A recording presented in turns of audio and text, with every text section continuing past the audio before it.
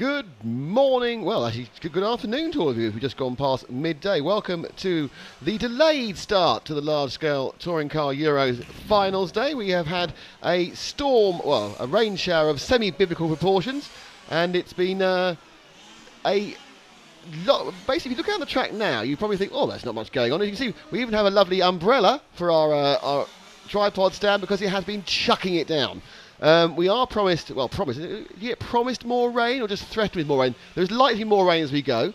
2 hours of the track has been drying out, and if Frank shows us the track now, we'll see that it actually looks quite dry. But trust me, we were under about 3 inches of water on the AstroTurf parts just an hour ago. So we probably got a couple of centimetres of water as we get that. Excellent water shot. Good work there, Frank. So what does that mean? Well, it means the track's now completely different to how they went on it before. It's completely cleaned off. And what action do we have for you, I hear you ask, Nick? Well, we are now running pretty solidly. They've lost 2 hours at the start.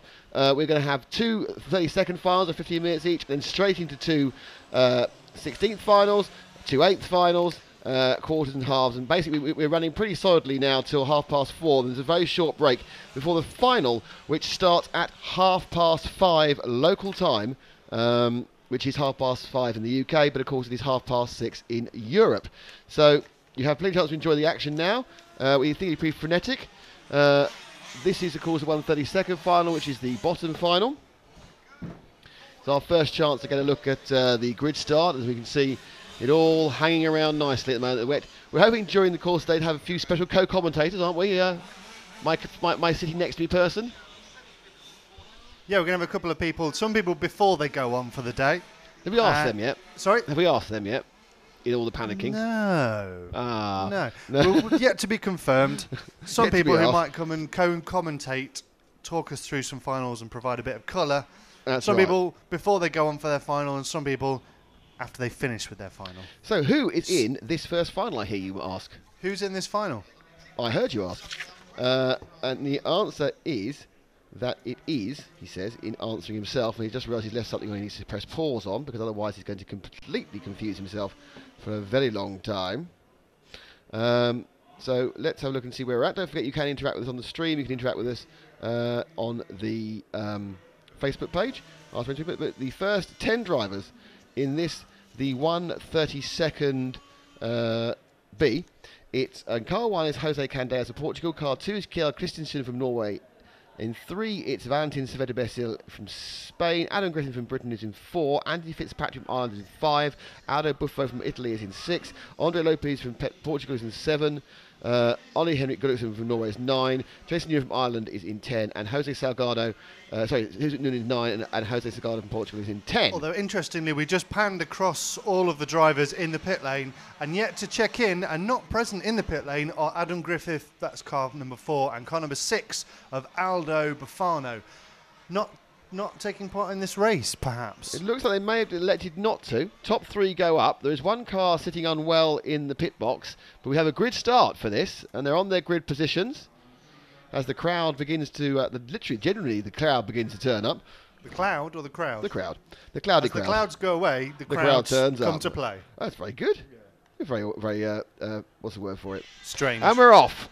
And they sprint away from those... there was a lack of grip as car 1, car 2 come together dramatically there around the first corner, and it is a bit demo derby. There's, from what was, and you can see there's just no grip out there. There's 2 pirouettes coming now through the switchback, and this is just a desperate to get it round. It's a 15-minute final. It's not timed, and it looks like our leader is going now to the pit straight. And you can hear the cars. All they're doing is lightly revving as they pirouette on this unbelievably wet is bad.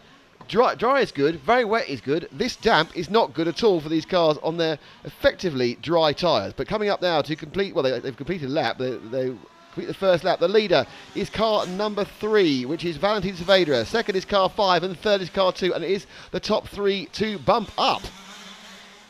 Car 0 is literally hasn't even got around half a lap yet. As he spins round and round and round, and they kind of get used to this lack of grip. A couple of cars are starting from the pit lane, and cars come in there. Look, some of these cars have just thought this is just too tricky. So 15-minute final, we have it's so slow. Yesterday, these guys were doing laps around 24, 25, 26 seconds, and it looks today like they're going to be drifting out towards the 35 as we wait to get rolling. Bit of a bravery in the speed there. Into the lead now has gone car 5 of Anthony Fitzpatrick from Ireland. The Irish, of course, be used to this weather more than the other Europeans who are used to the sunny weather. He loses it there as he goes through the RC timing turns round the Superbot corner, and now coming up the newly named left-hander, the Samba turn, thanks to our new sponsor Samba exhaust from Model Cargo. As you can see on the top left there, we have to thank Laszlo Gal for coming in here and giving us some very good news earlier. Nick, we'd love to back you. So we have Samba with us for this, the finals day of the large-scale touring car championship. A lot of these people running Samba exhausts, and if you have a chance to check back on the stream yesterday, and certainly we'll be pulling those out separately, you'll see we showed up in close in person on the fantastic engineering that puts together a Samba exhaust. I'm watching the cars go beneath me. 5 and 1, who are the second, third and fourth place cars, are just about holding on. So it's Christensen in 2 leading, Saavedra Basil in 2 in third, and Anthony Fitzpatrick second, and Anthony Fitzpatrick in third, and we are 2.5 minutes down, 12.5 to go. But it is really a matter of ice dance at the moment. And you can see their car pirouetting around. That is the, I'm not sure it's the leader, or just any old car. Car number 1, who was the 4th place car of Jose Candeas. Lap times 36, so they're 11 seconds slow at the moment. They will get quicker, and the sun is out. This is going to dry really quickly as Fitzpatrick beneath me, as we see beneath me, just gives me a little bit of a power slide. So it's tippy-toe round. Anyone who can keep it pointing the right way in 15 minutes, I think in this one's probably going to qualify. In fairness, and that's all you need to do is have it vaguely pointing in the correct direction. And Jos Borges says, finally, thanks, we waited a long time for this. Well, we could have come on there 2 hours ago and shown you a track drying slowly, but I don't think that's very exciting for anyone, and we will do a bit of work, in fairness. So down they come. We'll be with you with constant action now for the next 6 or so hours. As these people, these lower finalists, 132nd finalists, desperately trying to get to grips with the lack of grips, and it's now car 3 in the lead from car 5. So we've lost a bad lap for Kjell Christensen, who drops back, and he's having a bad problem in front of me is Jose Candeas. So we are with the number 3 car of our leader, and we'll stay with him for a couple of laps, whatever happens, so I can talk you through the track. And he now will be coming down the main straight. So here we are, going about a third of the speed he was going yesterday. He now turns into camera corner. Well, you move out now, you come into the RC timing turns, the left and the right. And he now is going to go into the switchback. Here it comes. It takes a bit longer. I'm saying these at the speed of yesterday. And now it's the Superbot bend. Superbot being the best beer in Portugal before the Samba turn. And onto the pit straight. And then he will sweep down now into the F for S's as he goes right and then left. And the final corner to talk to you about is coming up now. It's United Nations, which is because all the flags of the countries are behind the corner. Can it be the Samba Pipes point? That's a lot more syllables. A lot more syllables? Yeah, syllabubs. I don't like these syllabubs. Oh, and we have that's car 0, who basically is having a 0. Jos asked a very good question now. What's the rain forecast the rest of the day? The answer is yes. There is rain forecast at some point for the rest of the day. Right now, it is lovely and sunny as car 0 desperately tries to get rescued. He's already about 2 laps back. So, Alan Griffith not starting. But, yeah, so we have a chance of more showers. And, oh, the number 3 car taken out there by the recovering 0, or not really recovering 0, the kind of stranded 0. And he carries on going in the lead. So Anthony Fitzpatrick now in second. He's about... and they're still doing this as a... they haven't changed the timing to be a final, have they? They're still doing it as like a timed race. They're not giving you gaps. So I have to work the gaps out myself. And...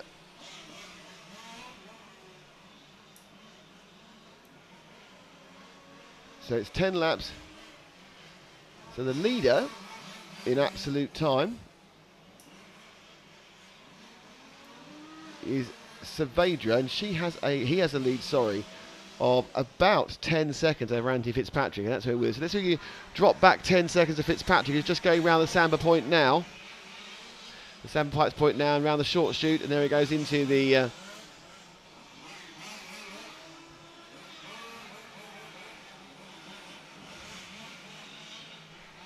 as they desperately fight against a complete lack of grip, and the sun goes in, and that'll slow down the drying. Lap times, best laps home so far is a 35, which is about 10 seconds slower than yesterday. In the dry, as the cars tippy-toe round. Still, it is Beressil leading from Fitzpatrick and from Christensen in third. So it's 3 from 5 from 2, and they are the 3 cars who will bump up. And this is Fitzpatrick, the second place man in your camera. Christensen is about 8 seconds, but 12 seconds behind him. So the 3 cars are in splendid isolation. In fact, that car in the foreground, the orange car, is the third place car, sorry.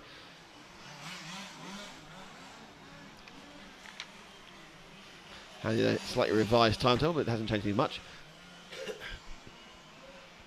So welcome to you all here to Vila Réal. We are here thanks to EFRA, and of course thanks to Samba Pipes and Model Cargo. My name is Nick Damon. On the roof filming is Frank McKinney, and by my side doing the technical stuff it is Matt McCallum, as the number 9 in front of me goes for a big pirouette spin, but he is currently in 5th. Jason Noonan, the other Irish driver. So one Irish driver doing well, one Irish driver not so good. So let's see if anyone is likely. It's a 5-second gap between second and third. So if I find this bump up, so if I find car 2, who'll be coming down the straight probably next, with my guess, as they all try and avoid the desperately upset 0, which is still trying to complete laps. So number 2 of Christensen is the secondary car behind there. The car ahead is Noonan of 9, is about to get lapped, and then the 1 who's catching is Candeas is coming around. So as the 2 goes to the switchback now in 3rd place, the 1 comes through now. So that's that green car in the background. So the car between them, but they are the battling for the final bump up space, which is Christensen and Noonan. Sorry, Christensen and Candeas. Noonan already a lap down on them both. Last time round, Candeas was 2 seconds faster than Christensen, so this could be a real battle by the end of the race. You can hear it now, they're getting more confident. They give you a little bit more throttle around the way. Christensen then, this lap's a 37. Chasing him down, Candeas, his lap is a 41. So he had a problem off camera and is now 8 seconds back. Let's pick up the following man. He's going round the Sifbot corner now. That is Jose Candeas. Beressil of Fitzpatrick happily away. 8 minutes down, 9 minutes down, 6 minutes to go. This 15-minute 32 sub-final. Roadhog, howdy Roadhog. Good to see our friends from Australia are tuning in. And this is a tricky, tricky final. So our chasing man, that's an interesting redesigning of the track, in fairness, but it hasn't cost him much time. He does the 37, Kieran did the 39.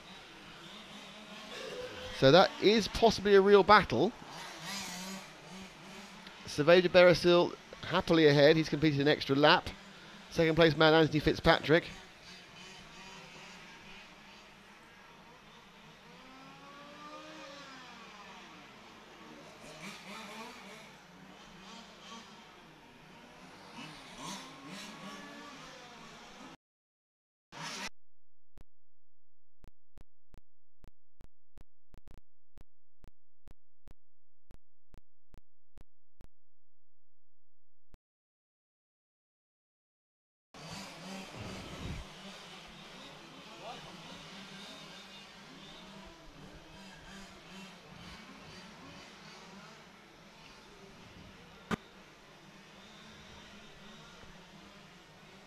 So now, as the leader Saavedra was lapping Candeas. Candeas is now 6 seconds behind. I think maybe a bit further off that spin.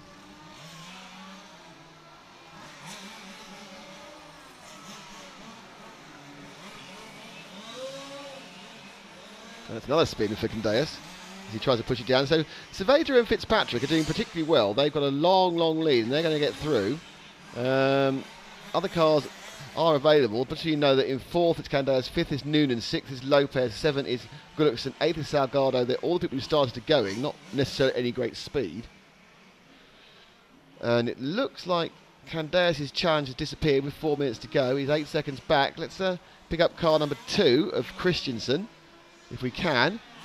He should be completing his lap any second now, and he has. He's now going down through to the Superbot corner. He's the second car there, the orange majority. Oh, and off goes the zero into a big splashy puddle.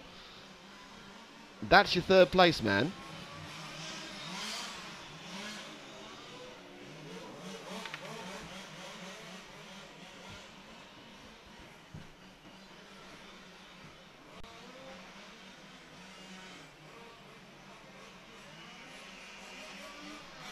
As he comes down towards me, he's taking it very, very easy now, car 2.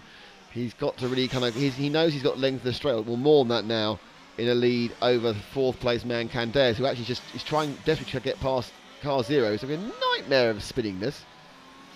So 3 minutes to go. It looks pretty much like we know who's going to be where.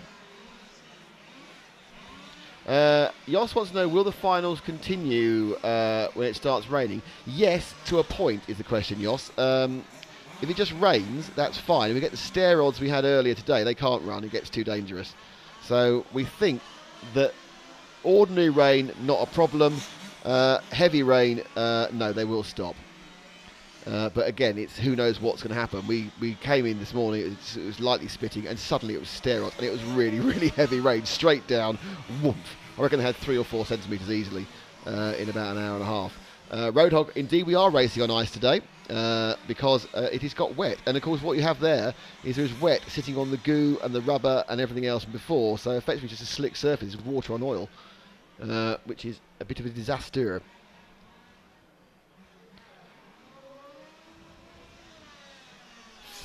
So we're getting the end of this one. 2 minutes to go. It is still Saavedra who's leading by... Oh, that's number 7. It wasn't him. Leading by about 7 seconds. Fitzpatrick is second. Christensen is third. Candeas is fourth. And the Candeas-Christensen gap, which is the key one. Top 3 bump up to the 1/16th will be in about an hour's time. Well, less than about 45 minutes time from here. They really are packing them in. There's only 25. There's 15 minutes of racing. There's only 25 minutes between each final. There's warm up and cool down between that. So you can see we're going to be batting the finals away at great speed. And our second place man got stuck on a barrier there. I'm not sure how that affects Fitzpatrick. I think he's still a very long way ahead of car 2, but more importantly, a massive way ahead of car 4. At the moment, it will still be drying. Relatively quickly, I would hope.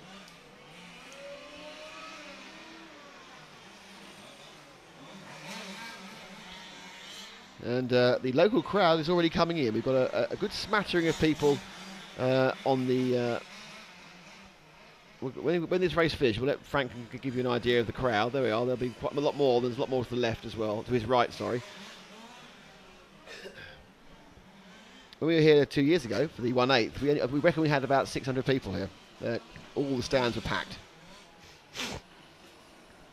So this has been what can only be described as a very low-key start to the day, because we have drivers who have struggled anyway, struggling on difficult conditions.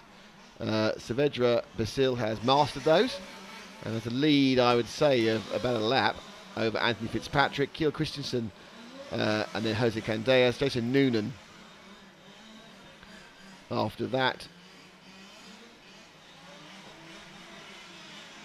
all moving forward.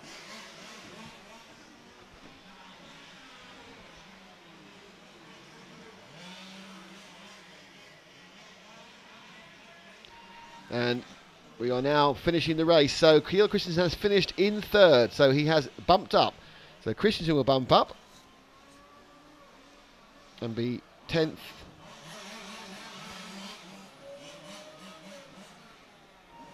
Anthony Fitzpatrick will bump up. Well done to him. And the final bump up will be our winner, which is Valentin Benasil.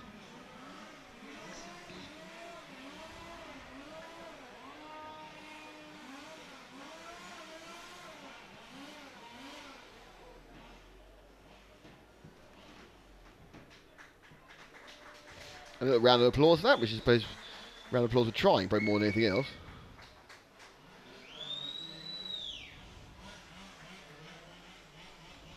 So well done, everybody. You've all done very well. So we now have a little bit of a gap, a few minutes gap only. That is until the next one, which is the 1/32 A final. And if they watch the 1/32 B, the 1/32 A finals are probably quite worried. So they're not going to be greeted by anything resembling an easy ride.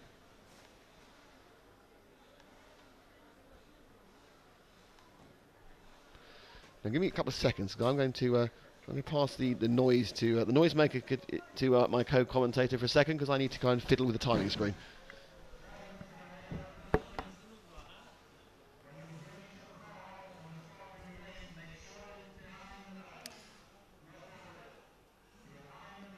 So we're going B to A in this particular event. Sometimes they run the A's first and then the B's, but that was the B, and now we've got the 132A final. And on pole in that final is a man who didn't make it to quite a lot of his qualifying rounds, Dusan Bayer, Papa Bayer from the Bayer racing dynasty that is based in Brno in the Czech Republic. The Auto Bay Arena is a grueling track that hosted this event 4 years ago, I think. Behind him is Marco Maines, Fernando Requejo, followed by Jiri Rybank, Dennis Lopez, Tommy Carlson, Claudio Rossi, Matej Bender, Alex Tlusty, and Dodo Tsaki. And Matej and Alex, junior drivers. The most prominent of the junior drivers is David Perez, who we saw yesterday evening just missing out on that semi-final position, but I have no doubt that he will climb up and get into the semi because I've seen him do that before, and he's a very good racer, has a very promising future ahead of him with his father at his side helping him out. You're back, Nick. Did you manage to get what you wanted from the timing system? I fiddled some stuff, yes. Yeah? I did some stuff fiddling.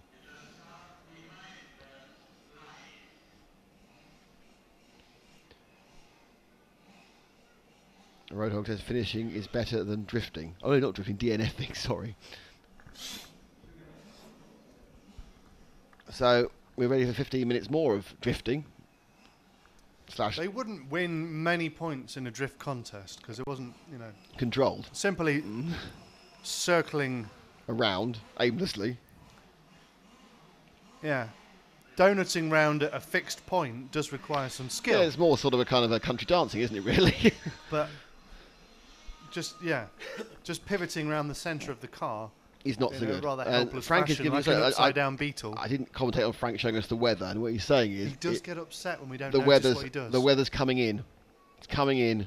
Good weather's coming in? I don't think so. I think no? The forecast was actually for the weather not to be as bad as it was this morning. Bridge watch. And then Bridge watch, all you civil engineer fans here. But we are going to get some more rain, but it could be nothing, or it could be another torrential downpour. Well, luckily we're prepared, aren't we? Yes. More or less. We have some of the flags at half-mast. We've taken some precautions. Those of you who are watching will notice that there's only a 480p stream today, and the reason for that is that obviously we broadcast by satellite broadband, and the one thing that satellite broadband gets a little bit upset about is very heavy bad weather. So we are guaranteeing the service rather than everything else, but there will be a high-definition version of the final anyway up probably tomorrow. So you won't miss anything. But we're pretty sure you'd much rather see consistent action at 480 than things stuttering and fluttering at a high resolution. Nope, that's a problem. That's our door about to shut, and that's the problem. That's also our tied on for our thing as well, isn't it? As the wind gets up.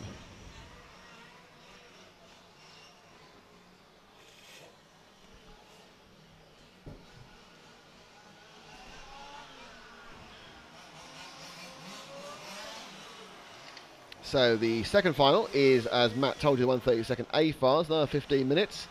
And from the look of this first warm-up lap, they're having the same problem everyone else was.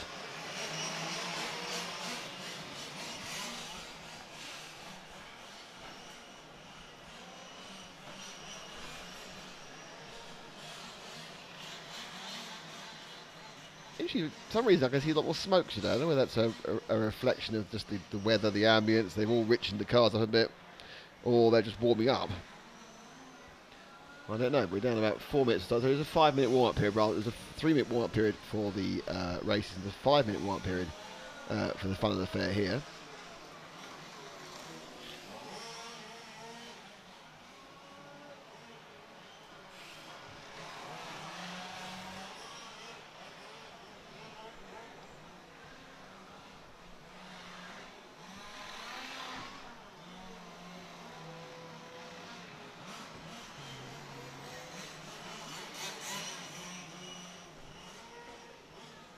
They spin round.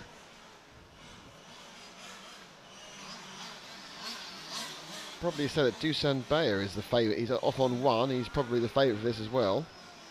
Would be my guess.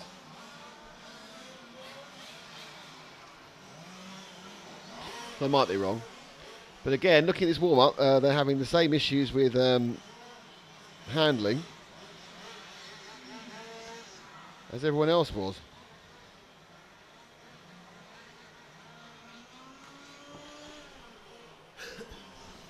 Thank you all who hung around for 2 hours waiting for the start. We have started and we won't stop, basically, now we started.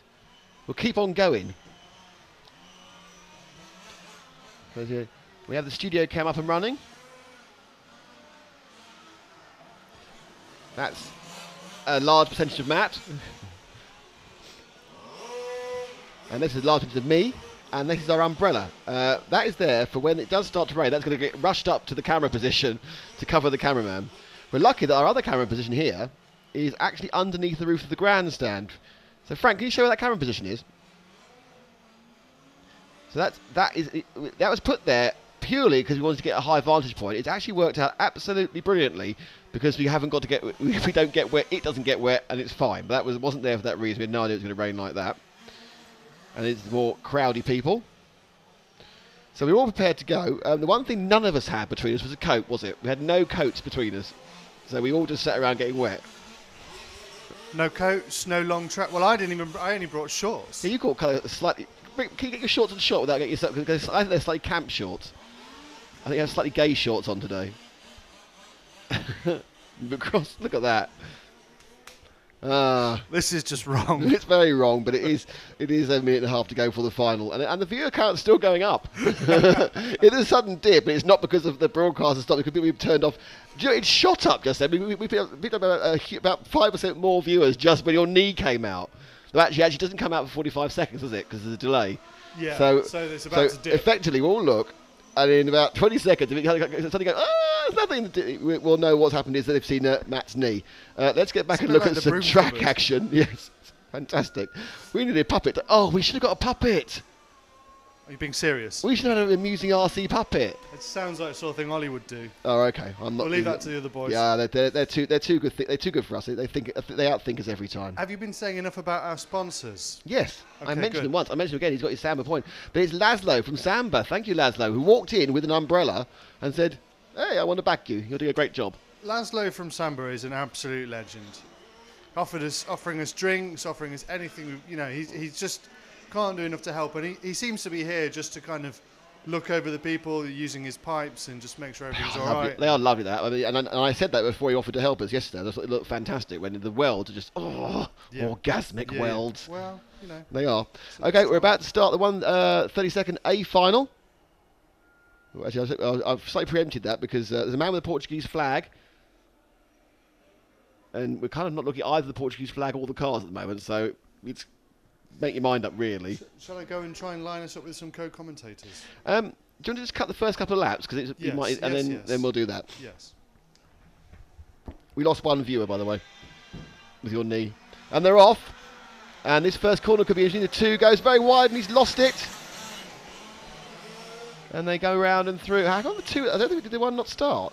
Oh, it did part, so it didn't make it start. So it is in the lead. It's 1 from 3 from 2.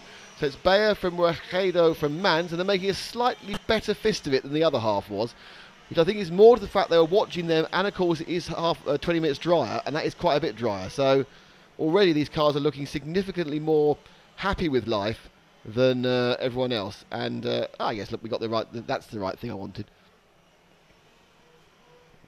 This is the Nick's trying to get the right bits of the timing screen up. He's done that. So coming towards me is our leader. It's Dusan Bayer. And there's a battle for second and third there between the 3 and the 5. And I think the 3 slipped through. No, Dennis said the 5 did slip through and the 3. Don't forget, top 3 go through. We're going to battle of 4 cars here. So it's Bayer, Lopez, Requedo and Tommy Coulson. Just a little bit further back is Dodo Tatsky. Top 4 covered by 3.2 seconds.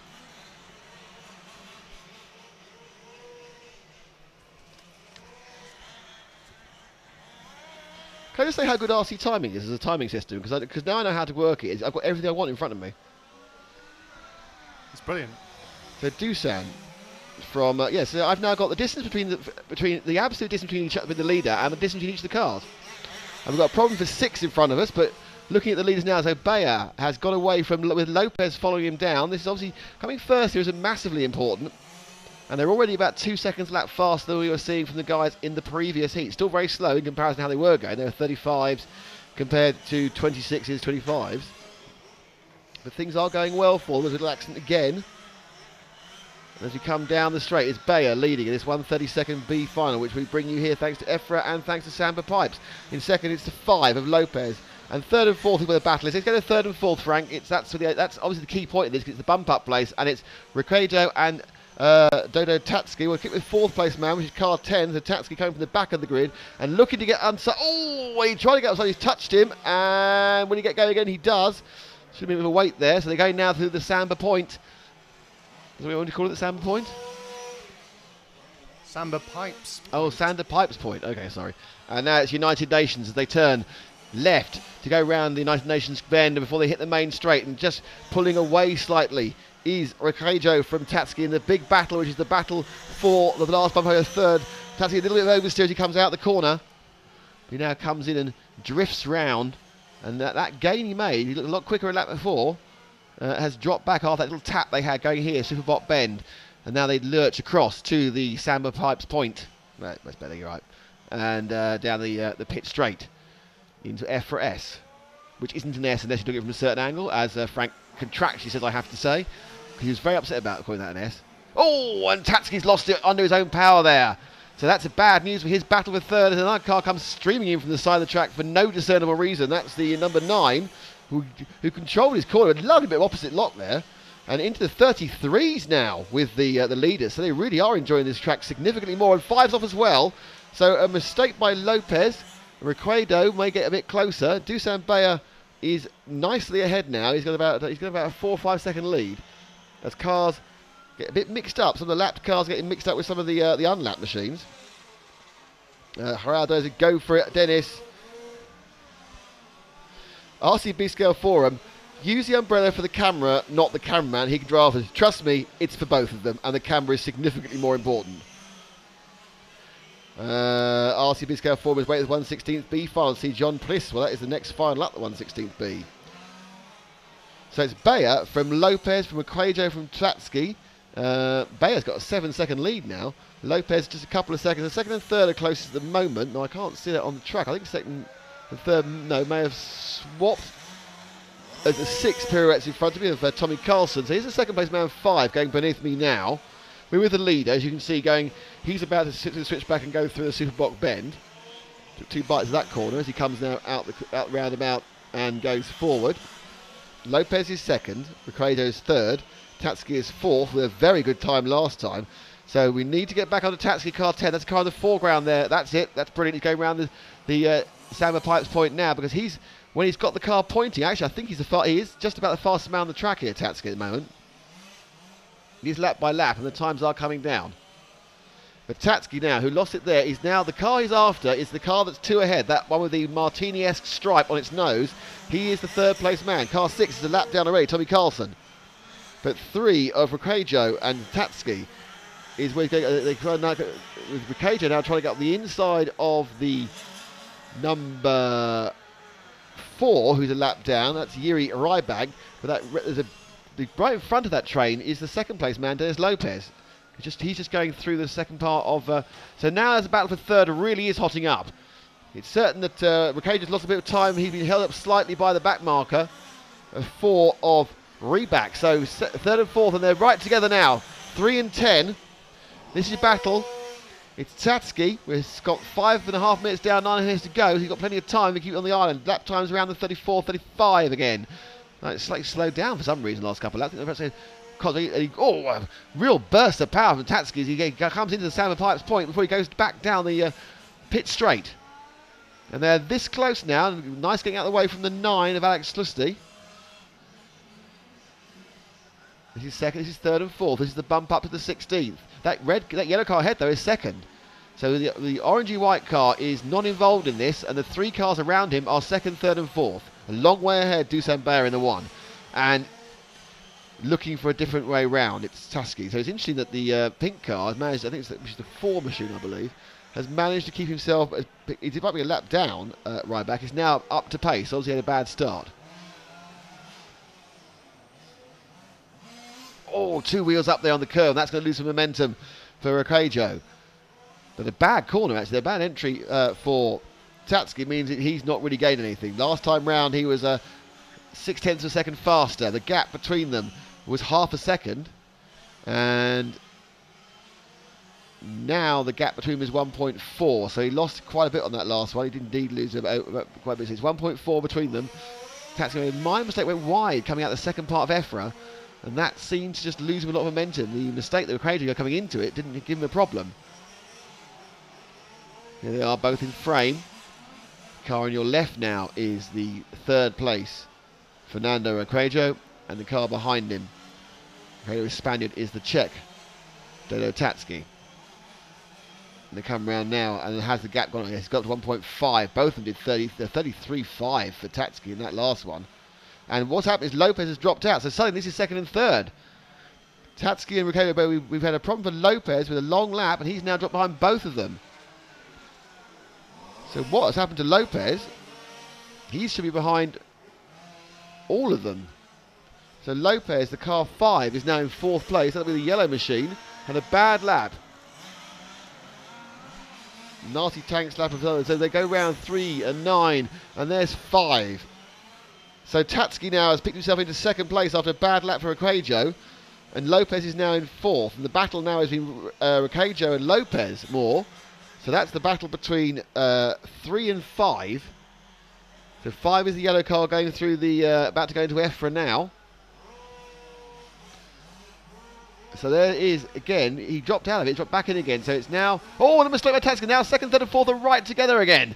So 2nd, 3rd and 4th as Tatsuki completely lost it. This is our 2nd place man now, which is Ricciardo. Tatsuki's behind him. They've dropped one back, Frank, the next car, which is Tatsuki. Because behind him, no, he's not. A huge mistake somewhere has been made by Lopez. So Tatsuki in the middle of the sandwich in 3rd. Lopez was much closer before, but had a 38-second lap as well.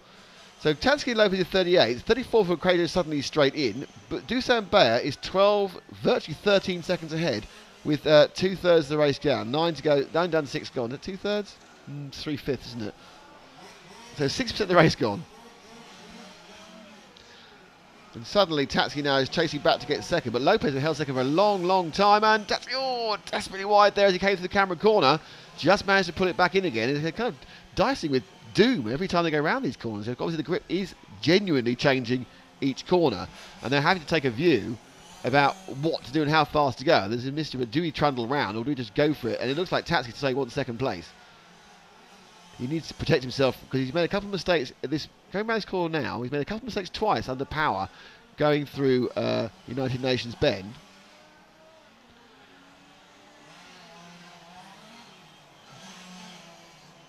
These two are neck and neck. This is the 2nd and 3rd. Both of them in bump up positions. There's half second between them. 33.8 there for Tatsuki. Plays a 34.5. Both kept it on the iron. Tatsuki goes on the inside and he just gets those cut off there. So they go around Swift Block Bend. Now really Tatsuki has to decide, is it worth risking? Oh, that's nice little beautiful overtake there. And I'm not even sure whether it might have been that Ricciardo knew what was going on and let him go.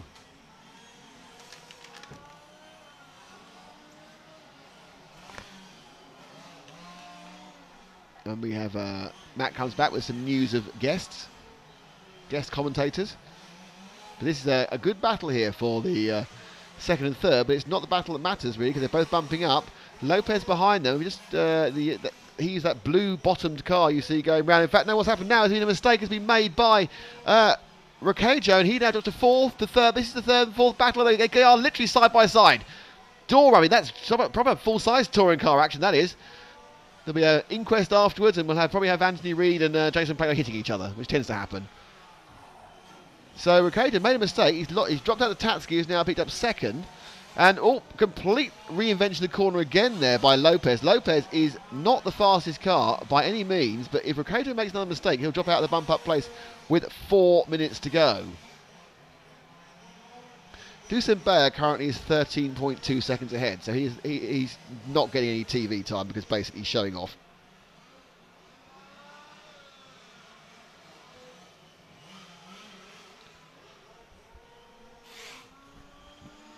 And down they come, second and third.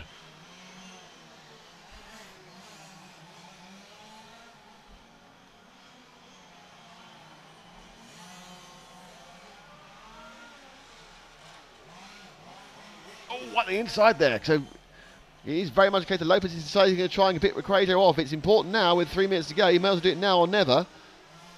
The gap was 1 second at the end of the last lap, and these two are the ones who are battling for the bump-up place. Little Recreator gained a little bit from that over-enthusiasm by Lopez. And Lopez now, who, with the second, very simply painted car ahead of them, Lopez, who absolutely went for it earlier. And that's Tatsuki in front of him. So second hasn't really got away. That's second, third and fourth. Coming through our vision there from the top camera cam. And there they go through the Samba Pipes point, put the power down through the short chute of the pit straight. The left kink before they turn into the EFRA S's. And they're looking pretty equidistant. They're all kind of, I think, getting the hang of it. The lap times have stabilised around the 34-second mark, which I reckon for an average of 2 or 3 seconds faster than the previous final, but that was merely because the track's now a bit drier. But easing back up the gap between second and third, but it's really more about Lopez in fourth, about whether he can get that final jump-up place. Jump-up place? Bump-up place. Jump-up.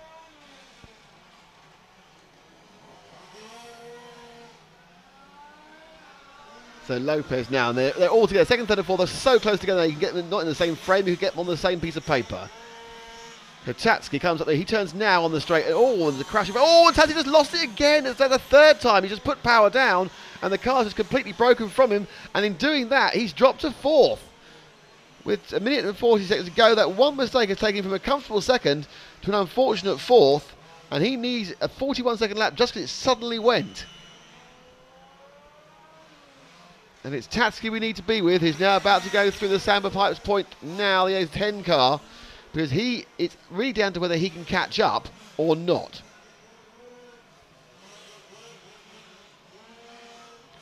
So, Sam, oh, that's not what Ratsuki wants to do. Drifts it out a little bit wide there. Bayer still massive eddy ahead. So, how Durrell is hoping Dennis Lopez is going to get through, and Dennis currently is trolling down the back straight, coming now around the Samba Pipes point. Oh, and there's an accident in front of us, but it doesn't involve any of the leaders. And the sun is brightly shining again and drying the track. There goes underneath the 3. There goes the 5. And it's all gone very badly wrong for Dennis because he is miles behind with just 37 seconds to go, which is a lap and a half. So I think we're probably solidly, let's see if we'll pick up our leader. He's coming down the main straight now. It's Dusan Bayer. He's had an absolutely fantastic final. He has led from about halfway around the first lap. He is currently leading by about 12 seconds. He is showing the rest how to do it with just a very consistent race. I think he actually got the best lap time as well, but he hasn't been doing best lap times the whole time. He just got where he needs to go, took the lead, and he's on his final lap.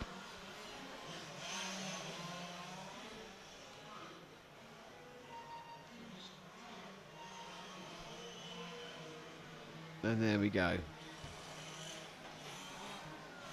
And he has 2 corners to go to finish in first place and qualify up. So Dusan Bayer is your winner and bumps up. Fernando Recreator will come second, I think. He might come third. It doesn't really matter because they're both bumping up. And I have already lost my pen. I've now found it again. So your bump ups to the 16th A are Dusan Bayer, Fernando Recreator, and I've lost it. It's changed already before I had a chance to write it down. And of course the third one was Dennis Lopez. Let's be quick. So a very short break now for the 1/16 B final.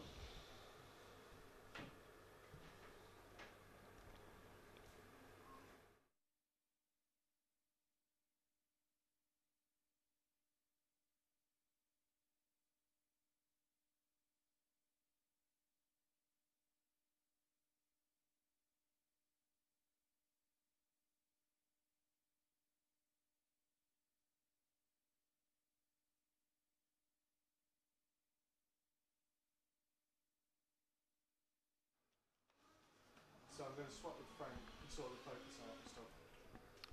Okie dokie. So we are now. All right.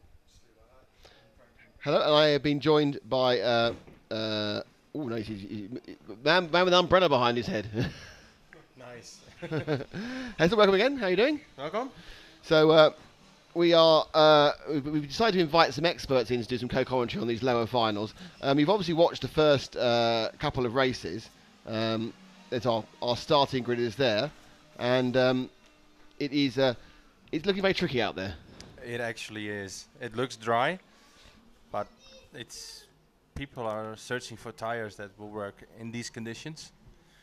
I think there's only one, but not a lot of guys have it.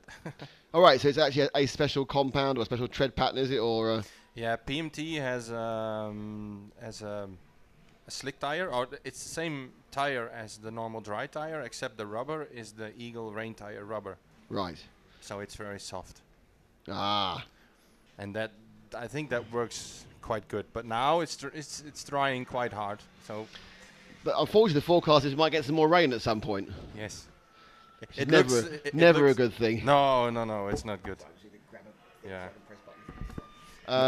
No, but it doesn't look good if you look over the mountains there. So, too bad. So we've got a good luck to John Priss in this one. I'll just tell you who's where and when. Hello, Frank. It is in pole, it's Michael Viva Ivo. Second, it's Yi Tlusty. In third, it's Eric De Guelda. Fourth, Thiago Sykes. Fifth, it's Alexander Schuler. Nuno Casal Ribeiro is in sixth. John Priss, who has some fans on the stream, is in fourth. And seventh. Then it's Valentin Sevilla Brazil in, and then Anthony Fitzpatrick, and then Kiel Christensen. Kettle is a big 5 driver. Yeah. It has to be like that so I can see it, Frank. Otherwise, I can't actually see what's. I have to sort of comment off the screen as well as off out the window. So we currently have a nice bit of parasol shot there, and John Priss hasn't checked in. The only person so far not to. There are 10 people up there, I think. He is on the rostrum. Mm-hmm. In car number 7. No. We're all craning our necks. You look out the window and see what's going on. No, I can't see his body. No. Yeah, he checked in. He just checked in. So we do have a full complement of 10 drivers, and the key point to make it to the top 3. So obviously, I mean, I know obviously normally you qualify quite high, but how do you approach a final where it's not about winning, it's just about getting into the top 2 or top 3? I mean, what's the different attitude you have about that on a Christmas tree final? Well, actually, it's the approach is the same. Like the first 15 minutes, you just go full, and then after the 15 minutes, you sort of look where you're at, and but for the car setup wise and tire wise, yeah, it's actually quite the same. Yeah. At what point? Yeah, if you're like, halfway through and it's really going badly, does your heart just go sink, or is it the case? There's always a chance. Well, there's always a chance because a lot of guys, some guys can run out of fuel or stuff like that. But if it's really bad, then you feel there's no chance. But still, you have to keep on driving because it's possible. There was a Grand Prix in Los Talos this year.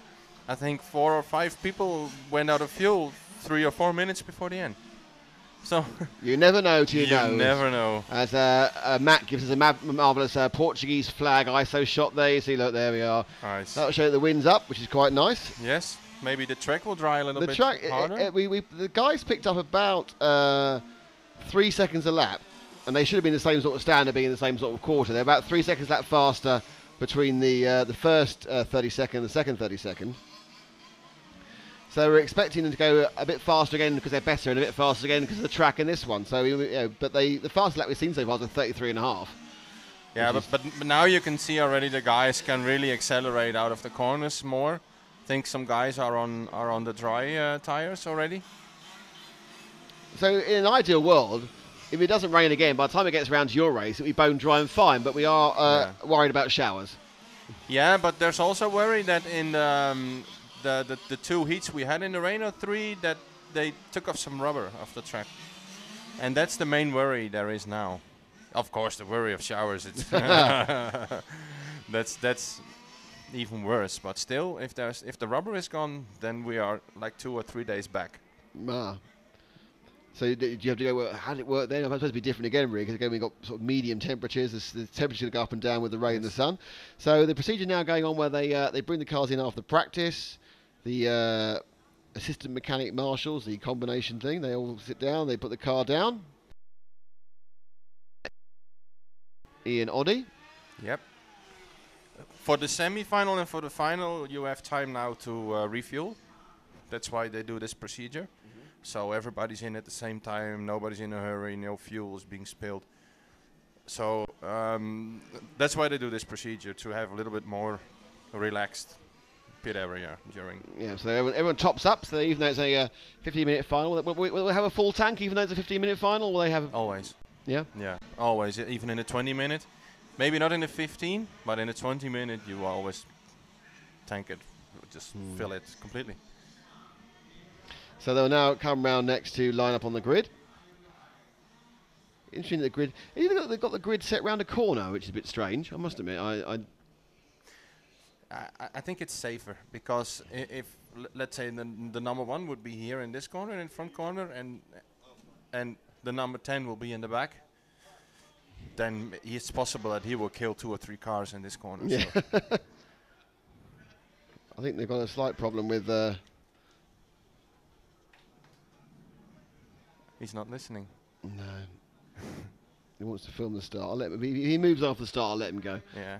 And the flagman wanders away, and the cars are about to start on the straight. Coming out of shadow, and they're off. Power goes down. The key point is how they get round this first corner, and it looks like so far slight problem at the back for pirouetting car 7. So Jean Pris has not started well. So RC Big Scale 4 will not be happy about that. Still, the grip looks quite okay already. Yeah, it looks like I'm just going to come down. So the leader at the moment, at the start, it did go in order. 1 from 2 from 4 from 3. I know that's not quite order.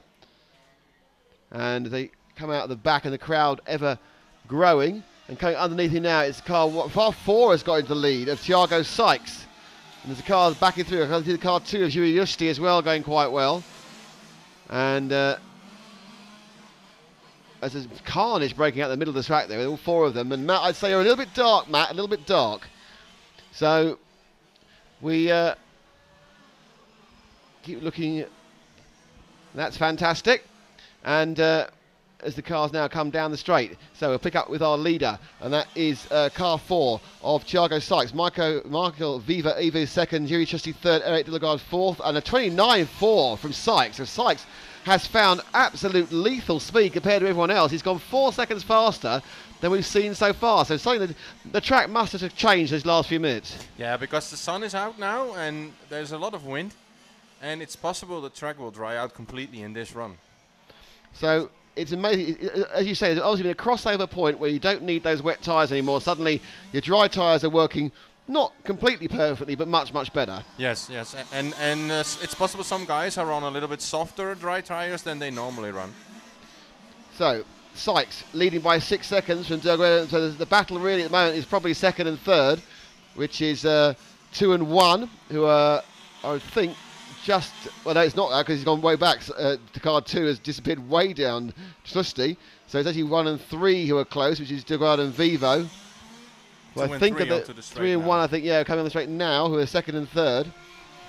And up they come together. It's 3 from 1. Oh, and he just lost his drive there, going through the camera corner and coming now into the RC timing turns. And he nips round. I'm guessing car number 3 is on wet tyres. Not on dry, because you can see the rear of the car sliding all the time. And on dry tyres, you don't have that. So we look at the 3 there. He nipped round nicely around that corner, which is Eric Delagard. We're just 2.5 minutes down, 12.5 to go. And there's cars having a terrible time.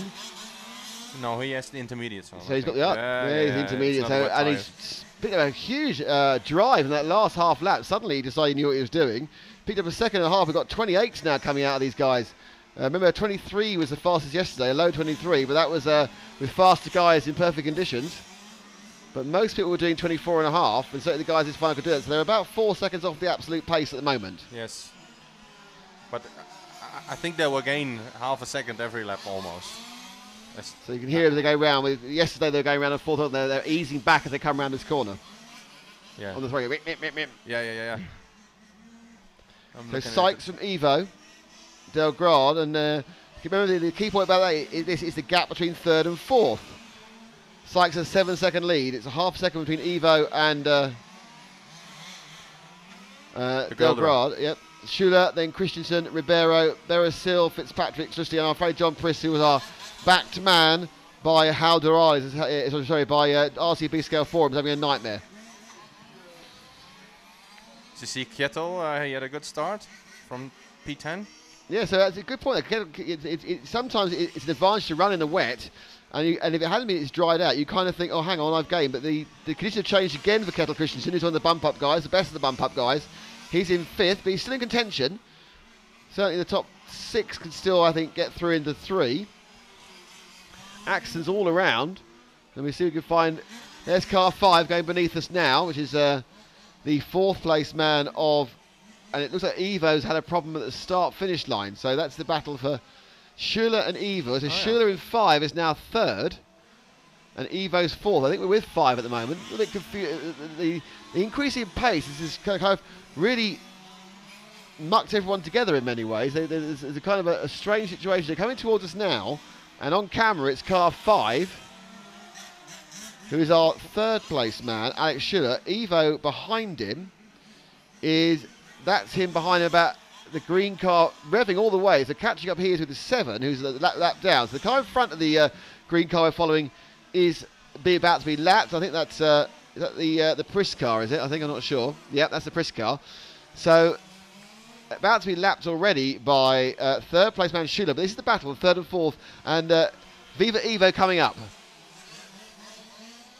It's a battle for second position now. It's a battle for second. It's the Goldra. Evo just passed Schreller. Right. Yep. And that is right. That is 2nd, 3rd, and 4th running against. It is the girl that had the wrong number there. So it's 2nd, 3rd, and 4th on your camera. And so at this point, obviously, Hesse, you should be watching to see where can these guys get past, or is it a bit easier in the wet? No, it's harder in the wet because... Oh, dear. Now he needs to wait, really. Yeah. He has to wait now. And yeah, 5 he's waiting. Doesn't. Yeah. Or else Dallas will be angry. No, but on the line it's drying, and outside of the line it's still a little bit wet and slippery, so it's hard to overtake there. And there's a lot of rubber and stones, so it's very hard to overtake. And we're 40% down, 6 minutes gone, 9 minutes to go. And this is the battle for the last bump-up place. This is the 3rd and 4th place battle, because far 5 as Schuler got through the 2nd. It's Delgrade and Viva Evo as they go around the bottom of the track through the United Nations area and up on the main straight. And they come in tight, take it now and through Canberra Corner. A bit of curb there. I mean, taking that curb on the inside of the there, is that a big risk in this weather? Yes, because I think it's still wet. But that curb is always a risk, also in the dry. If you pick that curb really on high speed, the car will flip instantly. Because there's no danger of grip roll in these conditions, is there? No, not now, no. But I think if it will dry and if a lot of guys drive again in the dry, then the grip will come up. So we saw the car 3 there have a big moment on the curves, but got away with it, and that was Delgrade, because Viva Evo's not had a good lap either. Both of them a little bit off the pace in that particular lap with minor mistakes, but Viva Evo now is at 1.6 seconds behind, and that is the final bump-up place. That is the route to the 8th finals.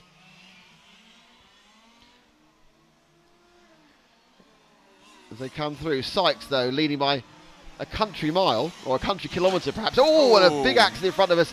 And that actually did involve car 5 of the 2nd place man. Schuler clunked. I think that was the 8. It was the 8 of Valentin Bersil. I think he's got some problems. But as we're carrying on now with the battle we've had before, and this is the bump-up battle as they go now into the start of the F returns.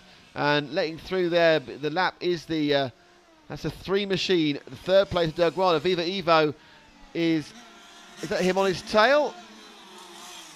It is. It's the one. Oh, and that's a big accident. They've hit each other as they come through, and they're right up the sides. This is quite an aggressive little fight, this one. And it's turned around again, and Viva Evo's got the lead, and Delgado just flies the curb there with no regard to his car or anything else. He's just got the miss down. He tries to get back at Ivo for that coming together in front of us at camera corner. And this one's getting personal, and it is also very important because it is the battle of the final bump-up place that come towards us again, Hessel. Yeah, and as you can see, some guys, they enter the corner at the end of the straight late, and then the car oversteers, and that's what happened in the previous lap with Eric. Because Eric in fourth, you say, and that's the gap you can see on the floor. It's about 0.8 of a second. And they are... Lap times are dropping a little bit now, 28.0. Yeah, they've got 27.7 actually. 27.7 is Schürrle, who after, and they come down the on again, and it's Delgado looking to get up the side of Viva Evo. I mean, if you were in the position now, if you were the following driver, where would you look to get past?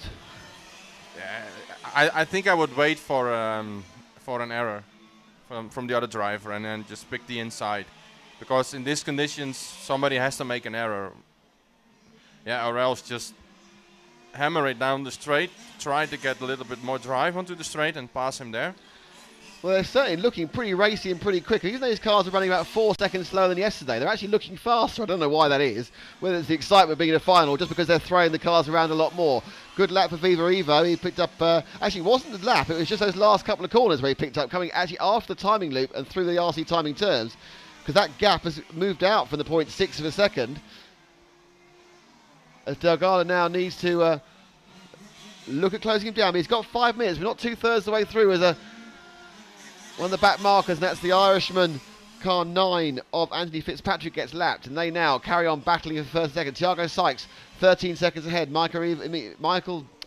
Andrew Sue is 5 seconds ahead of this battle, and this is the battle of the final bump up spot between Viva Evo and Delgado, and again Delgado looking to get close. And they are looking quite fast around this bottom part of the section of the track, so obviously this must be pretty dry already, and they come up here full black on the straight, Hessel, and they have to guess what they're going to do next. Yeah, you can see already now they're doing, a lot of guys doing 27.5, so now it's dropping really hard. Lost it on the curb, and then something fell off the car there. Yeah, something, what's that? Someone's lost a part of the car. The air filter, is it? A bumper. No, it's like a piece of bumper. But what actually happened there was Viva Evo lost it and on the curb, and Delgado hit him and unfortunately couldn't gain anything from it because it wasn't a deliberate contact. He could have gone past, but it was just, there was a very large fifth scale car in front of him on his racing line. And you could see the curbs are still wet, and that's why he spun, I think. So he doesn't bother him. He takes it again. Yeah. I think once is a mistake, twice really. Come on. But you have to take some risks somewhere to stay in front or to be faster. So that's. Delgado is very, very good for those bottom two corners there in comparison to Viva Evo, and Viva Evo seems faster at these next corners. And they go, that's not the way. That's it. And again, they're both spooking each other with Kerber, because Eric tried to cut the inside there, and that kind of strangely put off the. I mean, how difficult is it to keep your rhythm when you're being followed this closely? It's better to be the number 2, so it's better to be Eric now to follow, because I think if you're in front, especially in these conditions, you know you have to push. That's very hard. To be in the back of somebody and rear of somebody, then you're okay, but he made an error again. Yeah, but he's having. If we look at the track now, that RC timing turn, that top turn there, Eric is not very good at in comparison to Michael. But these two corners which we're about to go through now, and we won't get them both in the same frame, he's really, really quick. He slides through those bottom corners, the F returns, really well. But it's going to take him a couple of laps to catch up again now. If he can catch up, it may have given the breathing space that Michael Evo needed. But they're quite on the limit. You can see a slide in the rear of Eric's car. So they're really pushing now for these conditions. So we have just 3 minutes to go. And this is a battle that's livening us up quite a lot. It was another gain there. 0.2 of a second gain by Michael in that last lap. I think Eric's made another mistake. This one is a car spears off in front of him again. That's one of the back markers. I think actually the back of the track is maybe seems a little bit drier than this side. Yeah, I think you're right. I think the bottom end of the track, certainly we come around this section here. But once we get into this section round here, and there's like a dry line there, for example. This bit they're really taking some liberties with, and the cars look visibly as they did yesterday. Yeah. And now put the power down. Perhaps I think really this corner may not be quite dry yet, but and then they are having more problems here as he comes around here, the camera corner, car 1, and he sloops it. That's not the line. Get off the, it's tight, but get off the curbs. And so in front of him is car 10, who's Kjell Christensen, the bump up man. He's being lapped. And Michael Vila has found some real pace. Yeah, he's doing good. 27.6 the last time round, 30.1 for Eric. I said he made none of the mistakes. So this battle is fast disappearing. Sykes is ahead by 5.2 seconds. So Schürrle now is gaining on Sykes quite dramatically. He did it 27.2, Alexander. As it settles down with a minute and a half to go. It looks like our 1-2-3 are our 1-2-3. But the thing is also, when the track is drying and you're driving and it's drying up, you have the feeling your car is flying if it's dry, but you're like 2 seconds slower than normally. But the feeling in the car it's amazing. Well, Michael looks like he's enjoying it now, and he's certainly putting down some good lap times and better lap times than Eric. And Eric has got a long way to make up, I think. I think Eric can't make up. So let's have a look. We haven't seen our leader much. See if we find car 4, Thiago Sykes. Because he has been leading quite easily. Here. And there he goes now. He actually made a mistake at the start just before we came to him. And that last lap was a 30. Oddly, he is not doing as well in the second half of the race. His 14-second lead has gone down to 4. So could he be on wet tyres or interviews that are going off? I can see when he passes here, but it's also his home track. Ah. So he knows this track. So, but I think so I here can comes see his Sykes tires. now. But he's been a bit slow. We've got out for a bad couple of laps. I don't know. Even the expert can't tell. I can't say. So Mr. Tuparov says Grander ranked Thiago. He's probably come along. Thiago is coming along. The 4 car. Maybe if the cameraman could take a close-up of his tires at the end of the race. At the end of the race, possibly. At the end of the race, I think that's beyond our lens, let alone beyond our cameraman. I know, I'm kidding. So he's got a 2.5 second lead max on Schürrle, who is the car behind him. So that green and blue car has been much faster. The race is over. The race is over. And Sykes and Schürrle have finished. Michael Evo will pick up 3rd place. So interestingly, they have been caught by the timing screen. So interestingly, my guess is that Schürrle is going to be happier than Thiago because his car is much better in the back half of the race. When they come back out again in an hour, it's going to be completely different again, isn't it, Hassel? Yes. I think the next final will be quicker again.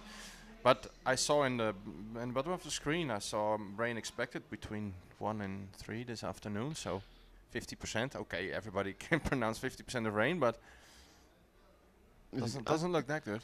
Yeah, and then just so you know, I think you're on are you in the A or the B semi-final? I'm in the 5 minutes to 4. 5 to 4. You're a long. Oh, there's rain. Yes. We have rain already. So does the cameraman need an umbrella? No, he doesn't. No. So the rain has fallen. This is not good. No. So Hazel, thank you very much for your help there. It's great, fantastic. You're welcome. I hope you enjoyed watching what we're doing and how we do it. Yeah, it was very nice. We watched the interview yesterday, and on YouTube we got a lot of positive reactions. A lot of countries are watching, so excellent. You guys doing a good job. Thank you. I was fishing for that, and you go. Thank you very much, Hazel. Thank you. Great, and good luck for you in about 4 hours or 3 hours time. Thank you. So Hazel's got there with us and. I'm just trying to find Hessel Roskam there with us. There's whistling.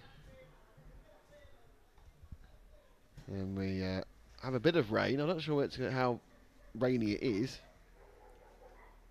And some dogs are having a bit of a bark, so that's all good fun. Oh yeah, you can see it behind the flags ahead of the hillside. It doesn't really look like clouds that are going to give rain, in fairness. But the rain has come. Ooh. In time for the next final, which means the next final is going to be another skating rink final. Yeah. On pole is our friend Cormac Wyatt. Jose Felix is 2nd. Johan Mendonca is 3rd. Craig Ormer is 4th, who we were chatting to in the bar yesterday. And our new special guest, Mr. Martin Lissau, joins us.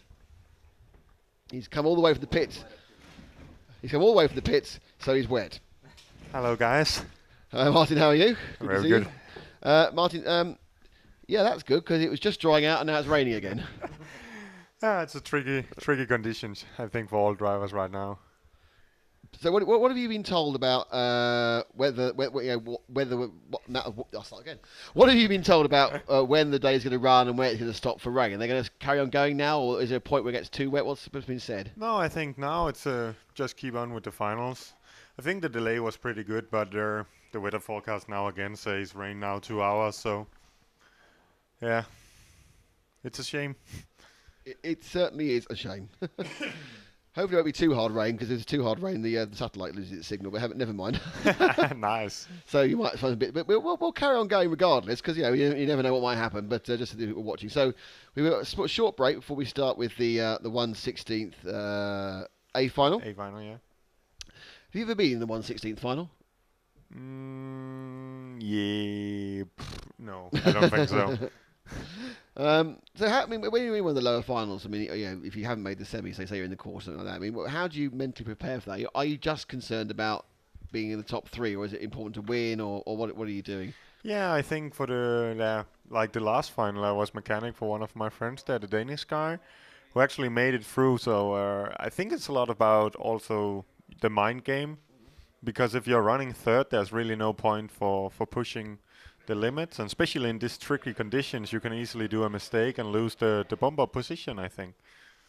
So yeah, and now it will be even more tricky, because what will you do now? Will you go on rains, or will you go on the dry tire? Will it dry again? Just wondering whether it's stopped now. Has it stopped? The puddle? No, it's still rain. I can see the puddle in front of me. There's still a bit of rain. It's not quite as hard as it was, but it's still coming down lightly. There's a light speckling of precipitation. I should be a weatherman, shouldn't I? Yeah. Yeah, it's always such a tricky conditions with the track conditions. When it's like intermediate conditions, it's almost impossible to find a good solution for the tires, I think.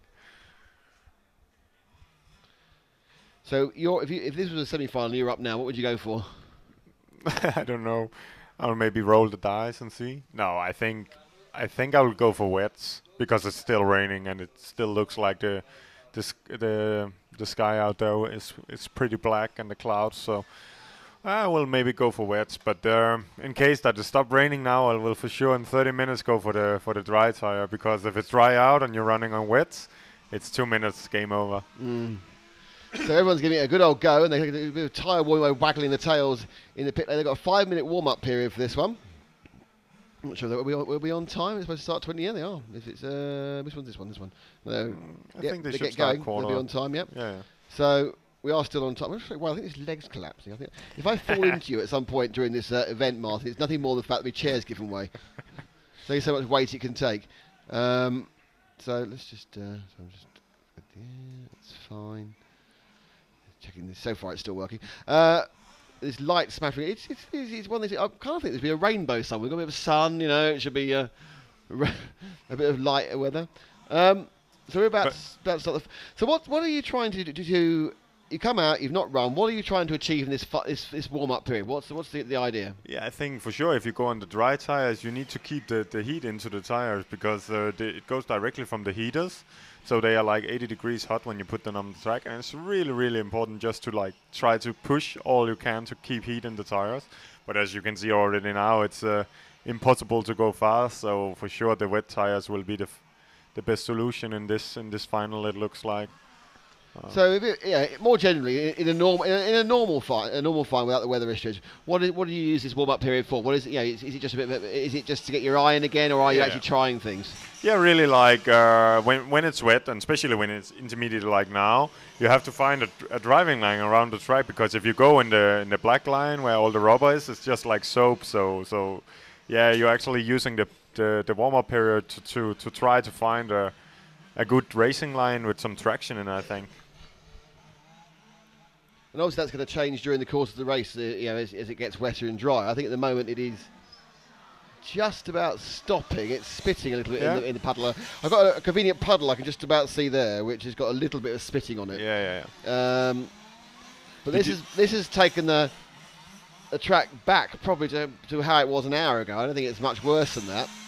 I mean, the other thing is, of course, it's quite an open circuit, isn't it? So the water goes through. This is what I saw this morning, is even that it almost looked totally dry, it's still wet because it's so open. So the like the top of the surface is starting to get light gray, like a dry asphalt, and then but inside the big holes of the tarmac is just like water. So it's really tricky condition. And what I also see this morning was out of the track there's huge water pipes when it's a heavy rain. So in the final, if it's heavy rain and you make a mistake, it's maybe you kill the car because you went to the water pipe. There is a massive. I was just after it rained. I had to go out, and we were going out and looking where we were going to put the cameras for the finals. And I made a misstep and I put my foot in a puddle. Yeah, I got mostly a wet sock. But anyone who knows RC Racing TV will know we are basically normally challenged by accidents. Frank normally is the one who goes to the hospital, though. But we normally fall over at least 4 times. So. I mean, the racing I do is a bit shorter, 8 minutes, and you can relax into it. Do you, when you're getting up for these qualifying, do you suffer much from nerves, or are you quite relaxed? You've got quite a long time to go. For me, it's always like the first lap is a bit of nerve, but then the rest is just like another day in the office, I think, because I know it sounds a little like, but I mean, it's just racing. What can you do if the car breaks or if you have an engine fall or something? You cannot do anything. So.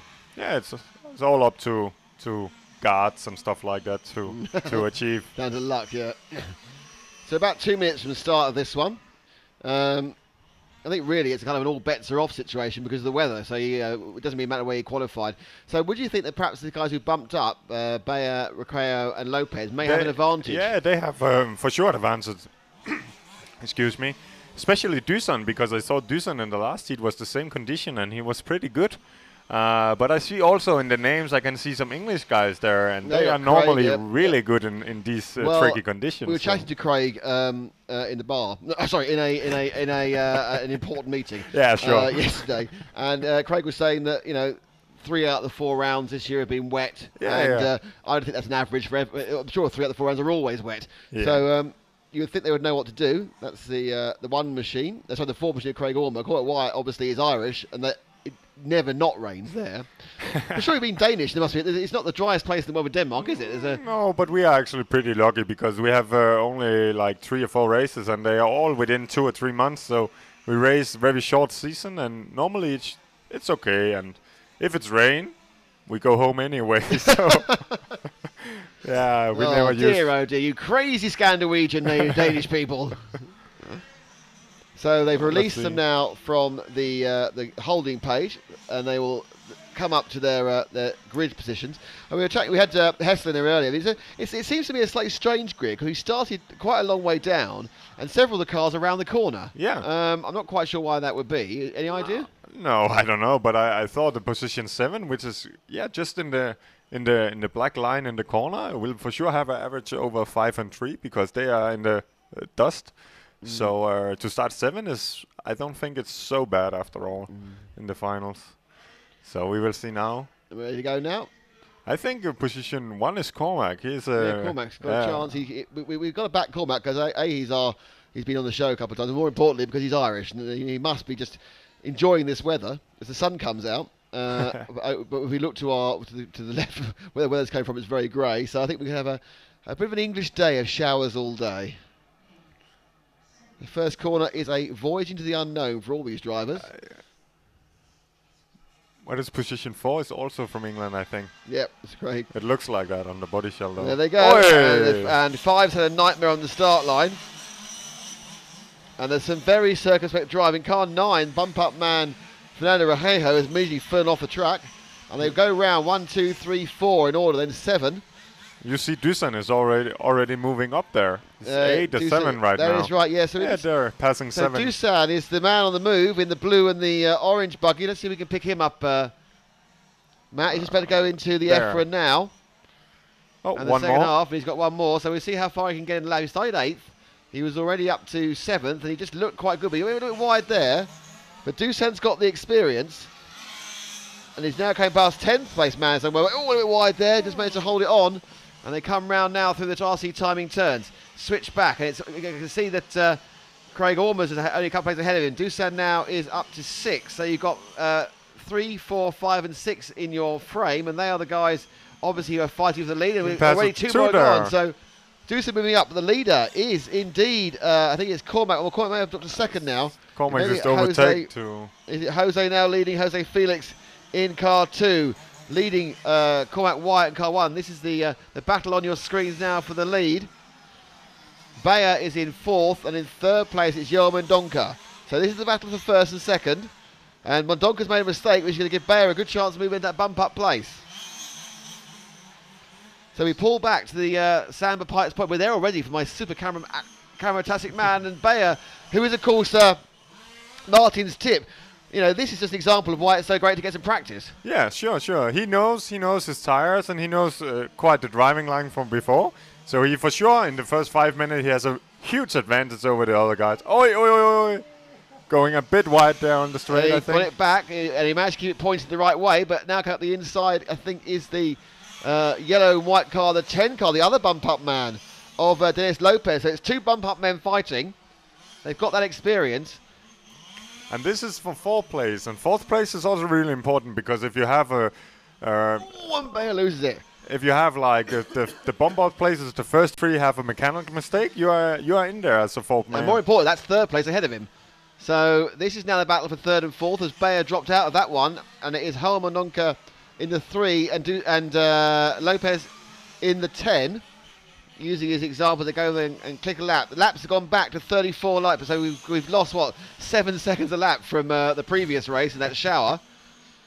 But what you see is that this guy, the bump-out guy with the blue and yellow Lopez, body. yeah, he's really got a good run. He gets on the inside. That's a quite. That was always going to happen, really. I was either going to be clean or that was going to happen because he was doing quite a clever move. He's got through though, and he now has 3rd and can carry on going. What happened with Dusan? Dusan is way back now. Dusan lost it on the short straight and pointed the wrong way and had to get back again. So Dusan now has, but he's still got 11 minutes to make it up, 11 and a half minutes to make it up as they spin round the timing turns again, and they've just stretched out it. Felix is leading by 5 seconds from Cormac. Quite Wyatt. Lopez 7 seconds further back. Bayer's dropped all the way down to 7th. Well, as you see now, the sun comes out, and already now it's starting to dry again. So in 5 minutes, maybe the dry tires has been the right tires. Well, unfortunately, it's not going to be an option for them because they won't have enough time to change tyres. There goes our Lopez in 2nd, and suddenly everyone's catching up. So this is a train of cars now. Lopez are in 3rd. So Resende as well. So 6, 0, and 3. They are your battle for 3rd, 4th, and 5th. Lopez, Resende, and Mendonca. So it's a 6 of David Resende has got in the lead there. I mean, these conditions, really, do you actually plan anything or just wait for someone to make a mistake, Martin? These conditions, it's pretty strange because you mostly achieve more speed or much more speed or much less speed than the other guys running there, I think. So if you can pass them, you pass them. But if it's really hard to drive for them, they probably make a mistake and it's easier to pass them, I think. Even you see Dusan was right there, but now he made 2 or 3 mistakes and now he's almost a lap down already. So how would if you were driving in these conditions, would you be staying right off the curbs, or would you have? Or would it depend? The curbs is for sure a no-go when it's like damn conditions or like these conditions because there's no traction at all. Also see a lot of people have problem in the start of the straight. Seems to be a little bit wet there. This corner seems to be okay. I think this is a tricky place to go. This straight here, because if you touch the curb on the left side there, you will for sure slide.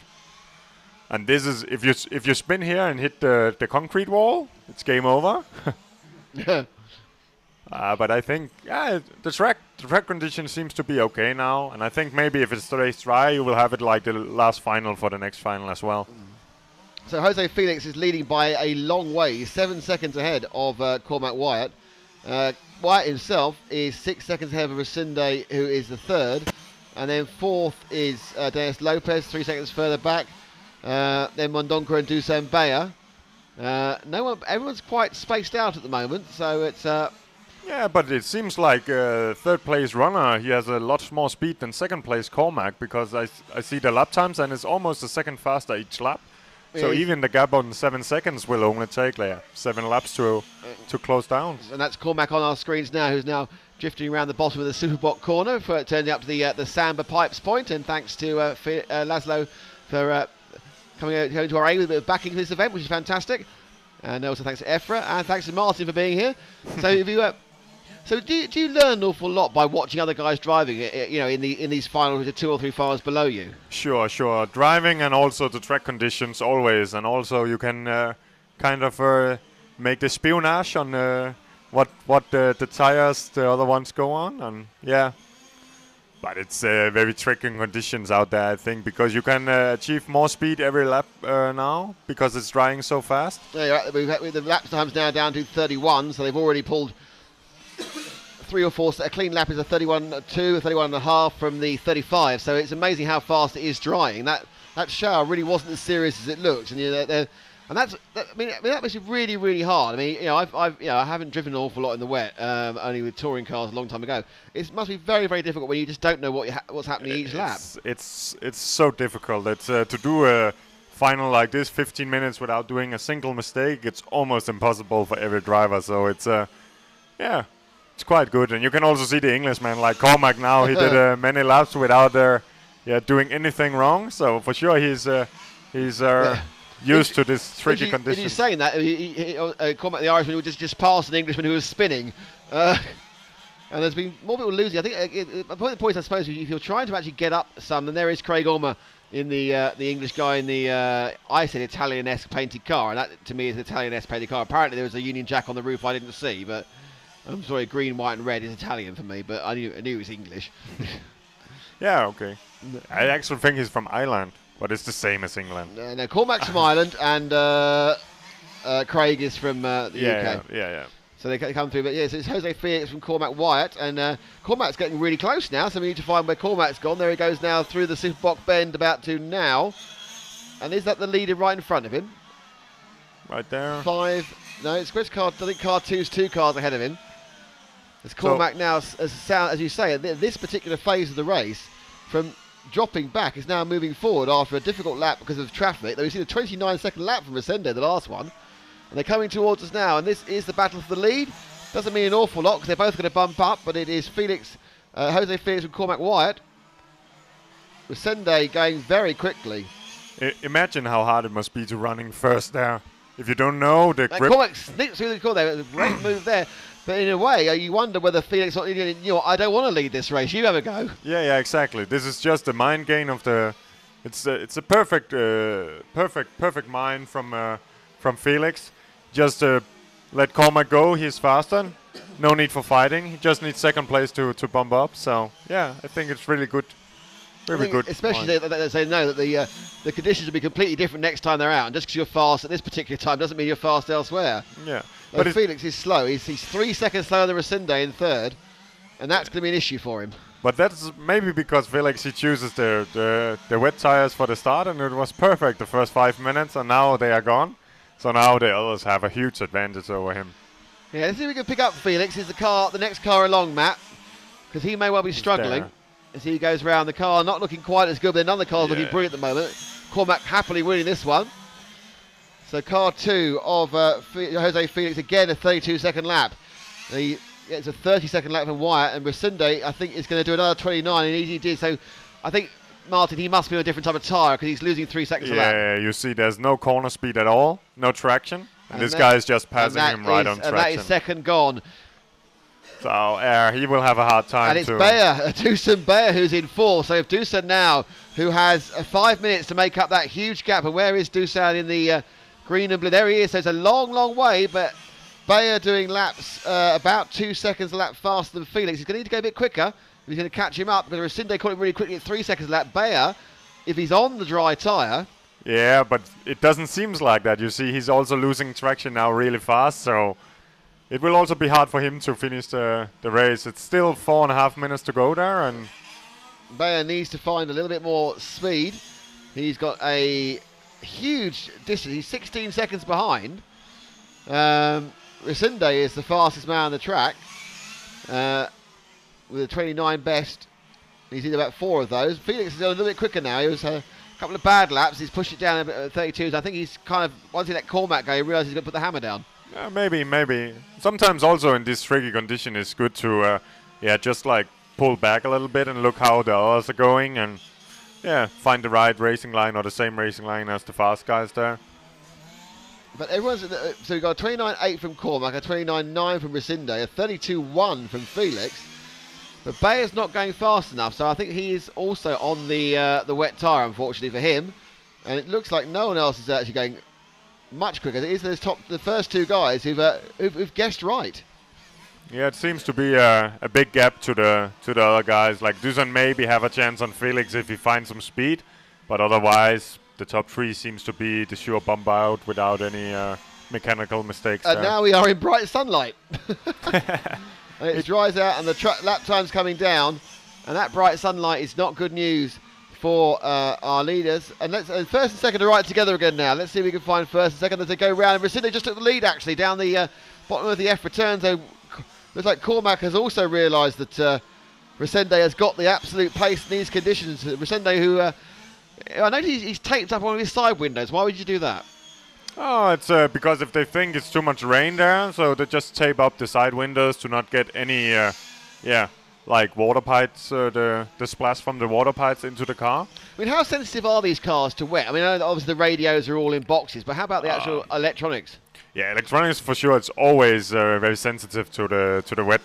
But also engines, like if you get water in the engines, they can be very rich and flame out. So not so sensitive like a nitro car, but still not. Rain is not great.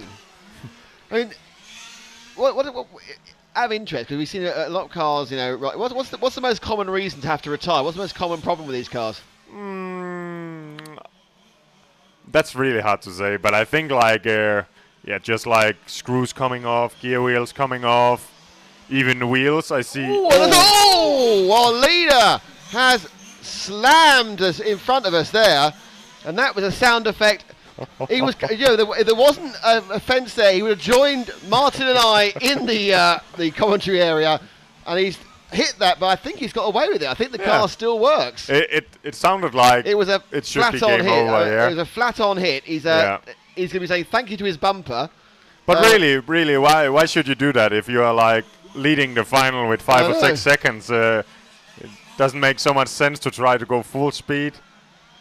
Car zero flies off the track. I think people are really pushing now, and they're finding out once they start to push with a minute to go, there actually isn't the grip there. Yeah.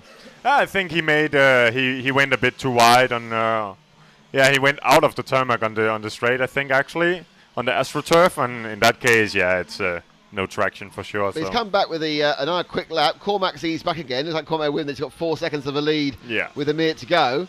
Though already I can see Cormac just ahead of us, a 7 spins in front of him. That is Cormac, our leader, about to lap Bayer, but what you see with Cormac here, he knows he's 100% sure on the bump up. Yeah. So why shouldn't he push the car and, like the other guy, maybe crash it? Yeah, Cormac's eased right back. You're absolutely right, Martin. He just put it on cruise control, and the last minute he doesn't care if he's first or second. So I think it's a pretty good drive by Cormac there. Resende now down 28.6, so he's really finding some speed when he actually keeps the car on the track. And any second now, he's going to try and wrest back the lead from Cormac. It's Cormac leading. There's no action in the bump-up places. There's 20 seconds between but it's second place there, right? Yeah? And so second and first together. So this is just for bragging rights, or in Resende's case, a chance to try and repair the front of his car. Yeah, and they are going on last lap when they come down here. And so let's see. So is he going to let him go, or will he just keep back and try and keep the win? Both of them get circumspect. This is the final lap, and they finish. And Cormac takes it from Resende. And Jose Felix should be third. I think he will be because he's a lap ahead. Is that indeed? Dusan is finished, so Felix is... So it's great work for Cormac. Great bump up, well driven. Resende drove well, but perhaps a little bit lucky, do you think, to get away with that big accident? Yeah. Sure. Normally when you have such a big accident, it's game over, I think. So have you ever written your car off whilst in the leading position? Oh, sorry? Have you ever written your car off whilst in the leading position? Written your car? I don't understand. Smashed the car up with... yeah, I probably have done that many times, I think. Okay, so that is the end of that. This is Martin. Thank you very much for coming over and talking to us. It's great fun to have you here. Fantastic, and good luck for your which of the semi-finals are you in? Are you in the A or B? I'm thinking the first one. The first one. So you got B1. You've only got about 2 hours to go. Yeah. Okay. Thank you, guys. Cheers, man. So thank you to Martin and thank you to Hessel earlier. Now, our next guest was going to be Cormac, but obviously Cormac has upscaled himself and qualified, so he won't be there. We have to wait for Cormac's appearance. As young Matt returns, will take me out of picture to save all your faces. Here he is, eyes. Ice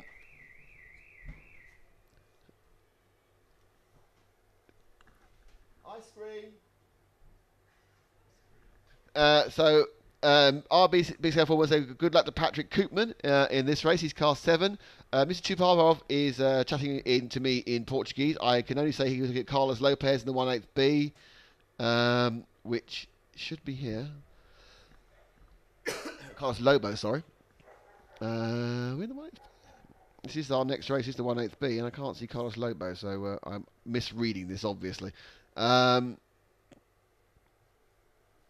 our next one... Oh, Carlos Lobo, he's talking about Thiago, so Carlos Lobo is one of the people commenting, sorry.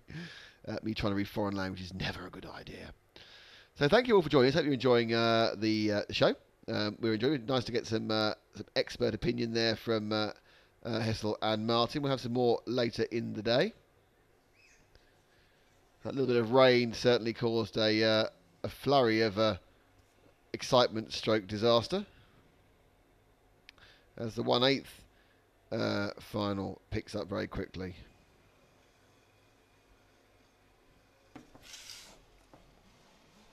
And we are now getting ready. It's all rather exciting. Certainly the rain means everything's happening thick and fast. As we have we're getting bridge cam, or we're just getting flag cam. There we go. Civil engineering porn there for you. And they aren't ready to go yet. There's some engines revving up.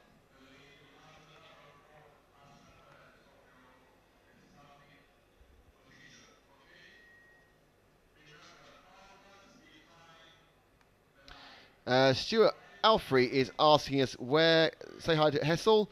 I didn't ask that question again. I'm really sorry. I'm Stuart. I'm not able to follow things the whole time. Where can I watch the interview with Craig Orban yesterday? It is on the archive in the...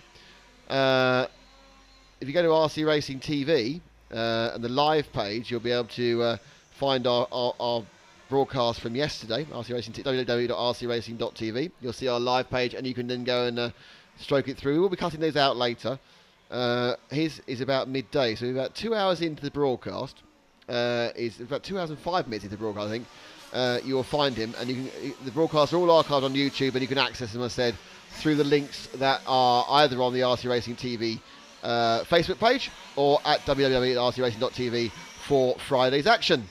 And Stuart, thank you for watching.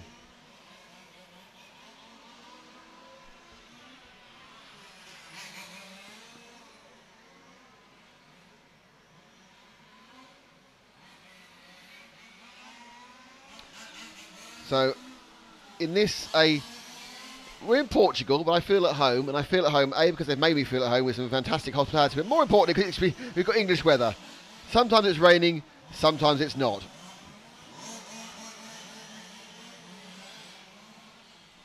And who knows what's going to happen next. At the moment, it looks like we're a bit of dry for a while, but we are promised rain intermittently over the next hour and a half. But it's looking like it may be set fair for a completely dry set of semi-finals and finals, which should be interesting. Because, of course, whilst they're dry, the track will have been completely different from the very heavily oiled and rubbered up track they last saw at about 4:30 yesterday afternoon.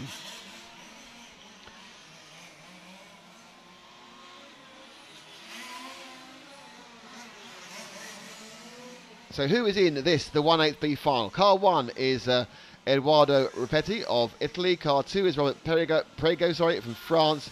Our single lady driver, Emmanuel Van Huizendonk is from Belgium, is in car 3. Ambrigo Vender from Italy, car 4. Patrick Muller from Switzerland, car 5. Lionel Jolly from France in car 6. Car 7, Patrick Koopman, I know RC Big Scale Forum is backing him, from Holland, is in car 7. Car 8, Thiago Sykes has also got some support in the forum. Alexander Schiller is car 9 from France, and Michael Viva Evo from Denmark, car 10. And 8, 9 and 10 are your bump-up drivers. They've already had 15 minutes of race experience of this so far.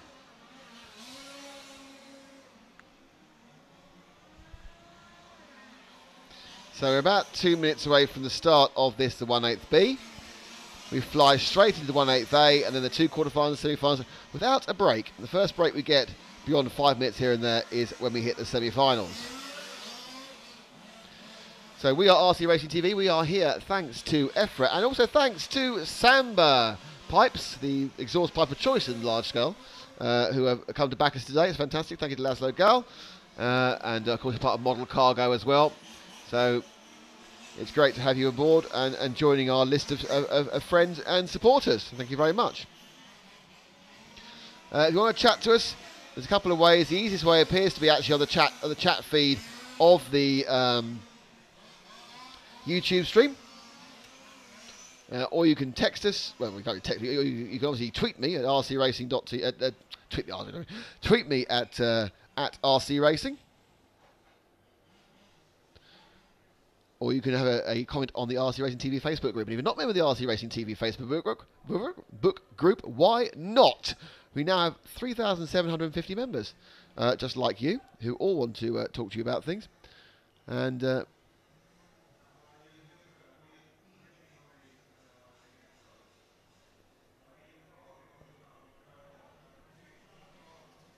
I'm just checking the RC Racing group. And if you actually go on to the RC Racing TV Facebook group, you'll see how wet it was here only about 2 hours ago. And they are now getting ready to get underway for this one. So they wait a little bit. They all kind of warm their tyres once more. And we have this start, slightly cock-eyed start round a corner.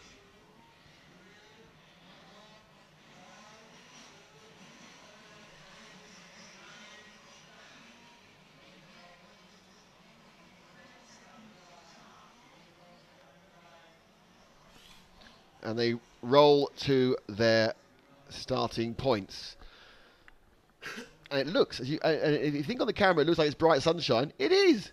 But unfortunately, bits of the track are still quite damp. But we were seeing some quite fast times towards the end of that last one. Fastest lap of the whole event is a 23.1. Fastest lap I think we saw in the last one that we've seen so far today is a 27. And there's been a rain shower since then. But we should see something quicker now as the cars get ready to go for the 1/8B. Top 3 bump up. And it's cleaning away 1 from 2, from 4, from 3, from 5, from 6. So good start from 4, not so good from 3. And I think that Martin was saying that the position of 3 is not as good. So they come through. It's Repetti from Perrigo, from Vender, and then Emmanuel van Huysendonck. Manuel. Oh, a bit of curb there taken by our leaders. 1, 2, and 3 come towards us. And inside there was the number 2 car of Perrigo. But it is, again, they've been very liberal with the curves, not frightened at all by them. It must be a lot drier. And 1, 2, 3 tear into the Superbot corner before they turn now left into the Samba Pipes point. Down the short pit straight before they get in the first part of the FRSs and back out again. Oh, there's been a hit there. And the third place man car 4 just clipped number 2 enough. And now we see the marshalling that has to take place. Number 2 is a man run. There's no marshals in this event. You are marshalled by your own man who has to run out and rescue, no matter whose fault it was. And I'm pretty certain that Robert Perrigo, who had a nightmare there, is going to be really, really upset with what's happening in that particular event. He would not be happy about that because he has been taken out, Perrigo, by car 4 of Ambrigo Vender. Now, interestingly, Thiago Sykes in car 8 is in third. 1, 2, and 3 comes streaming towards us. And it is the 4 from the 1. So Ambrigo Vender has really gave this. He's now in the lead. The 1 of Repetti in second and Sykes up for a bump-up place is in third. And I think also a bump-up place, Schürrle, is in fourth. So again, that track knowledge is just vital when conditions are changing like they are. But an accident there. Oh, lucky for our number 1 car. He gets an accident hit again. Unfortunately, we just lost the second half of that problem. And our leader now comes through to complete the lap at this point. So it's 4 from 1. And we are with third and fourth because that's where the battle is. That's the bump-up place. And it is Schürrle and Van Huysendonck. The lady driver, Emmanuel. That's the best way to say it. Emmanuel is Manuel Pirro. He's a man. Emmanuel is in fourth in the purple machine. And she's trying to chase down Schürrle, the 9, who's got the advantage of bumping up. They come around the camera corner, come tight now into the RC timing turns. You can see how hard the front end of the number 9 machine of Schürrle is having to work to pick up that grip to just pull the car around. These cars, which were oversteering horrendously yesterday, at the moment, I think they're on a knife edge of just lack of grip. They'll understeer, and then we've seen quite a bit of snap oversteer as well, and a couple of the cars are doing more pirouettes than they are doing straight line work. They go round. Still 4 of Vender in the lead and Sykes in second. But this is the bump up position, 3rd and 4th, and there's a second between them.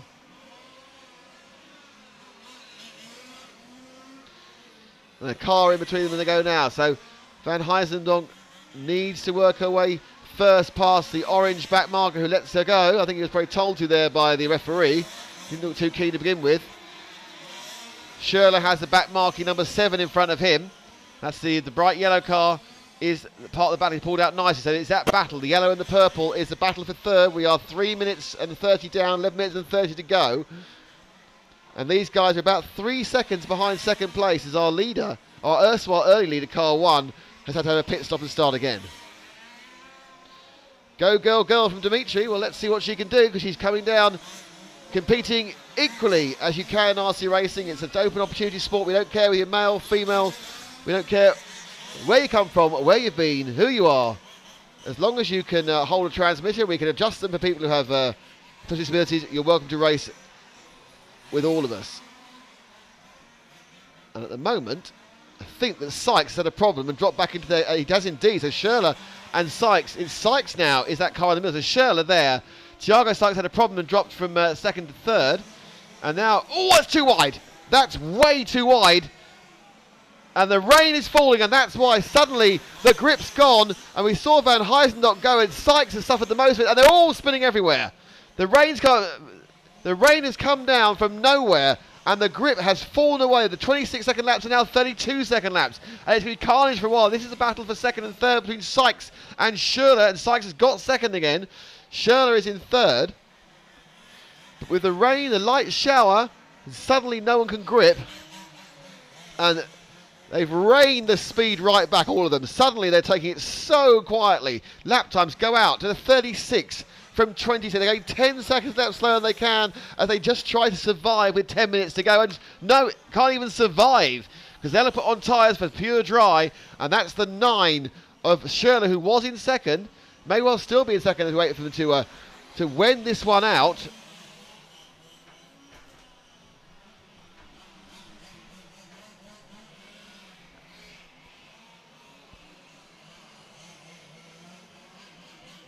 So Schürrle is running.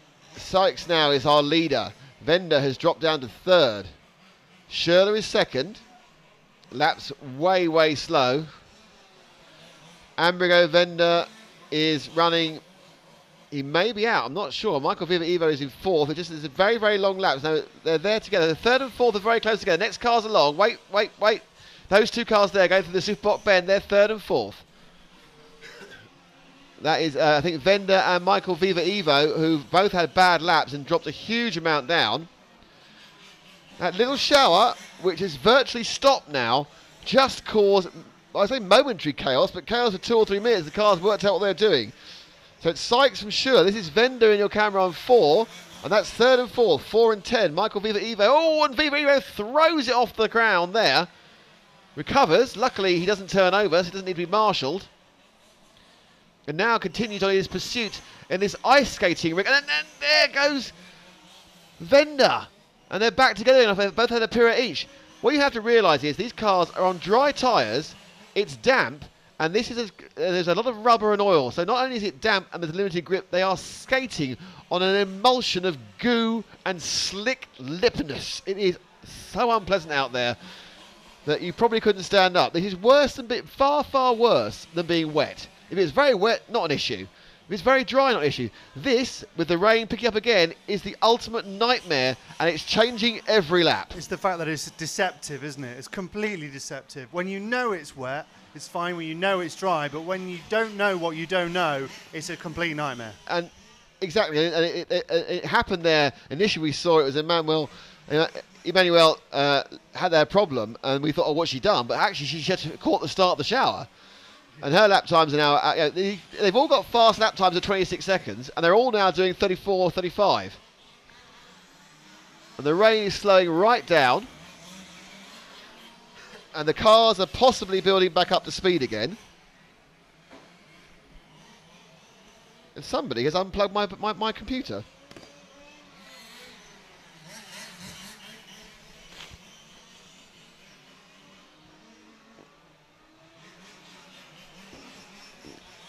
We don't really need to go flat 'cause it's doing quite a lot of work. So we're only just over halfway gone. It's Thiago Sykes who is leading. In our picture, it's car 4 who's third, Amerigo Venda. Between them is Alexander Schürrle. Perrigo is in 4th, and Michael Viva Evo has dropped down to 5th.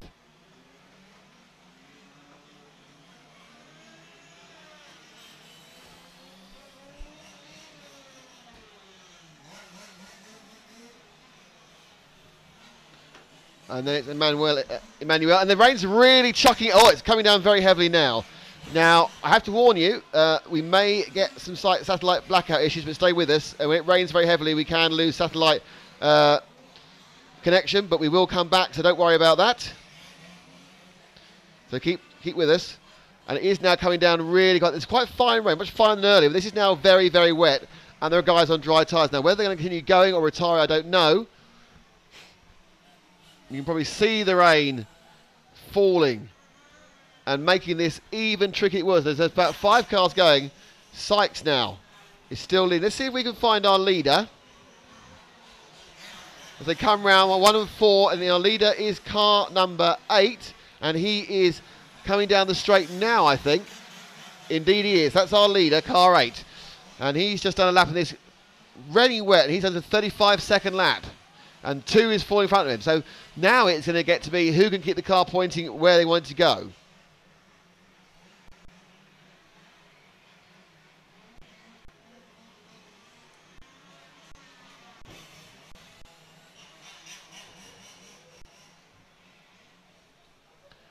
The rain sort of easing slightly, I think.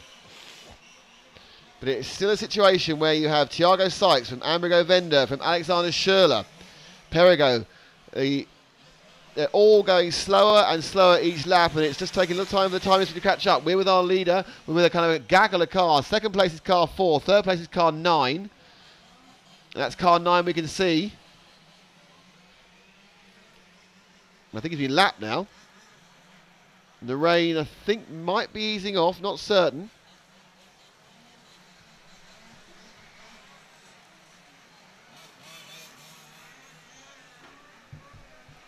Car 6 comes in front of me, and 4, then 8.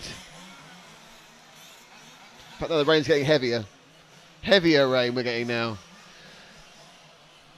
And we're just trying to do some more waterproofing on the camera, by the way. This way it's a little out. So let's pick up, as we see the very heavy rain, let's see if we can pick up our leader Sykes now a lap ahead. So let's see if we can pick up car 4, who's running in. So we can pick up car 9, Schürrle. That's the green and the orange and green. That's the one. The yellow, no, not that one. The yellow and green car. The green and green. No.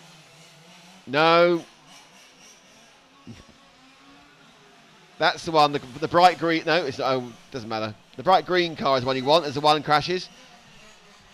There he is. So he's currently in the bump up place. That's why we'll stick with him, because he's the person who's liable to drop out of the top 4. Viva Evo. And that last lap for him was a 43-second lap as the rain comes down. In fact, it's just, I think, slightly eased. So Viva Evo is trying to catch him down for a double bump up. A double bump up for Schürrle as well. As the rain continues to fall. Sykes from Venda, from Schürrle. Car 1 is many laps behind.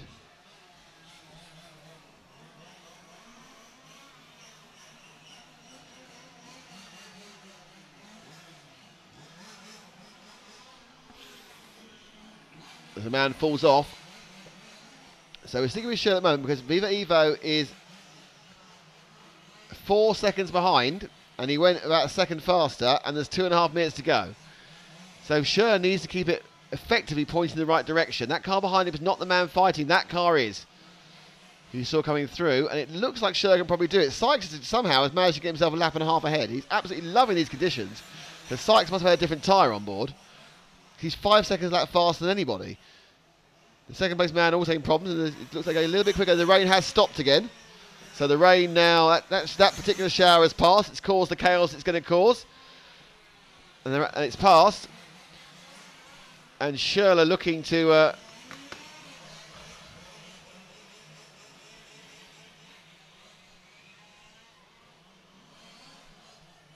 so...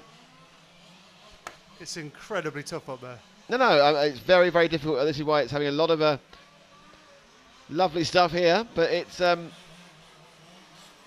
Schürrle really is having absolutely... You can see he's just trying to walk round. He's got 5 seconds on the man who's currently in fourth, which is now Perego. And we appear to have thermally wrapped Frank to stop him moving. He's now spitting lightly again. Well, the whole camera and all of the electrical items around him are completely soaked.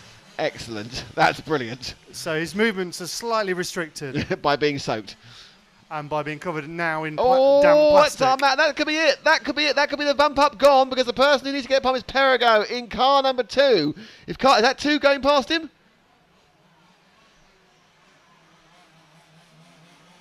No, that's 10. That's Michael Vila. That's 2 places. Don't worry about him. He's out of it. Don't worry about him now, Frank. He's toast. Car 2's who we need.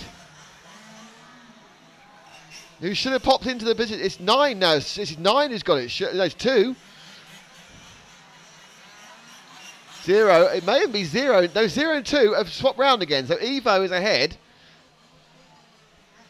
So car 10 is the car slowly going down towards the Superbock bend now.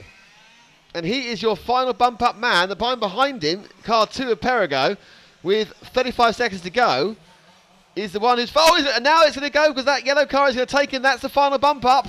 The car 2, this is just dancing on ice rather than racing with large-scale cars. It's all about these two. They're going so slow they might not get another lap, but this is the final bump-up place. Oh! Stay with him. Stay with the second car. They got 11. I think this is the last lap. So if the yellow car can get round this corner, 5, 4, 3, 2... No, they both made another lap. So they've got one more lap of this dancing. This is the final bump-up place. It'll be between these two. The leader, car 2 of Perego. Behind him is car 10 of Michael Viva Evo, who's got to catch up this distance in the rest of this lap. Safely through Sykes and Vender. In what has been an amazingly tricky and difficult event for the drivers and the camera team, but I've been fine for me, really. I got confused, but he's gone again, and that's it. That's the end of it. So let's take Perego over the line, because those 2 spin-outs, discretion, the better part of valour, and the Frenchman will take it into the final, into the quarterfinals, from bumping up in what can only be described as a different race, with 2 showers in the quarter-hour period. Remarkable stuff there, and as if by magic, as we just come to the end of this one, I am joined by another guest, and I'm joined by our reigning large-scale world champion. One in the side. It's mighty Marcus Fell. We have to give you the mighty. Hello. How are you doing? Very good. Good. So, are you very glad that you weren't out in that last race? Yes, because at the moment it's an absolutely gamble. You don't know how to start and what to start with. It's more of a lottery than of a racing. So we had a very heavy shower halfway through the race, a light shower, then a heavy shower, and everyone just kind of went, what do you do? I mean, if that happens to you, what goes through your mind? What do you do when it starts to rain like that suddenly? There's nothing you can do. Just stay on all wheels, stay on the track, try to be calm. I think that's the only thing you can do. It's so depending at the moment what kind of tires you choose before the race. So it's critical for everybody. So I suppose really the biggest problem is, of course, that the track constantly changes. You're hoping it does one thing or the other, aren't you? Either being very wet or dry for your semi. Yes, that's more or less the best thing that could happen. If it's raining, you can prepare the car and the tires for the rain. If it's wet, or if it's dry or wet. But like this, you don't know. So when it is like this, is it someone like you with incredible experience who has the advantage, or does your advantage get negated by the conditions? I think the problem is we never really like to go in the wet. So that's one point we always try to come around, and it's difficult. It's difficult for everybody, and I think it has nothing to do with big experience or something. Every track is different, every tire is different. So if you're lucky and you have a good tire on the car, you're fast. So I noticed that most of the people who qualified high ran the PMT tyre. I think the first 15. Do they have a rain tyre? Yes, that's the only good thing. They have a very good rain tire, but more or less for the heavy rain. So on the conditions like now, it's difficult. Yeah, I mean it's interesting. At the moment, I think everyone's going out there. They'll do their 5-minute warm up. I mean, how long if they want to change? They want to warm up and come in and change tyres. How long will it take to change a set of tyres between the warm up in that period? I think if you need to change the tires, all 4, you can just change one time, because otherwise you will lose too much time. They all start to rev up and get going. RC Big Scale Forum now says good luck under these conditions to Kevin Tollenaars. RC Big Scale Forum is a fan of the Dutch team.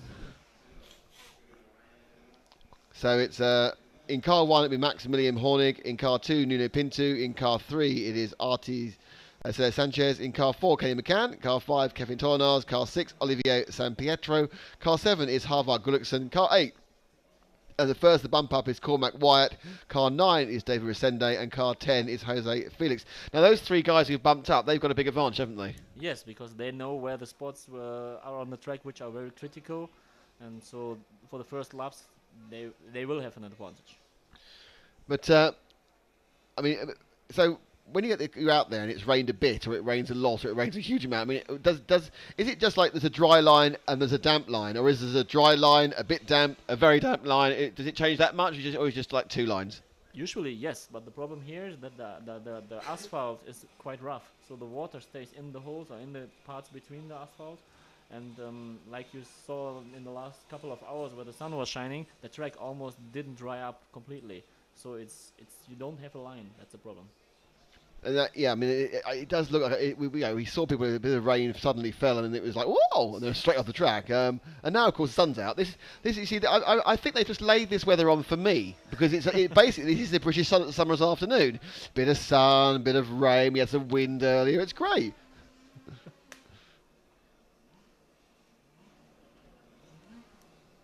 So as we wait for the start to go down, so I asked this to Martin. In a normal race, what do you guys use this warm up period for? Just to check if the car is right, if the setup is right, the tires are working. Sometimes you can have bad luck and get just a bad tire. So these are the things you just check the brake balance, everything, how the track changed from yesterday to today. Yeah, this is a little difficult to try now. So it's more or less find the lines, find the brake spots, and don't break the car. Easier said than done. I mean, obviously we've got very different conditions here. I mean, is there a case where you might think about changing body shells, going for from the BMW to the Alfa, you might want more front end, or vice versa? Is that a tuning option you guys do? Do you change body shells?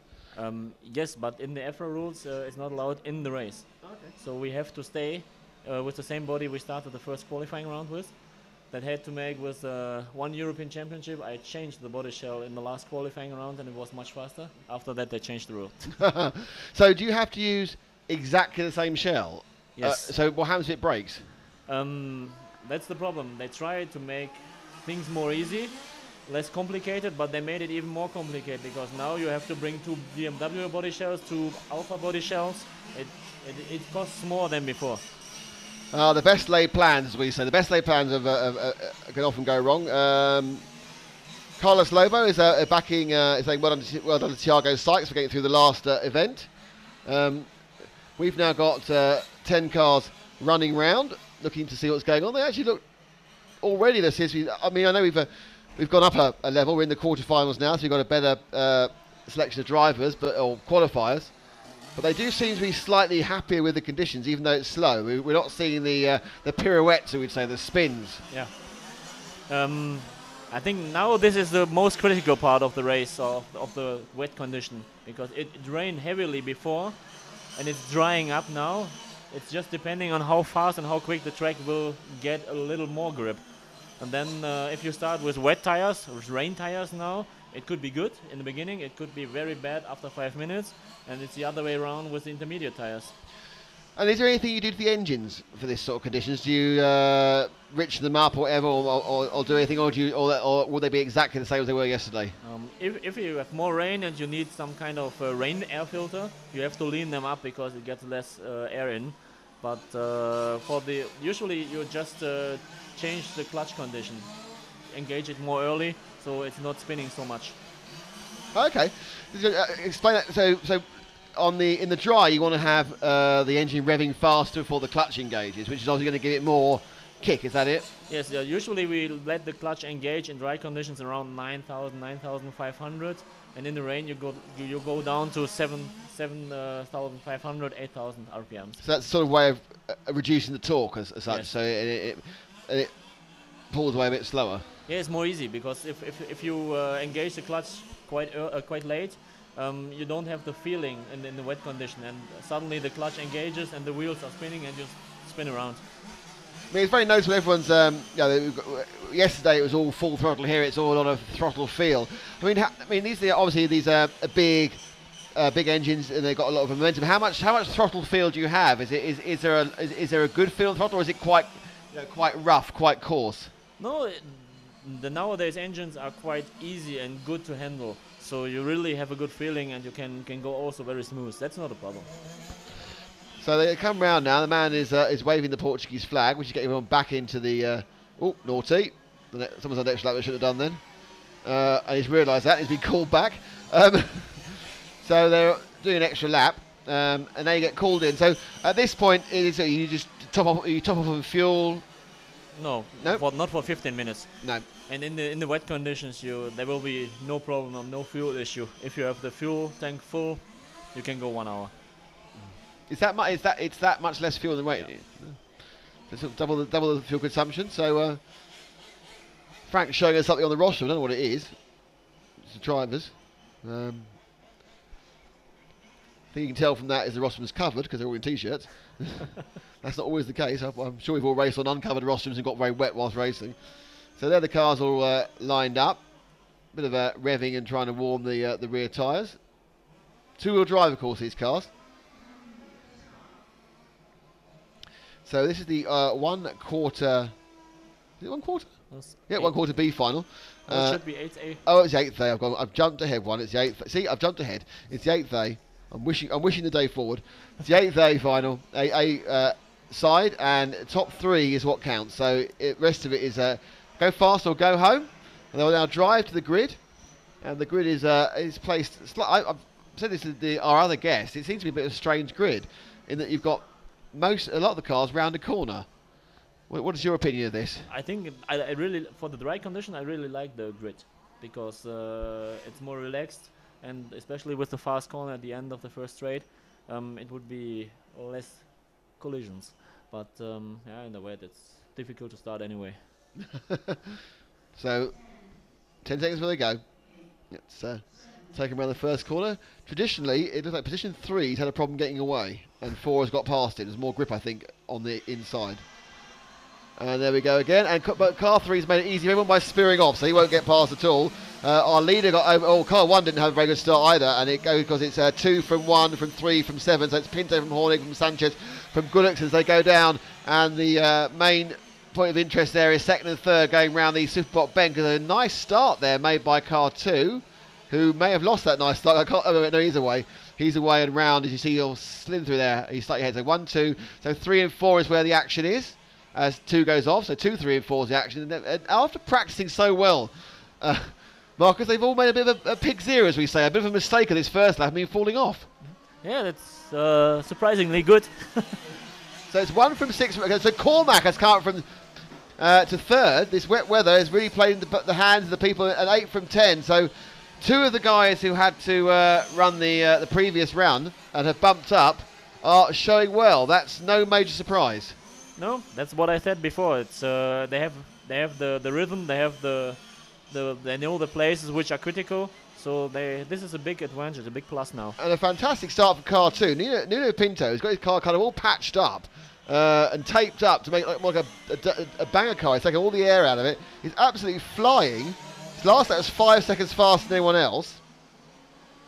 And then San Pietro from Felix, from Wyatt, and that second, third, fourth, fifth battle is what we should be looking at. So second is car 6, third is car 10, and fourth is car 8. And then behind them is car 3, and that's a trail which has 2 people who are going to bump up and 2 people who don't. So what has Nuno done that makes him so much faster than everyone else? He's 3 seconds lap faster. Do you think he's on a wet tyre or do you think he's on a dry tyre? I think at the moment, if I look at the best times was 32, I think he should be on rain tires, on wet tires. But I think he just was the luckiest guy by tire choice. So he's pulled away and he's got a lead of 9 seconds. So he's a long way away and off, spearing to the side goes one of the people in contention. So Cormac unfortunately has had a bad lap and he's dropped way back as well. So Cormac Wyatt isn't quite where he was. But so one is way ahead. He goes underneath me now, car 2. The second, third and fourth cars go past underneath us now the camera corner. And we're with the third place man who is car number 6. Of Oliver San Pietro, and he's been chased down, I think, by Cormac Wyatt, and they are all quite close together. They're fighting. So you know, what is your mindset when you're trying to bump up? You know, you're not trying to win the race, trying to bump up, Marcus. What's the difference in your thoughts? In these conditions, it's very difficult because you really try to push, but you don't have the feeling when is it too much, what is too much. What is not enough, so it's quite difficult to get the feeling on the car, on the track, and especially when the track is getting a little drier, it's drying up, and it's difficult to find the moment when is it possible to get faster. And so, does that give you? Is it likely therefore that you'll actually push too hard, or do you find yourself pushing too hard at those points, or do you find yourself going too slow? I think it's all about. Finding the best rhythm. I think, in my opinion, in these conditions, you have to be easy and calm. And then a guy like Olivier San Pietro, who is always very easy and very relaxed, should be quite good on that. And San Pietro, we're watching at the moment. He is the leading of those 2 cars. He's in third place. What you're going? Oh, and Cormac there just was about to overtake him, and he got too much power. You say not easy and calm enough. Marcus. He's now dropped down a position behind car 3 of Sanchez. So that is the 4th and 5th battle. And now San Pietro may have to start going a little bit quicker because I think these 2 are faster than him. Though at the moment I think Sanchez is holding up. Oh, was that off the track? That was is that our second place man, or was it? No, it was a back marker, I think. Yeah, it was a back marker. That was back marking number 10. I think Cormac should be quite good in these conditions too, because he's racing in the UK and they have a lot of rain. So that was actually Jose Felix from second place. And my chair again attempts to collapse. So it's Punto who's leading by 15 seconds. Felix is second, and then right behind Felix is second now is San Pietro, and then Sanchez and Wyatt as well. So second and third are close together, going around the corner, as are third and fourth. So it's raining again, and there is some more rain. Yep, absolutely, we can see it. Marcus spots it first. Man, the race are looking for the damp bit. So we're going to slow down again. It's going to get trickier. And if Nuno had good tyres when it was drier, will they be good tyres now? Yeah, that's the problem now. Because if you went out on rain tyres, it could be bad in the first few laps. But now when the rain comes back, they have a big advantage. So we will see in a couple of minutes. And we're still with Wyatt. So Wyatt is now ahead of Sanchez. He's back up to 4th place again. And he'll spin round to the left, and I think ahead of him it may well be 3rd place. So this is 3rd and 4th, I think, coming down towards us. There's the 10 of Felix in 2nd. Now there is our 6th place man, San Pietro. So this is actually a back marker they've got through. And it's now a clear battle back up to that 3rd and bump up place. But Wyatt is dragging Sanchez with him. The car ahead of them is San Pietro, the 3rd, 4th and 5th. In these lower finals, that's where the action is. 1st, 2nd is great, good for bragging rights, good for 2 or 3 yards on the grid. The next one, but the key point, of course, Marcus, is to make that bump up. That's I think, as far as I look the lap times now, Olivier is getting a little quicker, and also Jose Felix. I think they are both on rain tires. because the times get faster, so they now have a plus. And it's still raining a little bit. It's kind of it's gone back to spitting and the sun's coming out. So with 6 minutes gone and 6 minutes 15 gone, 8 minutes 43 to go. So we still have about more than half the race to go. We'll probably get at least 3 more types of weather. I think Cormac will have a. If the track is drying a little bit, he's using the GRP tires on this final, and I think he will have an advantage. And I think Olivier spun now. Olivier has spun out, yes. So Olivier has dropped back, and they come round us now. That's Cormac had to take avoiding action from car 4, who's Kenny McCann a long way back. So I think Cormac now has picked up that bump up place, but behind him it is Sanchez, and then Sanchez looks like at the inside of the Superbot corner. Now looking for a space to come back through the Samba Pipes point and down the start-finish straight, sorry, the pit straight. And Sanchez now looking really close to go through the EFRA. The S is there before they come back now at the bottom of the track, which of course is the United Nations bend. But Wyatt gets a better drive there, and Cormac comes down the straight, and now they have a bit of a void unknown. The rain has stopped again. And this is the battle of 3rd and 4th. And Marcus, if you were Sanchez, what would you do now? Would you just wait for a mistake or? Waiting, because battling in this condition is very difficult. Just a little touch on the cars will spin you around, and then you lose everything. Now, interestingly, of course, if he does touch the rear end of the other car, it'll be a big advantage. But I take it if you tag someone, you'll get called by the referees, yeah? Yeah, I think Dallas is quite strict on that. So you have to be careful with that too. But he made a good par. Oh, tried it, lost it, spun it. So Cormac gains a bit of breathing space, and back comes San Pietro in this battle for 4th and 5th. So we'll, that's car 1, our pole man having a nightmare. Maximilian Hornig, he's just dropped back a lap behind. So Cormac looking for a second bump up. As Jose Felix is in second, but our leader is Nino Pinto, who's had an absolute flyer. I think he's local, he's Portuguese. I don't know if he's actually local. He could be many, many miles away in Lisbon for all I know. But so let's drop back to the next couple of cars, Frank. There we go, and those 2 of those 3 cars are battling for 4th place. The leading car is the car 3 of Sanchez, who after making that mistake is now trying to gain back on Cormac and picked up 7/10 of a second in that one. Yep. I think Sanchez is the fastest now of this group. So let's see if he's catching up Cormac again. But the sun is coming out now, so so we can have more weather. The only thing you guaranteed here in Portugal today is more weather and more racing. There's lots more racing to go, but there's also lots more weather. So Cormac turns in, and now not very far behind him is his 2. One's fallen out, so one of his major rivals going to spin there from. Now it's car 2, which is the 7/10 of a second. So and at that rate, it's 2 laps before Sanchez is with him. Well, actually, now they're both in the same frame as they go down the pit straight, and they'll turn left into the. Before they turn right for the first part of the FRSs, and then left again, and the car spins in front of them. That's going to be kind of putting them off. They need to. Just gather your concentration, and Cormac lost a little concentration there, lost a bit of speed, because he's got in front of him, it's car 5, who's a long way back. Kevin Tollinar's backed by RC Big Scale Forum. He is a long way back, he lets them through, and there's kind of confusion as 2, 8 and 3 go through, but that's Nino Pinto. Is that a lap he's put on them? So Pinto now is a lap ahead of 3rd place. So Pinto is leading that, he's the leader, a lap ahead, and that's your battle for 3rd and 4th is what's on the screen now, which is Cormac, Wyatt and Sanchez, and that battle, of course, is the final bump-up space. So Pinto has found unbelievable speed. I mean, where has that come from, is the question. Marcus, tell us, you're a world champion. Where does he find that speed? And through goes Sanchez on Wyatt as they come through that area. I think the Pinto is just faster because of the better tires. You can see it didn't matter if there was rain or no rain. The lap times were consistent, very good. And Cormac there fighting to get his position back. Rolled himself against the bottom bend. He turns tight now. Right. And now Cormac needs to try and catch back up on the 3 of Sanchez. And the battle turns round. And they are a long way behind Felix in second. And Cormac now looking closely at the 3. The 7 gets out of the way well. It's good driving. Heads up from Harvard Gullickson to get out of the battle. And this is the key thing for this race. I think Cormac is catching up a little bit.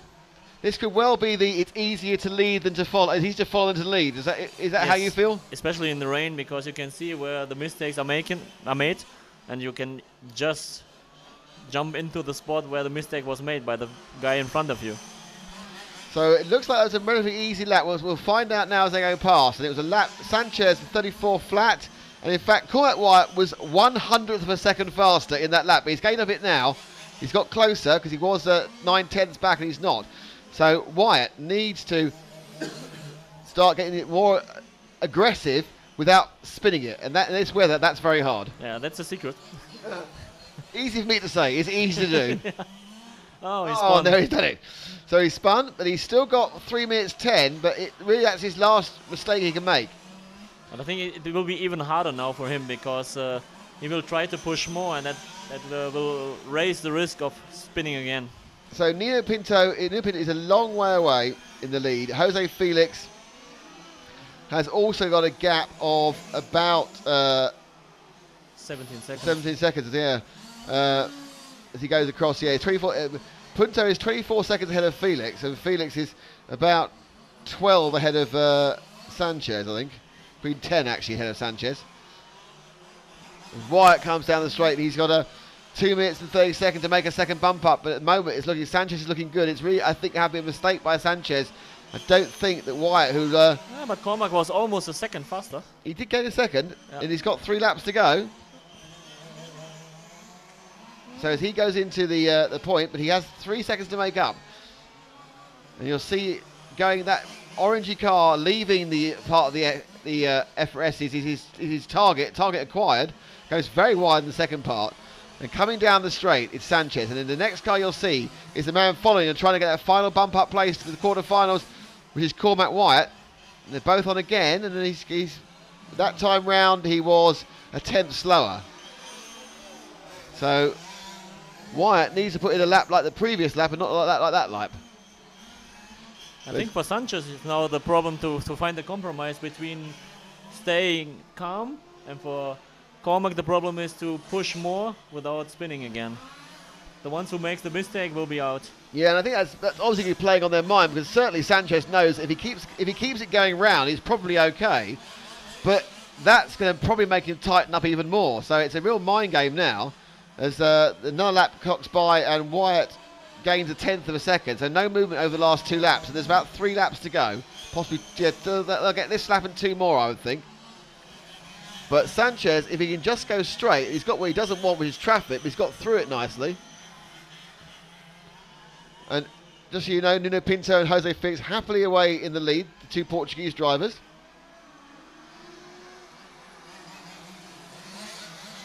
So Wyatt is behind, and he's got traffic. Slower. And he's lost time. So Sanchez, who has this lap and 1 more, just needs it to keep going in the approximate right direction. Now it's all about the last final mistake. And there'll probably be one. Okay. Wyatt gets up nicely up the inside there in the start of the EFRA, and then the second part now.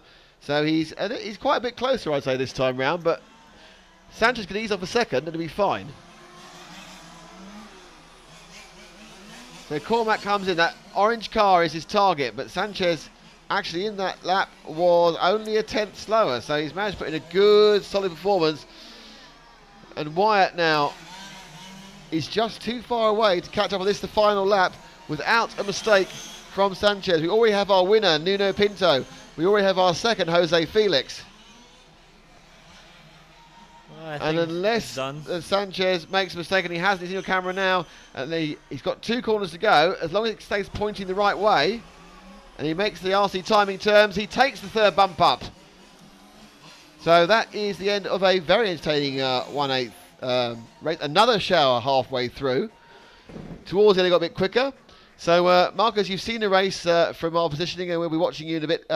How much are you looking forward to your race, or how much are you just worried about the weather?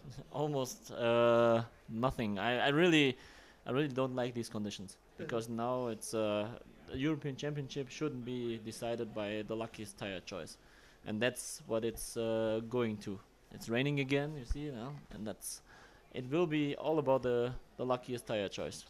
Yeah, they are these little. It's amazing. You look out in front of us. We've got white fluffy clouds. We've got blue sky, but it's raining. Yeah. So we have these little showers. I mean, it is, as you say, it is very, very difficult conditions. We wish you the best of luck, Marcus. Thank you very much for coming to see us. Thank you you. for your help and advice during that last race.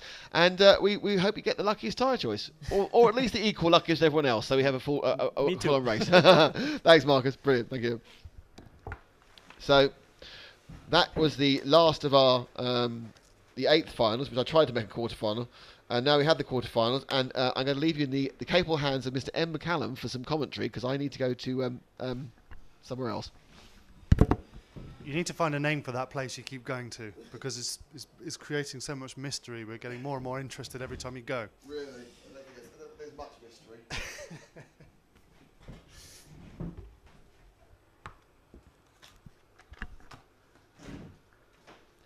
Well, great to hear from mighty Marcus Feldman. That is 3 co-commentators and 3 world champions we've now had. Martin Lissau, Hessel Roskam, and Marcus Feldman, who's the current world champion.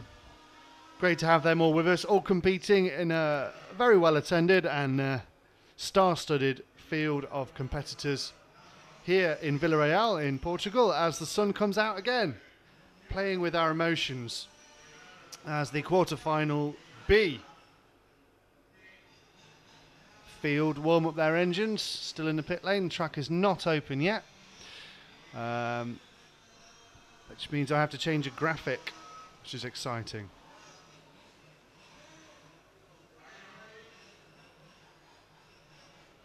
Okay. So the track's now open and we have 5 minutes of warming up time. I'm not sure if that's been extended because the races have been reduced from the 20-minute run time that they are scheduled to be and would usually be down to 15 minutes. That's due to the weather conditions and the fact that we delayed the day's action from 10 o'clock, which we should have got started, to 12 o'clock. So a much more compacted schedule, which makes a change because we've had such a laid-back couple of days. We've been starting around 10 o'clock every morning, finishing around about 4 or 5 o'clock. It's been pretty nice. Fantastic weather and good spirits in the pits and great food. Beautiful surroundings as Frank shows us the vista. And I guess that's supposed to be the clouds drawing in again over the lush green landscape with a couple of buildings popping their heads out over the trees. You see the flags blowing quite rapidly in the wind as the wind and the weather threatens to continue to worry us all through the day, even though the sun is now shining on the track and will give us a little bit more dry. Some of the cars on the track, and we haven't gone through them yet, but we will go through them. Some of them may have wet tyres, some of them may have dry tyres. And as Marcus said, that will have such an impact on what happens to them in the next 15 minutes.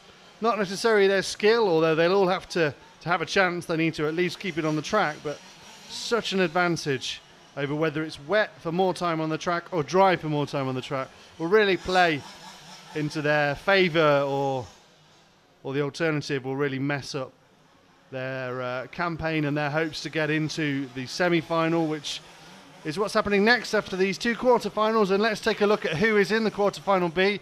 Well, pretty under the weather has been Dario Viselli, who he's really an off-road man, but he is a bit of a large-scale legend. We like to follow him at all the events, and we did capture him winning here the European Championship in the UK in large-scale off-road, and he did make the podium as well last year in Spain.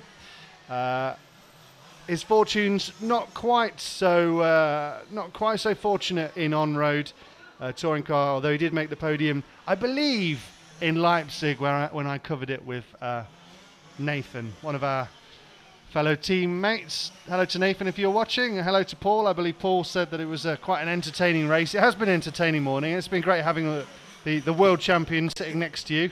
Oh, yes. Back to, where was I? Yeah, Dario Viselli in car number 1. Andrea Catalani in car number 2, Jiri Visin in 3, Patrick Follman, Constantino Nicola Marone, Maxence Kutrafritz, Guido Ruster, Tiago Sykes, Ambrigo Vender, and Michael Vivi Evo. And potentially Nick will run us through that again as they approach the grid, and it will sound like a completely different lineup as he has his take on how on earth you pronounce some of those names. And apologies if we got your name wrong or your friends or family name wrong, but you know, we're just doing our best. And we have the Portuguese flag being waved in the middle of the track, which means everyone needs to come back to the pit lane. And Nick will now take over as Ivan Vukovic says, "Heyo, Ivan." He says, "Dario." Thank you indeed. I've come back from the place where I've been to, which I've been to before. And now I'm basically at some point, we've been going for a few hours. I need some sort of sustenance now. I don't know what it is. It's Really? nice ice cream, coffee. I don't like full fat sugary drinks. I'm just like that. I might be able to Popsy. get you a baked pastry with a flap of meat inside I it. don't want that. I really don't want a Meaty baked pastry with surprise. flap of meat. No. So, welcome to all you watching. We are, of course, RC Racing TV. We're here at the large-scale touring car European Championships with, thanks to EFRA, and thanks to EFRA, and we.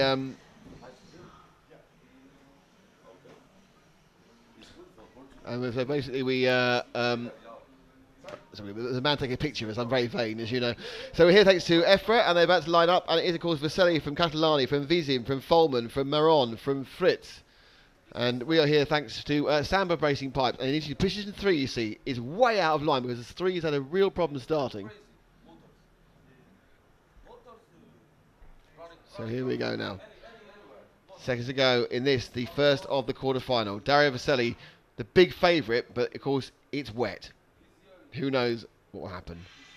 And they're off, and it's kind of a struggle to get away for all the cars, but they have got off clean, and that movement very heavily right as you look to the driver's left for the car 3 has worked out well for Juri Vizin, and he's got a good start. So they go off basically in order 1, 2, 3, 4, 5, 6, 7, and moving around.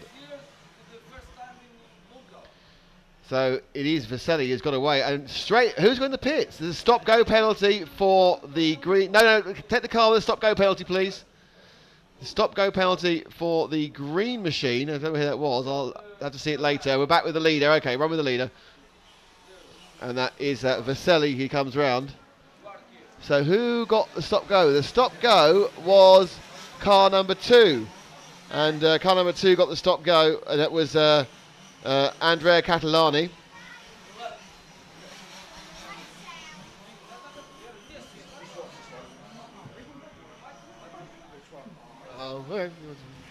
And so it's Vassili from Vizim, from Sykes, from Ruster, from Constantina Ramon. And we are joined by another guest, a man who's just been on the track, or off the track, and then on the track again. And it's Cormac. Cormac White. Cormac, I'll come to you in a second, but we'll pick up these next couple of laps first, Matt, just to see where we're going because it settles down, because we were slightly perplexed by a Portuguese man wanting to talk to you about photography, it appeared. So it's Vassili leading. Vassili's leading by 11 seconds. He's just gone away and showing the class that he has. But behind him, and all those cars which we currently have in frame now, are your battle of a second, third, fourth and fifth, which is Vizin, Ruster, Sykes, Maron and Catalani from second. And Catalani had a stop go. There's been an accident now between 3 of them as they go through the EFRA corner. So let's wait for this to settle out. Basically, Vassili's been handed this one already, as he's already completed the next lap. And up towards me comes, in second place, it's car 3, then car 8, which I think is Sykes, and then 2 and 7. Sykes has just gone off. So Sykes has done two bump ups already, which is showing off. And they go through, and this is the battle up for a second. Don't forget, it's the top 3. So a man who unfortunately didn't make the top 3 in the last race by about that. 3.5 seconds. And we were in the top 3 for a lot of it. Disappointed? No. Delighted. To be honest, the car was getting better and better. Another 5 minutes, and I probably would have caught him and passed him. Mainly, and I can say because Dario's in the lead by an insane amount, I can simply say the GRP tyres in these conditions are fantastic. I would presume he's using the rain tyres, which is why he is so stable and quick. And 4 seconds faster than anyone else, yeah. Because in the damp conditions, they give you a stable amount of grip, and then as it dries out, it still gives you a really good amount of grip. So as far as this final, he's clearly got one step ahead.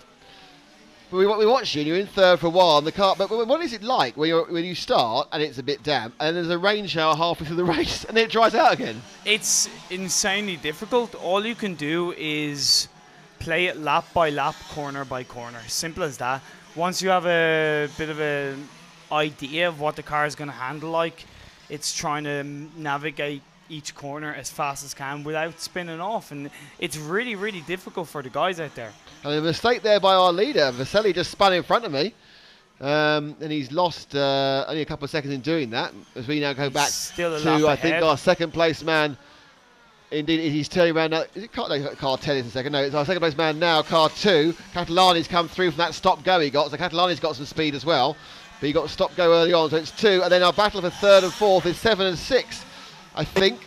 No, 6 is lapped down, so it's 7 and 3. So Ruster is third in car 7, and that is the white BMW. And the 3 is about 2 cars back. So some cars are doing so badly, they're already lapped. And I would know for a fact that second, third, fourth, fifth, probably fifth, and nearly all of them are using kind of the PMT's wets, which, as much as they're really good in super wet conditions, in these damp conditions, they will burn out and you'll lose grip. Well, this is a bad news for them, because whilst there is still a little bit of spray you can see from the back of the cars, tiny amounts going on the tyres. The fact is the sun is out again and it's not raining, so it's only going to get dry over the next 10 minutes. We're just nearly 5 minutes down, 10 minutes down. Vaselli leading by a country mile or a country kilometre or a long way. He's got a nice Sunday drive ahead of him. Catalani has come back from that stop-go, and he's now very close with Ruster, I think, on the track. In fact, 2 and 7 are going round together. If we look at them here, coming now onto the back marker in between them is the pink and white machine. So the second and third are both bump ups. The 4, which is a lap down, is Folman. So these guys are quite comfortable at the moment, and it's Yui, Vizin and Marone who have to try and catch up. Nope.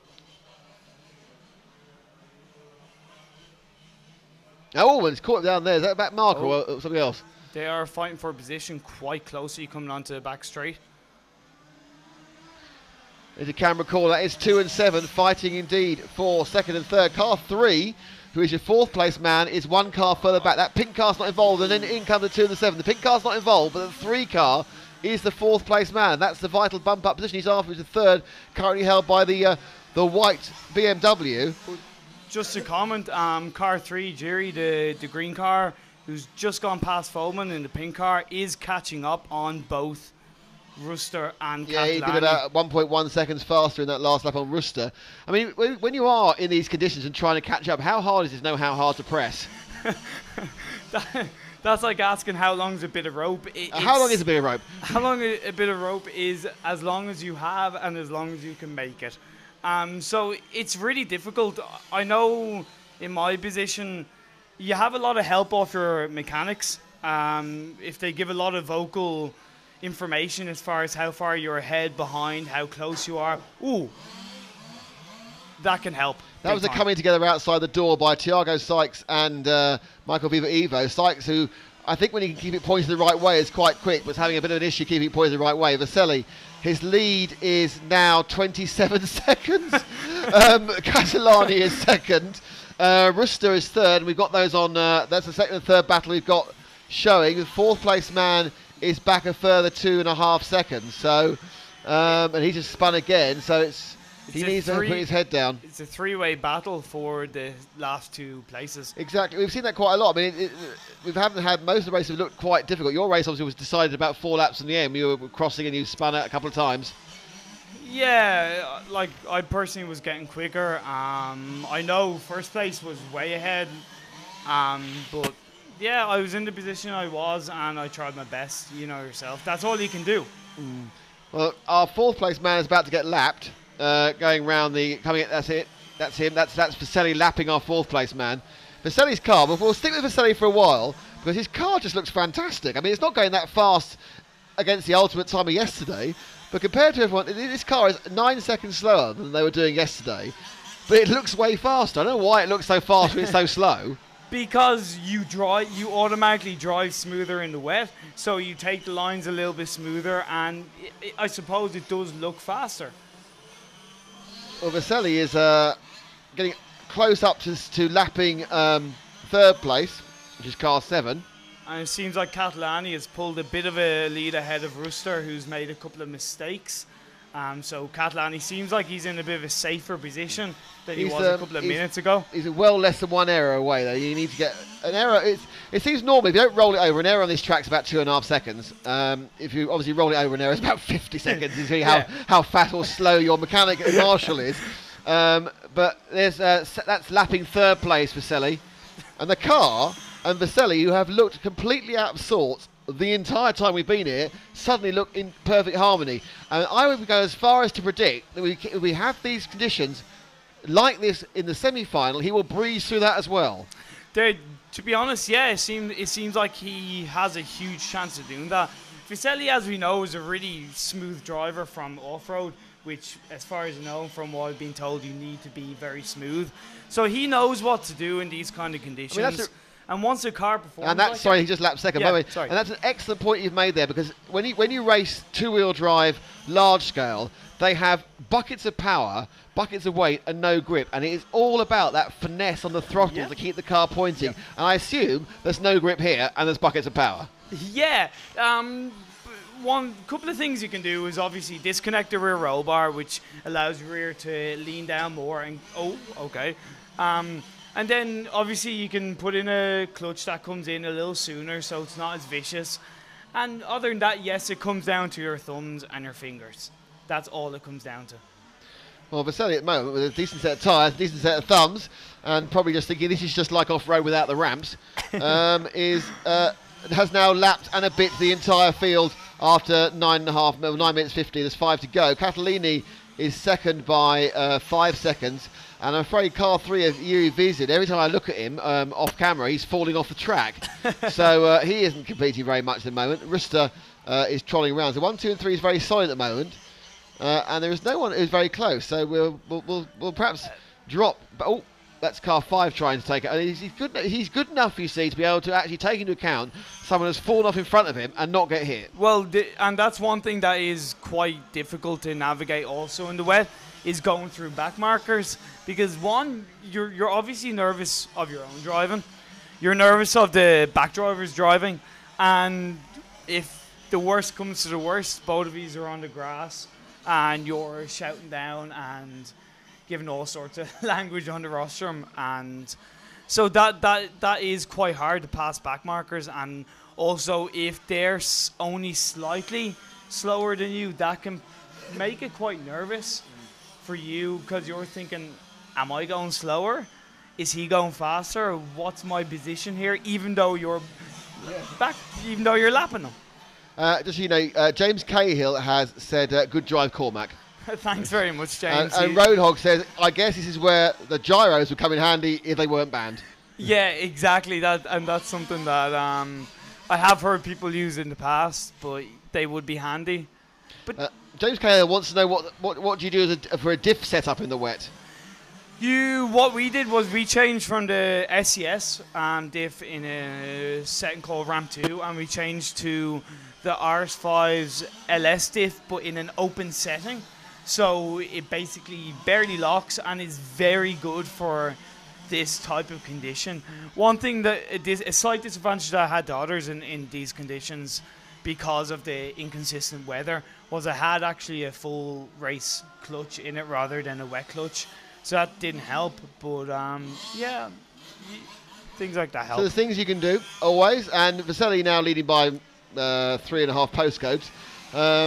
Catalani second, still Ruster third, and Vizin is nearly a lap behind in fourth now. So this is the first of the races has failed to bring us much action, apart from your action being here, Cormac. So it's it's already cut down. So Vizin now, his only chance really is if one of the top 3 has a major mechanical issue. Which in these conditions is, I suppose, what you're always looking for. I know being in fourth in my final, I didn't know how close or far away I was from third, but all I was praying was that he made a mistake and I went past him, and that's as insensitive as that sounds. It is what you want, and yeah. And if it doesn't happen, looks like we're getting a little problem on the camera with the brakes there. As we say, I think we get the Rooster has. I think the wind's gone up. It's quite windy up there. So, having been battered by the rain, we're now battering with the wind. One thing I got to ask. What was it like on my final to kind of commentate and was it exciting as it was for me up on the roster? It's always exciting when there's a battle for the bump-up places. So this is why I'm just chatting now, because there's no battle for the bump-up place. We know it's 1, 2, and 3. Yeah. When it's close for the things that count, it's always exciting. And it was pretty good to about 2 laps from the end when he spun. Yeah. We were counting. Come on, Cormac, come on. And we had Marcus Feldman in this seat, and he was saying that you should do well because you're Irish, therefore you're good in the wet. It's. No, that's never the case. That's as bad of a stereotype as saying Irish people are always drunk. Well, you couldn't drive then, obviously. I know, I probably would drive better. Personally, I was actually really surprised with my driving in these conditions. I know for a fact that in the dry, I'm 0 to 100% in 1 second. So in these conditions, it's never going to be fully to my advantage. But the car was set up perfectly. The tires were chosen perfectly. And just on a side note, both my mechanics, my dad and my teammate Jason, did really, really perfect jobs in making sure that the car was ready. And that helped a lot. Really.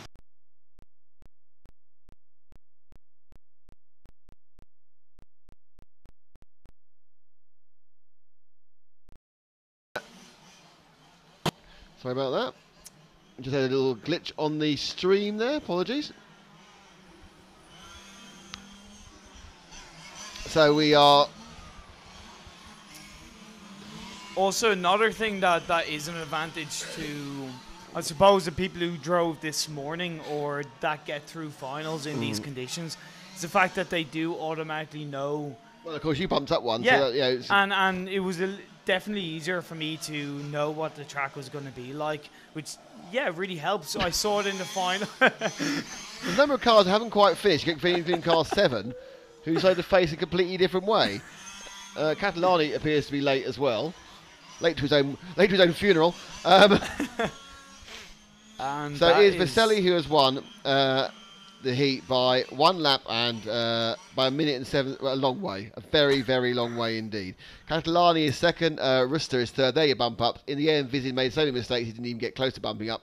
That's Miron, Vizin, Folman, Sykes, Fritz was Michael Evo was in the 9th place. So it's Vaselli, Catalani and Rooster who will be taking part in the semi-finals. Because he's getting to the sharp end now. This is going to definitely be more and more exciting as time goes on. One thing that was definitely really exciting and surprising was Thiago Sykes in the last final. He had bumped up 2, and in the full-blown wet, he was unstoppable. Yep. But it seems like in these conditions, he was getting drier. When the laps were working, he was fine, but I kept seeing him spinning in front of me. Which was, maybe you want to stop to say hi. I think, it could be. I'd like to think it was me. It's my dynamic personality. I must spin in front of you immediately. I need your attention. I'm an attention-seeking Portuguese driver. You want us some airtime. Yeah, don't they all really? Yeah. So we have now. So next up is the quarterfinal A, and then we move to the semi-finals. I think the quarterfinal A is that must be the wrong time schedule. Oh no. No, it is the quarterfinal A. Yep, it's on in about 5 minutes, and then we run with the semi-final A, and there's a slight, it's a half hour. So after the 15-minute race, you go to a half hour for semi-final A, and the qualification for the final is the fastest 2, the top 2, and then the fastest 8. Yeah, it's first place winner from each final, and then simply the fastest 8 from the two finals combined, which in my opinion is definitely more exciting because it means that instead of kind of it means I've got to write a lot more down. It's okay, Nick. It's okay. You'll get there. We hope. It just means it's more exciting, it's more unpredictable, and it means that people try harder. Because instead of the top 4 being secure and thinking, okay, I'm through, I don't need to push, it means that, yeah, the 2nd, 3rd, 4th, 5th, 6th, 7th, even down to 10th are thinking, okay, if I need to drive as fast as possible because I might have a chance. And that's what it comes down to. You know, because people want close, tight racing. They don't necessarily want somebody winning by 2 laps like Viselli did. Well, maybe. he was just showing off, wasn't it, really? But it looks like by the time he gets out again, this is famous last words because he's not out again for an hour or so, or he's 45 minutes, about an hour. It's going to be a huge change going from 15-minute finals to half-an-hour finals for the drivers.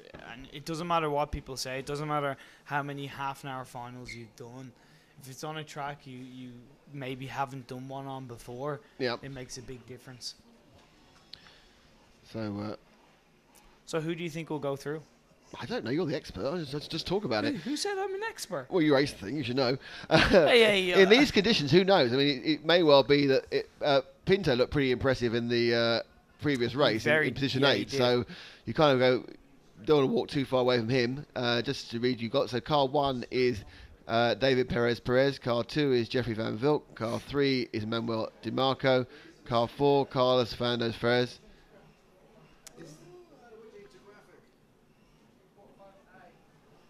So let's see where we are on layer 2. Okay. See, look, changes it. It's almost like I know what I'm doing. That's what most of it comes down to. Yeah, it's just guessing really on the whole. I would put my money at the moment down on Salon, personally, simply because I know for a fact he's using. Well, he is the world champion. 3 years ago. Sure. What does that mean? You're only as good as your last race. Yeah, but when you go, then you can say I'm the world champion. Yeah, I suppose, but that's only a label. It's quite a nice label, isn't it? Yeah, it is. It's a very nice label. Comment. If I said to you could be world champion, but for the next 10 races after that you have to be in the 16th final and fail, you go, yeah, I'll take it. No. I take the world championship any day once a year. Well, that's it. Maybe I'm just a little bit jealous. I know. So it's Perez in 1, Jeffrey Van Vilk in 2, Emmanuel DiMarco in 3, Carlos Fernandez Fer in 4, Fernando Silva-Berkel in 5, Willem Solon in 6, Gianmarco Martelli in 7, Nuno Pinto is 8, Jose Felix is 9, Antes Celis Sanchez is 10, and those 3 are the guys who bumped up. From my final, I might add. Well, yes. One of them, nasty Mr. Sanchez, who took your space. So instead of racing it, I'm commentating on it. Great. RC Biscale Forum doesn't miss the chance to big up a Dutchman, so here goes good luck, Jeffrey Van Vilk. He's a great driver. He's a very good driver.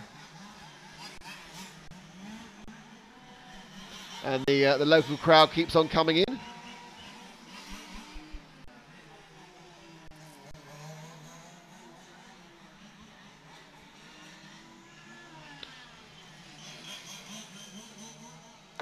I know that most mechanics will have a set of full-on wets or full-on dries, depending on what tires they have on the car at the moment, just in case.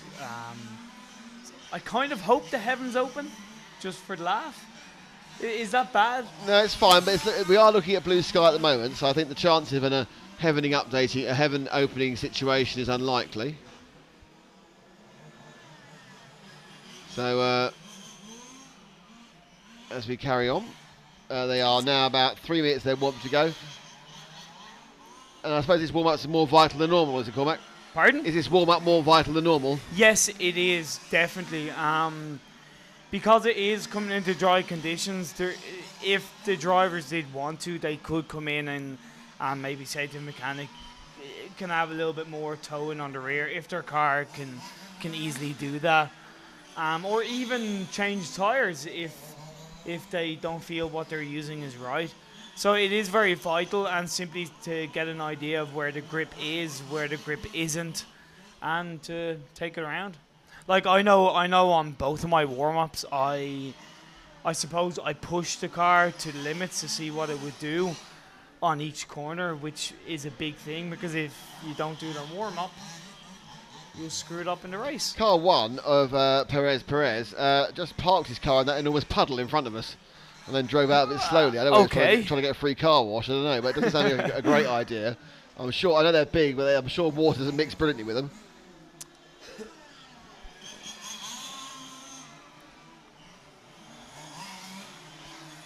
So we have a lot of these drivers. I suppose a lot of these drivers, I would say 6 or so out of 10 at least, in any, so to speak, given race situation, could win the main final, never mind getting through to the semi. So this will be very exciting. And indeed, it's about to get underway. They're going to do a bit of warming up. They'll be revving the engines on the floor, trying to get the heat in the tyres. Track looks like it's drying out a bit more again. The sun's on it. It's obviously going to be dry as it was last time. They'll be getting slightly quicker again. But looks can be a little bit deceiving.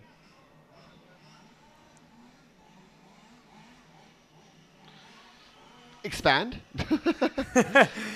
Simply in the terms of the track is definitely dry, but there's by no means a lot of grip out there. It's still very slippery. It's still advisable that you in some way stay, I suppose, off the main black line. And yeah, you still have to take it easy. The start is very important in general. First of all, I know Dallas, the main referee, he's been stressing at how important it is to stay behind the white line before the start, and I know a lot of drivers have...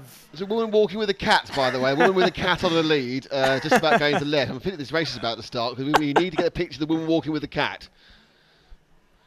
She's on the left. On the left, she's got a cat in a lead. There we go. There's a cat in a lead. I love the way he's kind of focusing on the wrong part of the... No, he's got the cat's tail and everything else. That's fine. That's absolutely fine. Anyway, can we get back to the start of the race? We have to realise this random animals is a key part of RC Racing TV programmes. You put the cat down to give it a walk. This is ridiculous. You can't take a cat for a walk. Okay, now the grid is lining up. We need to get back to that after this race, by the way. So 15 minutes is quarterfinal A. Again, the position 3, not very popular, so he's trying to move slightly out of it. Well, no, because you don't want to be too outside of the line there. There's a mechanic running already, so there's a problem with one of the cars. Good start by Fernandez. In car 3, 5 has fallen off, Perez. Car 5 is off, car 10 is off, and car 3 started badly. So it's Van Wilk who's leading from position 2. Perez didn't quite get the drive down, he's in second. Carlos Fernando Fares is in third. Nuno Pinto, who started 8th, shot up to 4th. And we have Martelli in 5th, Salon in 6th, and D'Amico in 7th. So it is indeed a clean start. There's some trouble at the back, and in fact we have lost one of the cars already. It's car 3 of D'Amico. He's gone, picked up, and Marshall. Car 6 has just fallen off at my knees, which is a bit odd.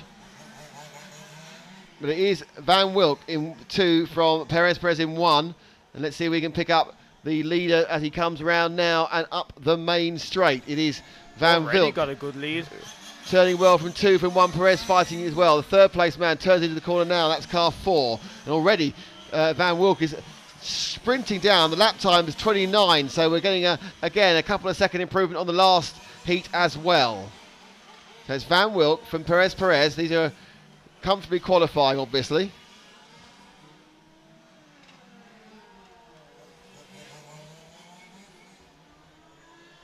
I know from talking to Jeffrey this morning that he was actually kind of happy with having wet weather because of the struggles he had in the dry. So I think he'll feel a little bit more confident right now.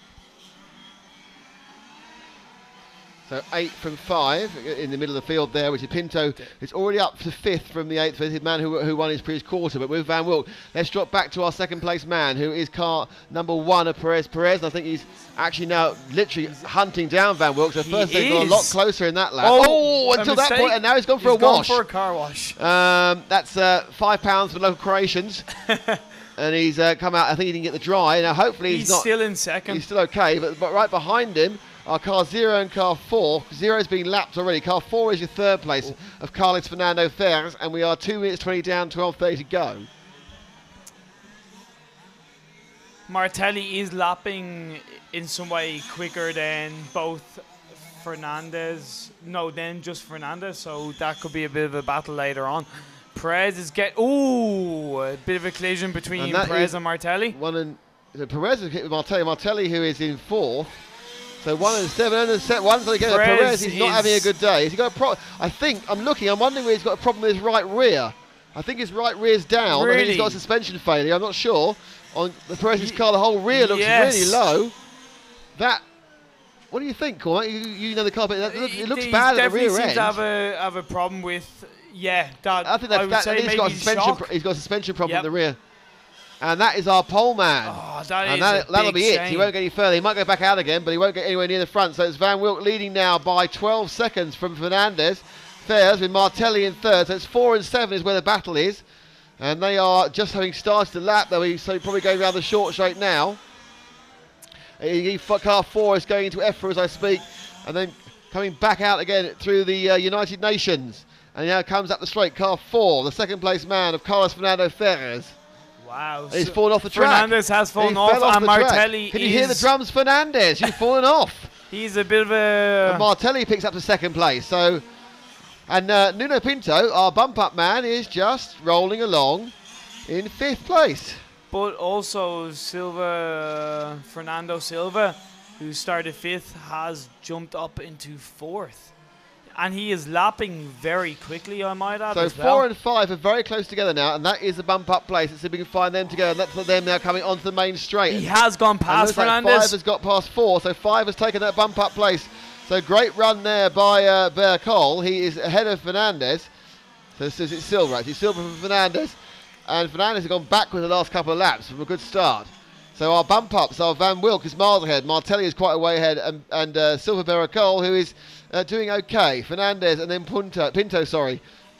But we are not even a third of the way through.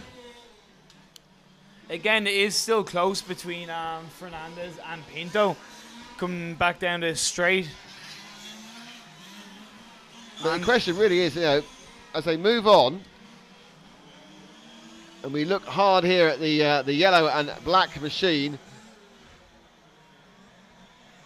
It's going in through the in of the EFRA and then go back round the second half again.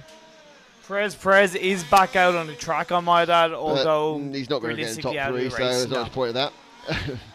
I don't want to write him all up. Oh, and a spin for the 0 in front of us, and that was Sanchez. We have a very good battle between car 8 and car 4. 2, 4, 8 and 0, and that's 4 and 8 are 4th and 5th, so we'll try and pick them up for a second, and they are going into the Samba Pipes point now. Oh, and Nuno Pinto has gone past Perez for 4th place. Oh, and he was lucky there. I think he actually tried not to hit him. Yeah. And backed out. Yep. So now Pinto, who won his 8th final by a country mile, he is the. Let's try and move with the number 8 car going through the leading car there. Yep, going through now. No, one car forward, and it's him going through the point now. The Samba Pipes point, thanks to Laszlo and Samba. This is 8. He's currently in 4th, and he now has to make up about 6 seconds on Bercol. He had that sort of pace in the earlier final, and the car 2. Van Wilk a lap ahead. Jeffrey is a lap ahead. It's a long way ahead. 8 and 4 go round, so once again we see someone else has disappeared in the distance. This still could be interesting. Well, the 3rd and 4th is where the action is, and that's where at the moment we're currently with Pinto in the 8 car. The 4 car, to give you an idea. Sorry, the 5 car he's chasing, not the 8 car.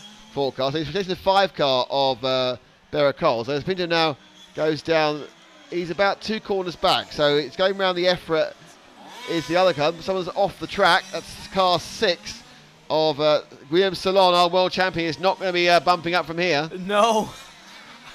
Looks like my prediction was very much wrong, unless Car I is did a Murray broken. The walker car, on it. you've got the cursor come there. Well done. Yeah. Oh well. It's all gone wrong there.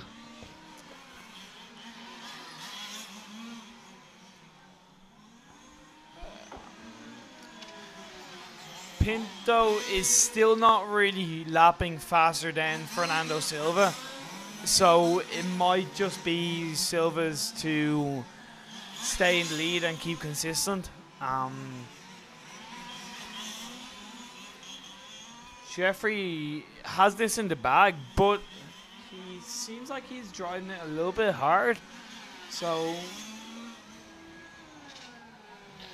coming up here, it's the 7 car, which is second, has got a deranged body. So we see a bit of a run with our second place man, car 7. He's just now going through the switchback and going to be going round in a second Superboc corner and up through the Pipes Point, Stammer Pipes Point, because his body's not on straight. And that's always a pain for all of us. One thing, it wouldn't really affect the car performance, I wouldn't imagine. Doesn't it Maybe upset the air? slightly. You see it comes always lifted up to the driver's left. It just looks annoying to the driver. I know that from experience. It does annoy you. And he now comes down and turns sharp right before the left. And here's the idea of Van Wilk doing a 27.1, 27.8 for Martelli, a 27 flat for Fernando Silva, and a 27.1 for Punto. So Van Wilk did all his work in the early laps, and now he's settling down to the same pace as everyone else, which is still three and a bit seconds off the absolute pace of the dry. But basically, it's like being dry now, isn't it? Just when the grip isn't in the track. It's definitely getting in some way back. I'd say it's the best conditions it's been all day. So it would be confident for the But even if it doesn't rain again now, we won't get the lap times we had before because the track's green again, isn't it? No, you won't get lap times, but you'll still get people pushing to try and achieve it. And I'd say drivers will be going back to the setups they had yesterday with maybe a couple of slight adjustments and, drive around it. So it's 5 minutes to go, or 5 minutes 30 seconds to go, 9 minutes 30 gone. It's still Van Wilk from Martelli. Bericol is in third, Punto fourth, and that third-fourth gap is 7 seconds. So again, we're not having a lot of action in that area, but there's still a chance things could go horribly wrong for someone. There's always that hope as a commentator that something big happens and you've something exciting to talk about. I know, we've got plenty of exciting things to talk about, just in case to get a bit closer at the moment. The lap time of 26.5, that's the best lap we've seen, was by Pinto last time round. Oh, so we'll drop down to car 5, which is Silvio Bericol. I think he's just coming up the straight now, I might be wrong.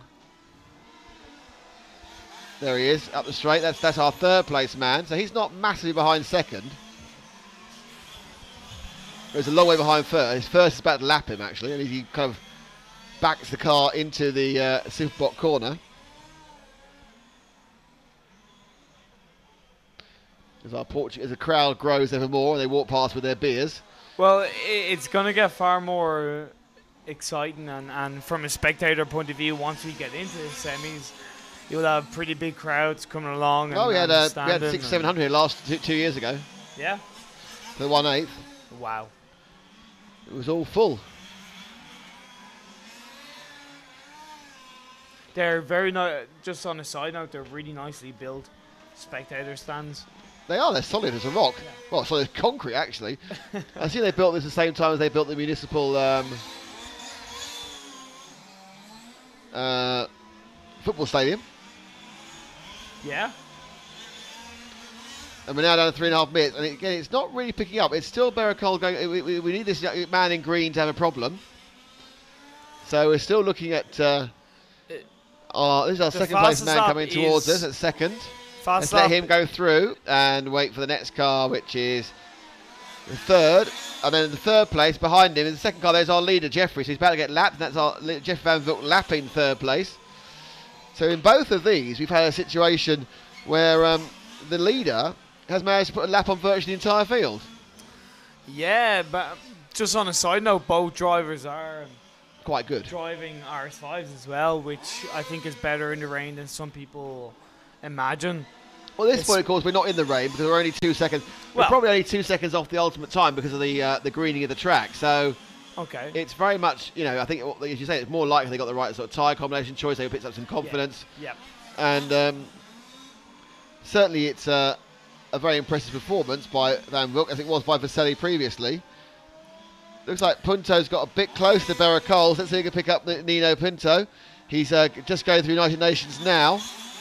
The fast lap Comes so up far straight. is by Pinto. And there he goes, 26.0. the quite dull-coloured black and flat, dark red and blue car. Certainly hasn't embraced the concept of fluorescent colours. He comes in now to try and lap the machine ahead of him, which is the 9 car of Felix. So he's lapping a guy who's behind him. So he's lapped the person in 5th and he's in 4th. He is catching up. And Pinto Oh, is he's been hit. catching up. He was because he's then hit by the back marker. I was going to say. It's all going so well, but he is catching very rapidly. He's after car 5. And the gap now is 3 seconds. So Pinto making this run with 2 minutes to go to get himself in. He's throwing it out there. Nino Pinto is not going to leave anything on the table for the European Championships. He's going to say, right, I can still bump. I'm going to have to push like Billy-O to do it. And does Vercal in the green car know that's happening?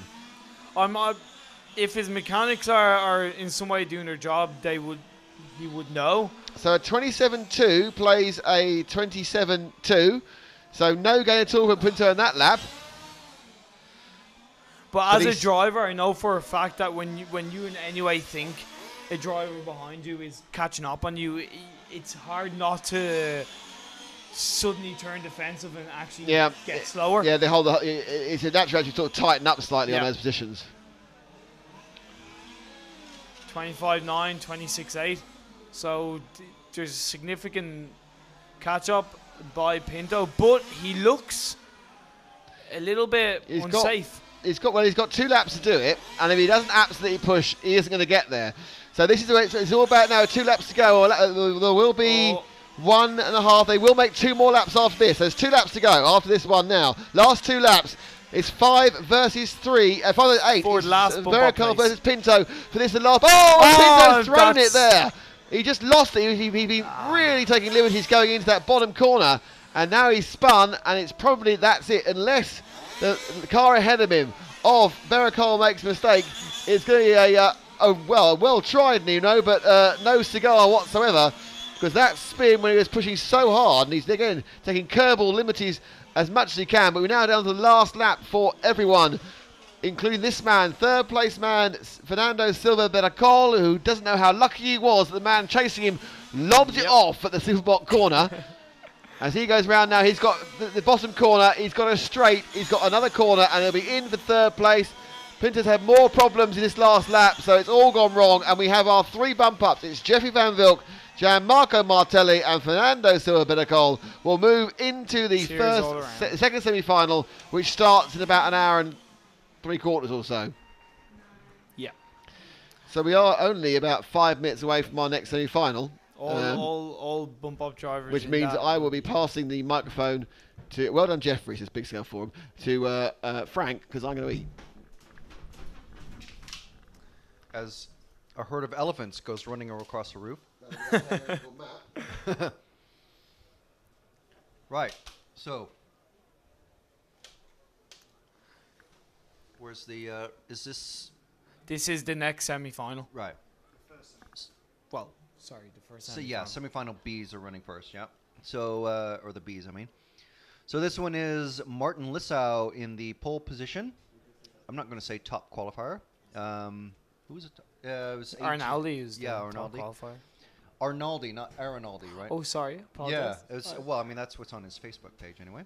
So it's Martin Lissau, Matthew Briere, Daniel Worster, Cedric Prevost, Adrian Vignacoto, Marco Grigic, Alice Bayer, Dario Vaselli, bumped up, Andrea Catalari, bumped up. Catalani, sorry, yeah, I don't have my glasses on. Okay. Guido Ruster is in the final bump-up position.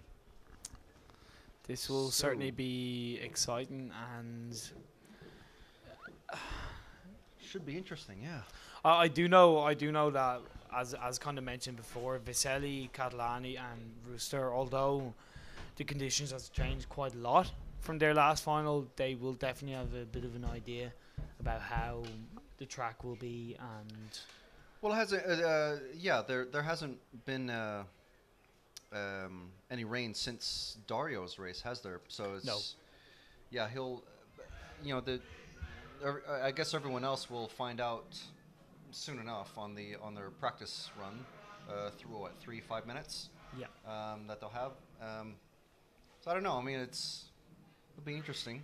It'll be interesting to see if anyone can do the dramatic bump ups from those bottom 3 positions. In my opinion, it's going to be very exciting. I know Martin Lissow. He was far from happy. I know he's pretty sad when it was raining heavily this morning. So he'll definitely be far happier now than he was then. Yeah, all the top guys that we talked to earlier in the day were basically saying it's just going to be extremely difficult if it does rain in the middle of a run. Yep. As you saw, as I experienced. You go out there with a dry setup and then it's raining and then you change your tires maybe and then it dries up in the middle of the race and then it rains again and you never know. Jeez, it's been mental. But I mean, it seems to have been quite stable the past 2 or 3 finals, hasn't it? So there's certainly that air of more and better confidence between the drivers and what they think they can do. Yeah, and it's been quite windy as well, so the track's dried off. There's been hard shadows, so it tells you the sun's been out for quite a while. And so going to be quite an interesting couple of races. Thank you, Frank. And we need to say goodbye to Cormac. Thank you so much. Enjoy the rest of the meeting. Have a great time. And bad luck and well done. Well done for the bump up. Bad luck while you didn't bump up. That's it. Cormac, thank you very much indeed. I'd like to thank Cormac for staying extra 5 minutes so I can eat a burger. Well done. So as you say, we're about to get ready for the first of the semi-finals, and the key difference about this and everything else you've seen is it's a half hour. So hopefully Matt's had a chance to scarf down some food as well. And a little bit of sustenance. I'm wondering, should we tempt fate and get an ice cream? Well, I was going to say, possibly even get an ice cream. Get Sorry. An ice cream. Okay, you want an ice cream? We can probably get one in between the 2 semis, but yeah, I do want an ice cream. Yes, I'm not even going to try and pretend I don't want an ice cream. I do want an ice cream. Well, I was going to say tempt fate and take down the umbrella, but that might be absolutely not. No, that is just ridiculous, Frank. Take down the umbrella, honestly. Okay, so we are now at the very much the sharp end of the day here. And because of that, the crowd is coming in as we speak. They've been coming in their 1s and 2s. They've been bringing their cats with them, which has upset the groundsman because he's very particular about cats. And it is Martin Lissow who will take pole in this, the first semi-final. Now the bump ups is massively complicated because it is the winner and then the next fastest 8, regardless of what semi-final you were in. So that's the problem. So I need to write down everyone's times and everything and work out who's where. Or possibly look for it on the internet. Let the RC timing figure it out. Let the computer do it. So yeah, so it's Lissow from Briere. Daniel Verster is in 3rd. 4th on the grid is Cedric Prévost. 5th is Adriano Vinokoto. 6th is Mirko Gric. 7th, Alice Bayer. 8th, Dario Vaselli, who was masterful in his previous race. He's bumped up from that one, the quarters. Andrew Catalani, 9, and Guido Ruster in 10. And that is a picture of a fence. I think Matt was trying to get the focus. Ah, the fence focus. Should we have a look at the crowd, which is building, Matt, rather than the crowd on the rostrum? Can we find the woman with the cat on a lead? That would be another thing, I'd say. I missed that one. See, that view is ruined by an air conditioning unit, but that's quite full. There's a lot of people there, and they're all enjoying looking at the air conditioning unit. But to your left, it's quite full there now. I've got to get a ladder in there later to try and to turn something on. People. Yeah, it is certainly building. That will be full all the time in an hour or so. It's like there's a town Twitter account that says, "Go to the Estadio now." Yeah, it could be that. So they're about to release the cars for this, the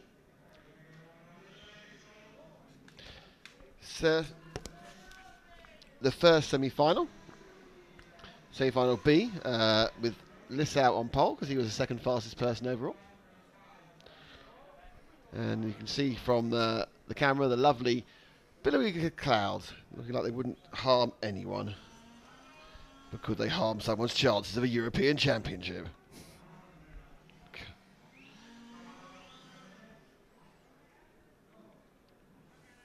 So, has someone called a delay? I think so. We may have a delay being called. We're not sure.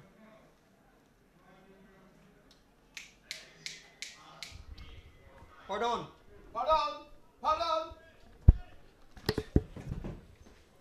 Shout at a local to gently spread him out of the way.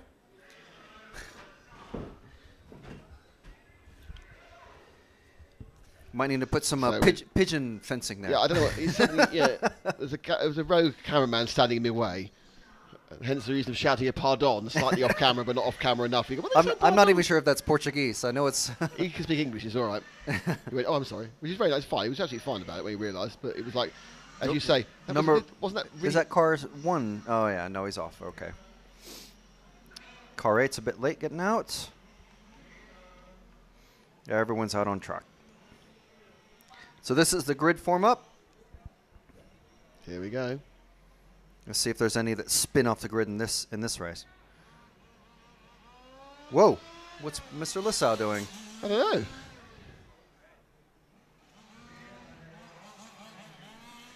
That's the first time we've seen that happen. Mr. Lissau has done an extra lap for some reason. I don't know why.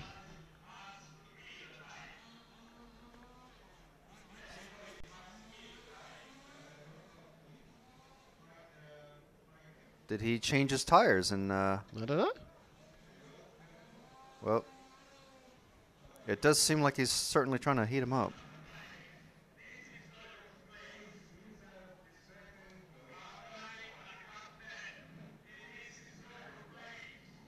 So car 9 and car 10 aren't on the correct place on the grid. Ah, okay. Needed to move I've up no a bit. idea why Lissau did a lap then. Yeah, I'm surprised that. I mean, nice guy as he is, I'm surprised he was allowed to. Obviously he was. Off we go. Here we are. Oh, for goodness sake. Jesus. Oh dear. And off they go. And they start and away And they're they're running. off and crossing line. And the leader, it's 1 from 3, from 2, from 5. So it's Lissau from Verster, from Briere.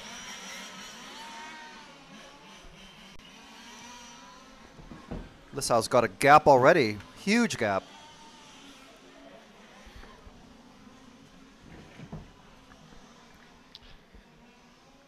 So Lissau takes the All lead. right. He comes on the first corner. In second place, it is the number 3 machine of Daniel Verster. And then we wait for Mathieu Barriere, I think, who's going to come through in third. Alice Bayer in fourth. And it is all about going as fast as you can because only the winner is guaranteed to get through. Everybody else has to wait and see how fast the other heat was. So every position counts. Every bit of speed counts. Alice Bayer's made a good start up from 7th to 4th. And the battles here really do seem to be in that 3rd, 4th and 5th patch, Matt. So we've got there where we're on. Here come 3 flory yellow cars come down the straight. But the number 3, 2, 7 and a mistake by 9. Double mistake, too much power. So 9's had a bit of a mare there. And that was Andriano Catalani making a huge mistake on the bump up, guys. He should know better. But this is our battle for second place. Lissau has a lead of about 2.5 seconds. And coming now, it's the red and white machine. Speeding towards me of Daniel Verster, hunted by the 7 and the 2, and a double bite of the chain. Alice Bayer had to really wrench that car into the corner at the top corner here before camera curve, and he now goes through the Superblock bend and into the Samba Pipes point.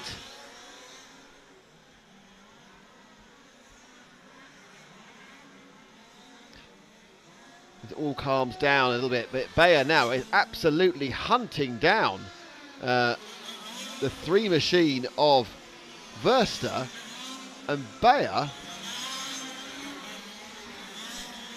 is having an absolute cracking run now. Up from 7, looking to get up the inside second. Gets up the inside. Nice move. Worcester says, no, you're not getting past. And they fight in the effort. The first part effort from the inside. Worcester door handling the two of the cars together there. Bayer now will line him up down the main straight to pick up second overall, but they're just looking for good speed. Versa kind of eased in there slightly, and Versa's got a nasty body tuck there. We get tight on the back of that red and white car. There's a big bad body tuck for Versa on the right hand side. Now I don't know whether he can. I don't think it's affecting the hand of the car, but it won't be helping. And at some point, it may start rubbing the tyre and causing problems. And in fact, he's about to drop a position now. Will he take the chance at some point to pull in and get that tucked out? Remember, no marshal on the track here. You only have your own mechanic riding sort of marshal in the pit lane. And third, fourth, and fifth together to come down the straight. And there's touching and they're tapping and they're spinning, and it's a 4 and the 0, and coming up is Guido Ruster as well, and this is a massive battle now for second, for third, fourth, fifth and sixth. And I would say that Worcester is suffering with that body tuck and going a bit slower. So breaking away now, third and fourth, the two very similarly coloured yellow into blue machines, or green into blue machines. They are the car leading of the car 2, Mathieu Birrer, and 4, which is Cedric Prevert. So it's a French, an inter-Nicene French battle there, a cross-country attempt. But it's Prevot who is chasing down now because the 4 has got past, the Prevot's got past Birrer there.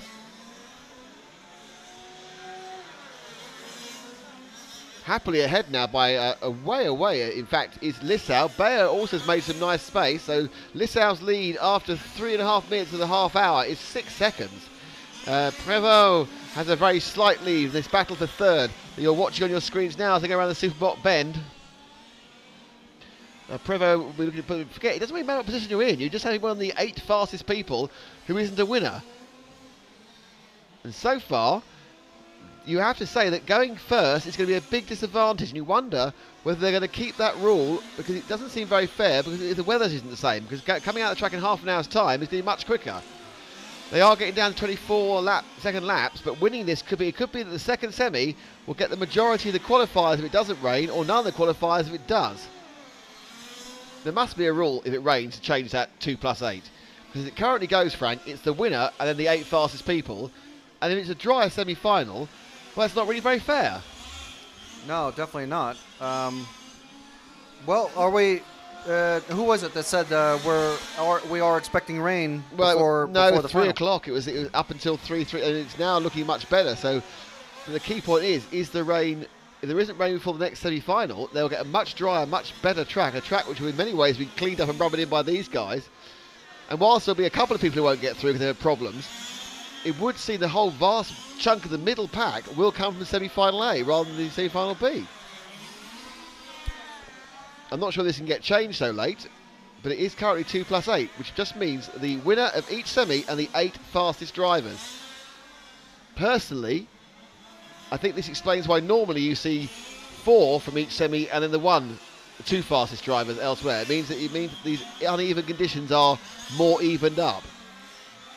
Well, the semi-final A will be starting at 4 o'clock, which is in about 32 minutes' time. So it's a little bit of time to get the team managers on the case. It won't happen. Tell you now, because it's too much vested interest. So Vaselli, who did so well in the previous round, is bumping up, but is not really looking much quicker. So obviously the magic tyres he had with the weather as it was just aren't doing what he wants to do this time around. He's in 8th. But we are now looking at the red and white machine. Give me the make of some of these bit of a fishtail from the lead car. 4 and 2. Which is Prevot and Briere. So Prevot is still hanging on to that third place. Now, I'm just trying to is the white car, is that the 10 of Rooster? It is. So that is third, fourth and fifth, all lying astir. The car ahead of him is 6th, lap down. It's Mirko Grilic, and then up the inside there. Beautiful move by Briere to dispatch his fellow Frenchman, Prevot. That was great stuff. And he has done a pretty impressive movement there as he gets him and now starts to pull away and starts to look to get near Alex Bayer. Alex Bayer, who is 4 seconds ahead of Briere at the last lap, whereas Martin Lissau is 7 seconds further ahead of both of them. Oh, and a massive mistake. Who was that? That was a second. That was Prevot, I think. Prevot has had a huge off there as he recovers himself. And we now look back into the... let's pick up Bayer, who's, I think that's car now, 7. That is the Alice Bayer machine. Qualified, it was in a low heat for qualification due to difficulties, but he seems to have really got the thing wound up here. Comfortably in second, 7 seconds behind Lissau in first, but 4 seconds ahead of Briere in third. Rister and Briere are quite close at the moment, but that's not that massively important, as it says, at the current time. So back, there goes Bayer, and next will come Briere, and then Rister. So Bayer having a good run in second, holding station or losing a few tenths to Lissau depending on what lap you're on. Kevin... The Frenchmen are back nose to tail again. No, going they're not. through the That's different S's? cars. That's different cars painted similarly, I'm afraid. Ah. There's Sorry. Briere. And, so the battle now is between third and fourth again. It's Briere coming through the RC timing turns with the white car, Guido Rister, the bump-up man behind him. So that's the battle for third and fourth. Now we have information from Kevin Tegrendel, who's been giving us information the whole time. That it states if the difference in the two finals is too big, and I'm not sure how they define that, it says 20%, which is a lot. That's like a second or so, or 2 seconds. Yeah. Then the rule is changed to 5 from each final. So this drying thing, it wouldn't be enough. It would need to rain to put that out. That's a 4-second difference per lap. And that won't happen. So we're now looking at Briere, who's trying to held off the charging Guido Rister, the bump-up man. He came to the corner, he scraped into this in 10th. He's got the track knowledge. But we are getting quite close to dry times. They're at 24.4, 24.5, 24.7. We saw 23 flat. But remember, the track has been washed clean by the rain. So we're back to a green track. And that's the second time gone there straight away, Frank. Yeah, and there's only just over 21 minutes left in the run. We've got Martin Lissau out in lead by a long way. Alice Bayer, then Matthew Briere, Guido Ruster, Andrea Cataloni, Cedric Prevost, Adrian Vignacoto. Dario Vaselli bumped up, but he's still maintaining his 8th place position. And off the track there went Briere. He went way wide coming down the straight, and suddenly Rister's right behind, just going a little wide. He got the car back on again with no major worries, but just drifted off wide, and then suddenly Rister now is right behind this battle for third place. But again, position, it's all about time. Now we do have Kevin Dewell saying that the EFRA Rule 5.22 says that in the event of different weather conditions during the semi-finals, the first 5 from each will move up. But is this different enough? Just a bit drier? I wouldn't say this is a wet track and the next race is going to be a dry track. No, it's a drying track. I think it's going to be interesting. They may have to look at lap times or whatever, but I can't see that they're going to find much more than half a second per lap, which is a difference and a big advantage, half a second, 0.7 second a lap, and would be enough for the midfield to move forward more from point B, from semi-final A and semi-final B. But that's that's a question to look at and see what's going on.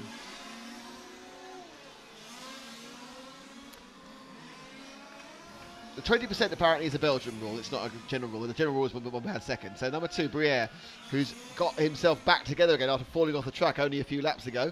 And there's Guido Ruster behind him. I imagine it does make this all a little more frenetic, I think, because they do kind of need... Because they're probably aware that a limited number of them are going to get through. It's very unlikely 5th is going to be enough. They probably think they need to be first, second or third to have a chance of bumping because of the advantage of the others. So perhaps they're having to push much harder. So Mathieu Briere, who we had in here yesterday for a chat, lovely man, is in third. And that could be a golden ticket given the likely inequality of conditions between the two finals. We do have bright sunshine now. We haven't had rain for the last hour, Frank? Yeah, I would say at least an hour or so. And that means that it is mostly dry, but there's still quite a bit to find in this track because once it dries, then it'll start to rubber in. So basically, these guys are currently doing all the work for everyone else, which I'm sure they're pleased about.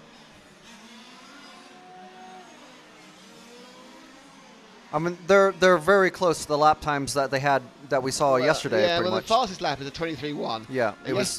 These guys were the front guys were doing 23.4, 23.5, 23.6 every lap. Here they're doing 24.5, 24. They're a second slower. That is a combination of it being a bit damp, but more the track's green as well. And we come down the straight now with the white and green machine, the number 1 of Martin Lissau, who is leading us away. Martin, who came into combat early, and he pleased as punch. He's basically got a dry track. It would mean choosing tyres would be not much of an issue. You just have gone, yeah, I'll have those ones. Now, don't forget they have 500cc of fuel. That's all they can use. They filled it at the beginning. They have to run the whole half hour. There is a spectre of people running out of fuel. I don't know if that's going to happen. And a man is leaning on my door. I think with these weather conditions, like they're going to run out of fuel, I think it's more likely that they will continue get to the end with no problems, because they aren't having to push the whole way. But we may see that if someone's got their engine settings wrong, they've run a bit rich to make up for the water. But moving forward, it's Lissau. Bayer is second by 9 seconds. Briere is 5 seconds further back. A second behind him is Ruster. Cedric Prevost in the car 4 is 2 seconds behind Ruster and 31 seconds behind Lissau, I think. Catalani is in 6th. Vinacotto is in 7th. Vaselli is in 8th. Grich is in 9th. And Verster is no longer running. So you've lost Daniel Verster, who started relatively well. So our leader is on the piste as such, and on the camera, and he now goes through the Superboc bend, named after the beer of Portugal. Now through the Samba Pipes Point, named after our great new sponsor for today, Samba Exhaust and Model Cargo. Through the EFRA is named after the people who mean that we can be here, the Frantic people of EFRA. And now I'm past the United Nations, which mean very little these days. And up the main straight before the camera curve, so named because there's a camera above it, and into the RC timing turns, who provide all our live timing, which we're using watching here. And of course, for our Swedish event, are providing on-screen live timing. So thank you to Javier and the team as well. Lissau, not quite halfway through this half hour.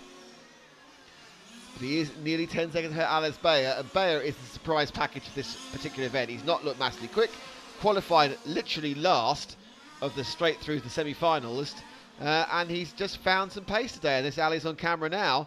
The easiest car to spot the whole weekend because he's checker flags flanks in blue and white. Checker flag because he's a Czech. He's obviously the brother of the reigning European champion Martin Bayer, who had to choose between which European Championship to defend. But his other European Championship, the four-wheel drive electric off-road championship, is also being decided today in Sweden. And as the sun comes up, the cars, it suddenly all looks much brighter. There's the cat in the lead again going past me. It worries me every time. It looks much brighter. It looks much sunnier. You wouldn't believe we had steroids this morning, and we were just looking out going, it's never going to happen. We might have to stay till Sunday and our flights are booked. But now, Bayer, as he sweeps in and out of the FRSs, is looking pretty good. His lap time's a couple of tenths slower on average than Lissau's, which is why after 36 laps, he is about 10 seconds behind. That particular lap, 2 seconds, but they're now down 24.5. The best lap we've seen is a 24.4 from Mathieu Barrère, who has the... Actually, no, Guido Ruster has the fastest lap at the moment, 24.41. But most of them are doing 4s. And Briere and Ruster, I think, are just inching towards Alice. Let Alice go and pick up Briere again, because Ruster's got close in 3rd and 4th. And in fact, I thought I heard a clump there, wasn't there? It was somebody else. And that's your 3rd and 4th, behind 2 members of the back public markers. There is Mathieu Briere, the Frenchman, ahead of Guido Ruster, the German. And that's how close they are for 3rd and 4th. And I suppose normally you say, well, I wouldn't bother overtaking his 3rd and 4th for both bump-ups, because there's no guaranteed bump-up, but they come to put a lap on Vaselli. So Vaselli's fantastic quarter-final was absolutely a flash in the pan, and he's just not brought that pace in the semi-final at all. And I'm surprised. I thought we'd see Vaselli with the... Oh, Ruster there gets a slank slapper on, and he couldn't quite hold it. He's lost a couple of seconds. He's lost a place. Vaselli had to let him through again. And there is nothing more annoying on a qualifying run, which is what this is, to have to let us, so we have a roller in front of us, is have to let someone through twice because they've made a mistake. But Ruster got a huge tank slapper on as he came out through the Superboc bend, and luckily managed to back out the power enough that he didn't have any issues with it. It looks like Briere is actually also catching up to Bayer, who's it was a 5-second gap. Now it's a 3.8-second gap. As Ruster's catching Briere. So Briere is picking up this pace, and he's catching up to Bayer himself. And meanwhile, Martin Lissau is still pulling away from Bayer in first. Looking at the times that are out there, the top 5 actually are putting in a pretty decent time. I mean, Catalini is a little bit behind Prévost after we're just over half distance now. So Lissau, Bayer, Briere and Guido are all going pretty quick. They're all putting clean times in as fast as they can probably do in these conditions. And it's really down to whether the conditions improve enough in the half hour to be a problem. As Briere now getting much closer to Bayer. So this is where Briere now is moving away from Ruster and getting closer to Alès. Alès, you'll see just flashing ahead. And I'm sure on the long pull down the straight, you'll see both of them. As more people don't understand what the tape means in front of us. Yeah, that was a 5-second gap, and now it's less than 2. Now it's 1.5 seconds. And he gained about half a second in that one. So he's getting half a second nearer as Briere now in the second half of the race with 17 down and 13 to go is looking to make a move forward. There, just flicking out the shot was Alès Bayer right in the centre of your screen. There he is on the left-hand side. And in that lap round, Briere picked up a 10th. So he's inching towards. He's not gaining hand over fist, though. Lissau had a poor lap that time. He's still 11.5 in the head. I think we missed a lap where Bayer had a 2-second error. And that's one of the main reasons. But now, of course, the cat can see the rabbit. And Bayer is the prey for Briere in the combination. There's an awful lot of yellow cars with yellow and blue in this particular race. But it is Briere there as Bayer goes around the Samba Pipes Point and slips in and turns sharp into Effra and back again. You can see the track now looks dry in various places, which is interesting. So it's not actually dry because we can see where it is dry.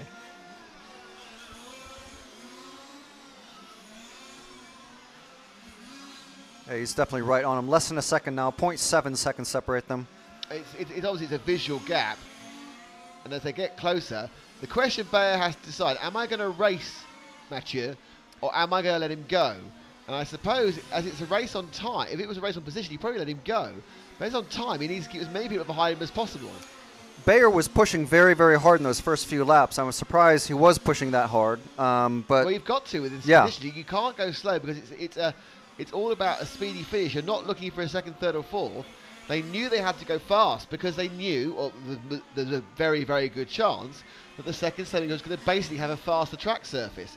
So you need to be near the front, and you need to absolutely go completely hell for leather because you just couldn't leave anything in the locker.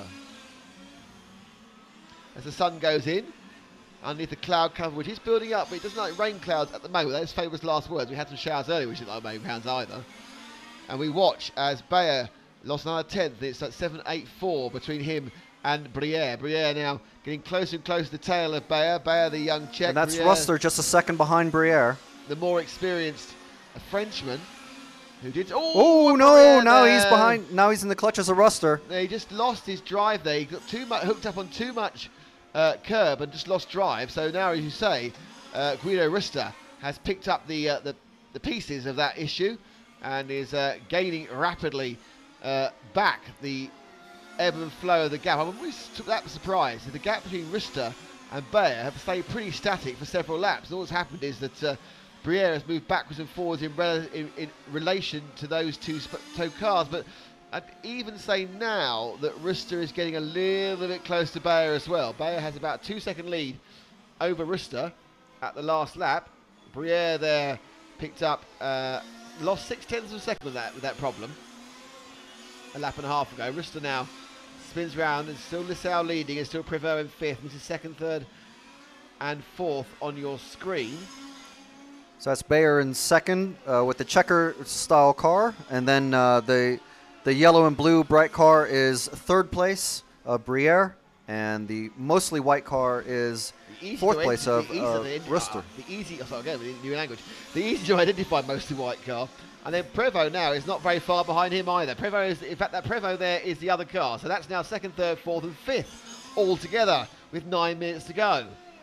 And they're all racing. They really are racing each other and the clock. This is a difficult situation for them because at this point, normally they go, oh, well, we can start easing off, but they can't because they don't know when to qualify, and they know they have to go stunningly quickly because otherwise they've got no chance.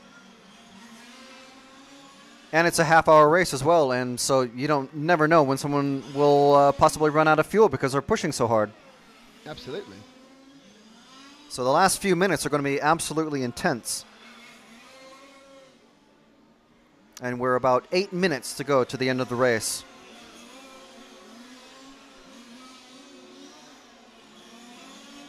So just let this one kind of breathe for a second here with Lissau leading by 11 seconds still. It is Alex Bayer in second. It's Mathieu Bernier in third.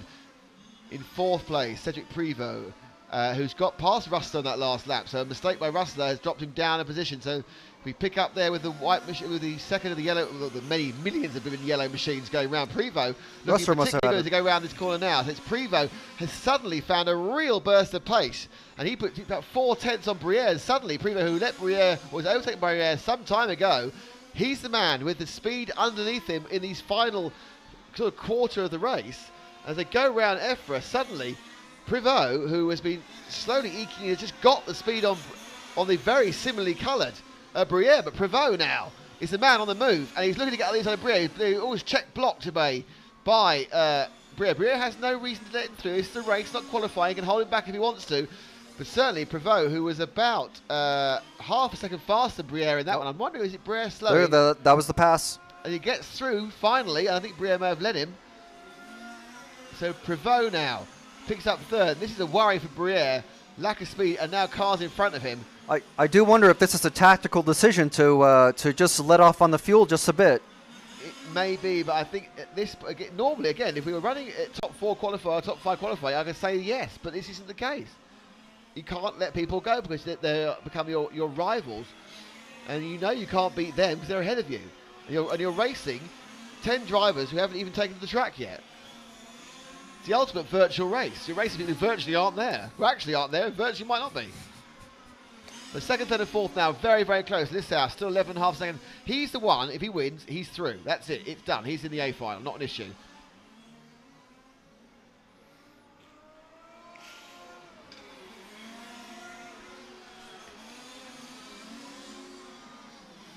This is the battle for second, third, and fourth. Bayer's on 2 wheels. Bayer's on 2 wheels. And he's gone. He just lost momentum for that roll, and suddenly a little bit of a get yourself back together, and Privot comes through. So Privot now picks up second place. Bayer is now going to be perhaps easy meat for Briere. He may have got to fourth after a great start, but that 2-wheel motor, Vaselli letting him go for a second lap down for Vaselli. What happened to the pace of that car? An hour ago, it was the fastest we've ever seen. Vaselli can't do a lap faster than 26 at the moment. They're all doing 24.4s. So Bayer now. Bayer and Briere. Privot getting away. It's really, Briere must take Bayer to have any chance, I think, of making the main final, unless they change the rulings to 5 from each. 5 minutes remaining. And Ruster now beginning to try and... Guido Ruster beginning to try and get back to the back. Oh, goes very wide there, Briere. Minor mistake. Didn't get the second part of the effort. Privot also seems to have lost a bit of momentum in that last couple of corners. So this looks like a slightly dodgy lap for both the French drivers. Privot 25.4, 25 flat for Bayer, Briere 24.8. So even that mistake Briere was going to... Now they're really all together in this battle for second, third and fourth, and qualification into the A final main in about an hour's time, an hour and a half's time. Briere really must be thinking, what can I do? It needs to be a move. He needs to start looking to go forward, because Bayer, Alex Bayer certainly isn't looking as quick as he was. And again, I think Bayer's now slowing Briere down. Bayer's dropped in the 25. He can't do a 24-second lap anymore. And Briere just needs to find a place to get past him. Can he get up the inside of F1? No. Now looking at the inside of F2. Doesn't work again. United Nations lining up for the straight. Not enough for only any slipstream. They'll turn sweeping underneath us here at Canberra Corner. And then the slow section that is the RC timing turns. And as it is, with Bayer sitting on the line perfectly, there's not much Briere can do apart from being slowed down by about, I would say, 0.3 to a half a second a lap. Privot has got about a second ahead of both of them. Rustler is 1.7 behind them both. Briere here, if it's a normal 5-up qualifying, he'd have no issue. That's great, I'm fine, not got a problem. But he knows that as it stands, unless there's a change of heart, this is going to be the fastest 8 drivers in either semi-final, apart from the top 2. It's tight there, looking for the inside gap. Goes wide. Perhaps it's a tactic to get more speed on the straight, to swing out wide. See if he can just out-drag. There's not enough room on that. The car's, of course, doing 53 miles an hour up the straight. We're down to the last 3 minutes now. We watch this, it's fascinating because we actually don't know how important this is. It could be the most vital pass of all coming up, this pass for 3rd and 4th, or it could be they're both absolutely fine and comfortable in the final. Until we see the second final, we don't know the importance of the first final. And this is what makes this racing so exciting, because we just... Oh, he says twice he's going to be, he's got nothing like as costly and as last Ruster's time. right there. But this is because Bayer is slowing up Briere, and Ruster is going the speed they can actually go. So Ruster now will join this because it's Bayer who's the slow one here. Prevost's got 2 seconds now on Bayer because he can pull out about 0.4, 0.5. Bayer's car's lost its pace, tyres have gone off. Half a second slower than it was. And he's slowing up all of them. And Briere just can't get past. 2 minutes to go. Lissau leads by 13 seconds. Prevost is second by 2 seconds. Bayer is third.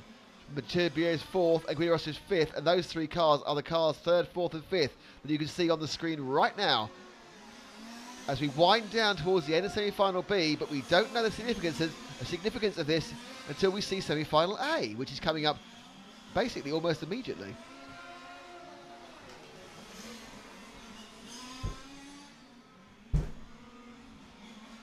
And there's a problem somewhere.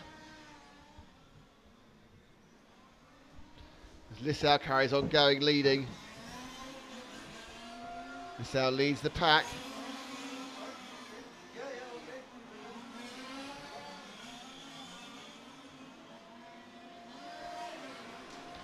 Minute 14 to go. Lissau still leading. It's Prevost still second, but Bayer and... It's okay. 1 minute. There's a minute to go.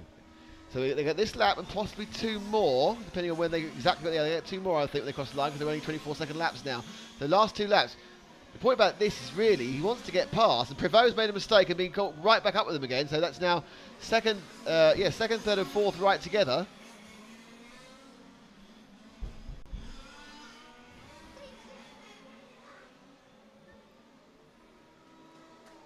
It's Prevost moving forward.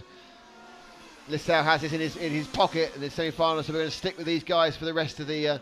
30 seconds, I got one this lap and 1 more.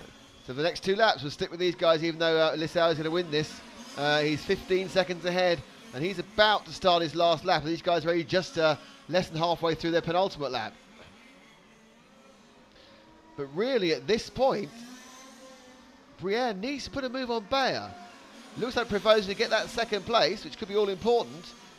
Prevost sticking behind, look at the inside, he didn't get too tight. Can he get, oh, I think he went the wrong way there. He should have gone tighter, I think, if they had the handling of the car. So time's up, this is their last lap. The cars, of course, handling very differently now on this last lap.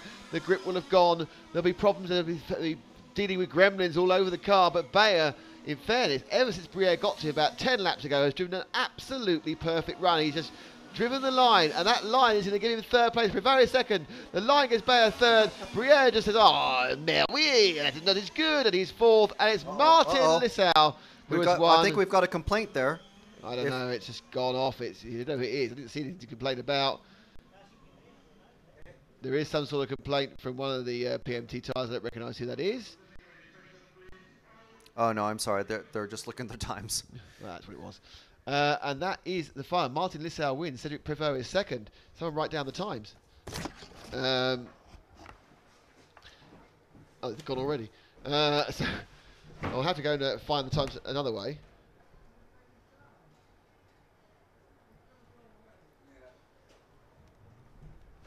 So let me go and try the option B way of finding you the finishing times. They disappeared rather suddenly.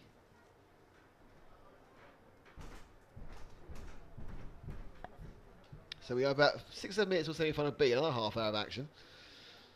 That will see Bernard Alain Alnaudi take the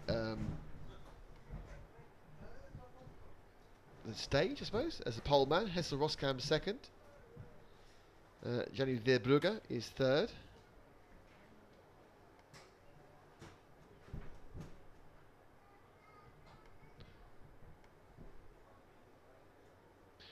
So it was Martin Lissau who won that with a 73 laps in 30.06. Prevost 73 laps in 30.19. Alice Bayer 73 laps 30.20. Mathieu Briere 73 laps 30.20. Guido Rosso 73 laps 30.26. Andrea Catalani behind that.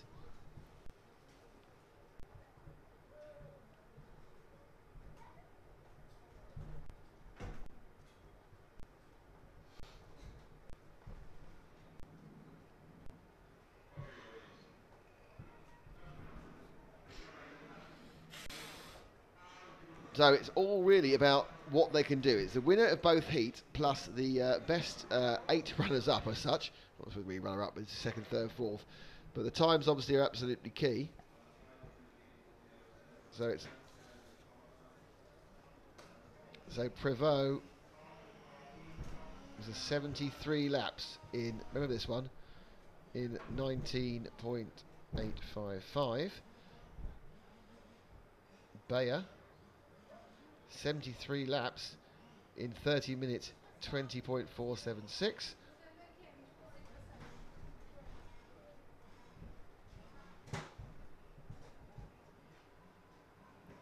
Mathieu Briere was 73 laps 20.650.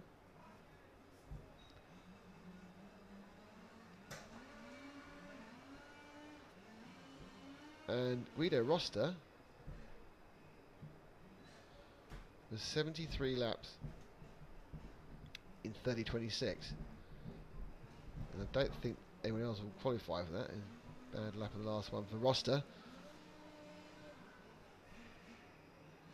And out of interest, the best lap time of all was a 24.379 by Prevost. And the best time by Bayer was a 24.6. And the best time by Briere was a 24.43. So those numbers will come into play because, of course, this next heat is coming on much, much drier conditions.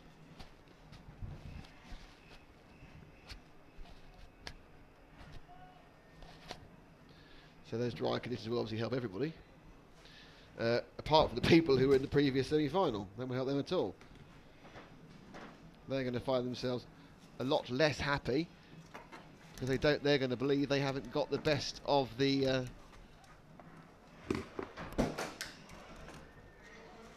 weather. And in a way, they'd be right. They haven't got the best of the weather. So the warm-up is starting now. A 5-minute warm-up for this semi-final.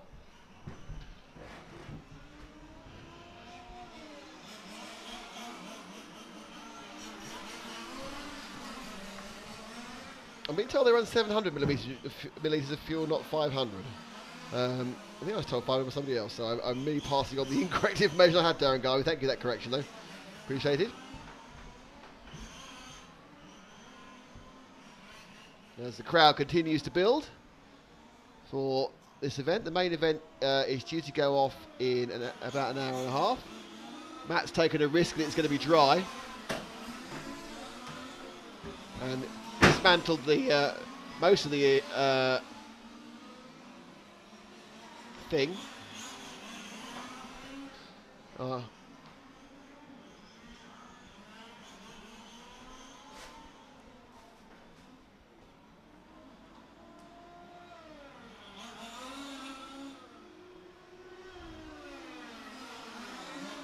Clark Worlhart.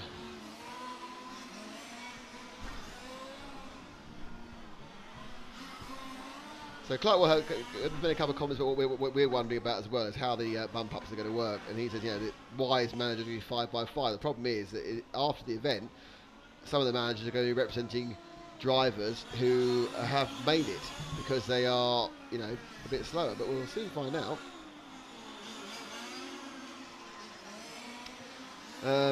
This warm-up is running through, as you can see. as you'll see, it's sunny. If you look at that camera there, you can actually see the patches as the tarmac begins to dry even more. You know, they've not really been lacking in grip anyway, but they it is still drying.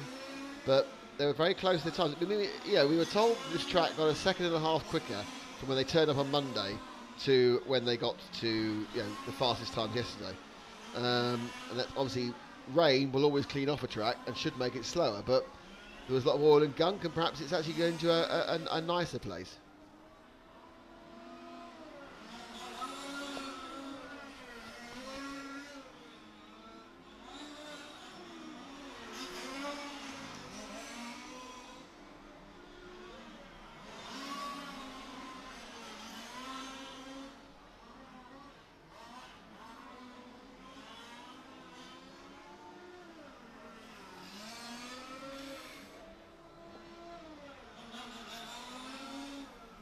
So, I haven't run through the grid for this one. How remiss of me. So, in pole, it is Bernard Alanardi. Car 2, Hessel Roskam had it here earlier. Car 3, Marcus Feld we had in here earlier as well. Car 4 is Giovanni Verbrugge. Car 5, Michael Donovan, who we had in here yesterday. Car 6, Michael Weisner. Car 7, Maxime Ruhr. Car 8 is Jeffrey Van Vilk. Car 9, Gianmarco Martelli. Car 10 is Fernando Silva Beracol.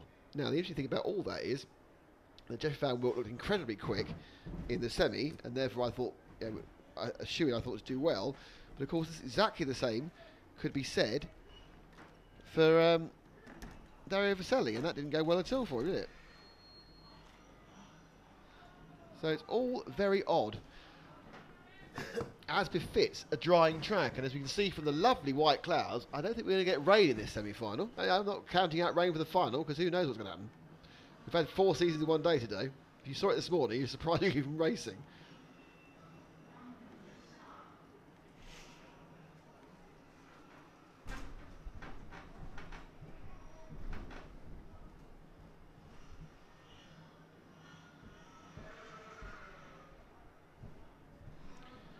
So we were getting very close now for the warm-up, and they now drive themselves round to the grid. Bernard Arnaldi on pole with the, I always think, very touring car looking body shell, the 10th touring car, lots of colours, blending others. We've had this conversation before, but I do think that the cars do look slightly better when they are in a real scale paint scheme rather than the more lurid touring cars. RC Big Scale Forum again, backing all those Dutch drivers. Going good luck to Hessel and Jeffrey. And Matt turns up. It's spotting the rain again. And apparently it's spotting with rain out there. But because the wind was so incredibly powerful, we've had to remove all of the covers. Oh, right. So Frank's a bit naked up there. Ah, so they go, away go the semi-final A, and it's car 1, from 2, from 3, from 4, from 5, from 6, from 7, from 8, all 9 and 10 turn each other around. A perfect linear start there, but our leader is Bernard Alain Arnaldi. Hessel Roskam is in second place. Marcus Feldman is third. So we'll just have a look at the front of the grid for a while. I think Feldman's had a problem there. Is that Feldman's car that spun round? No, Feldman's in second. It was Roskam's car. Roskam's got a problem. Roskam has a problem. He's coming up the straight in the orange and the yellow car. He's got a body shell. He's got front wheels gone. Oh no, tragedy for Roskam on the no, stay with the Roskam car, please. That's the story.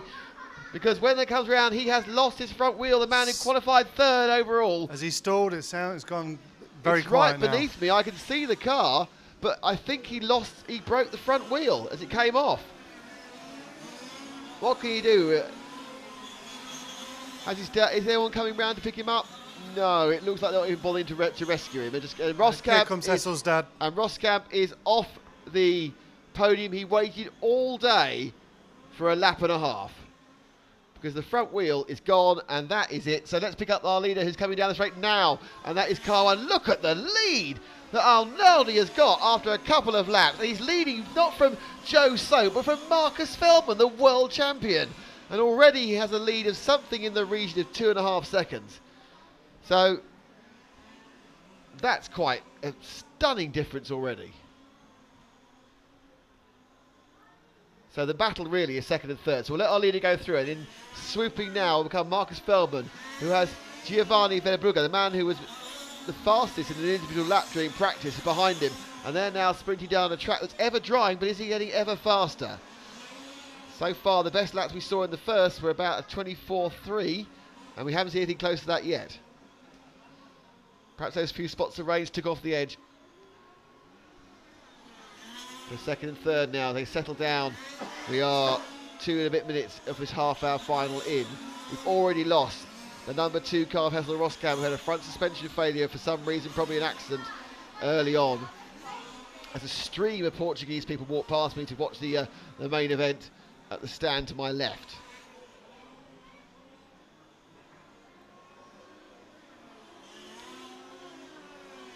So this is already a much more spaced out final than the last one. As we look at the gap there between second and third, which is Feldman and Verbrugge. And the bad news for people in the first final is these guys are already targeted to be going significantly quicker. Like a lap faster is the forecast.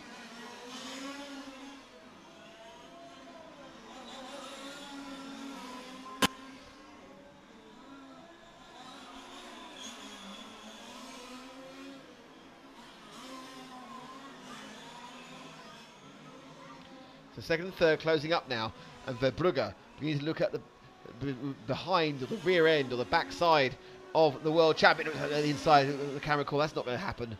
You're either in the wrong line. There's no way you can overtake there. But he's now certainly got more drive as he now goes through the Superboc bend, returning left onto the Samba Pikes Point. The 2 wheels up, and he always like letting through by accident by going up on 2 wheels and straight zooming through goes Giovanni Verbrugge. Verbrugge, the young man, he's a bit of a surprise with Belgian. But, oh, no, he's we got away with that one. When you mount the curb, you've no idea when you come down the other end, but he's managed to keep it going as the sun glints off the body shell there rather nicely on the shot, which is not what we'd expect to see at all. Went all Baywatch for a moment there. Oh, that's lovely. RC Big Scale Forum says Roskap was hitting the S's. I missed that initially, but he's lost his wheel. He's gone. And this is the second and third. I'm not sure it's the fourth behind them as well. Is it? Who's joining? Is that car 8? That's car 8. No, that's Jeffrey Van Vilk, who's lapped down already. It's a bad start for anyone's measure. So the Dutch have had a bit of a bad start. Van Vilk lapped down, and they've lost Roskam. But Feldman now, as he said to us only a couple of hours ago, it's easier to follow than to lead. Has dropped into that following position quite happily.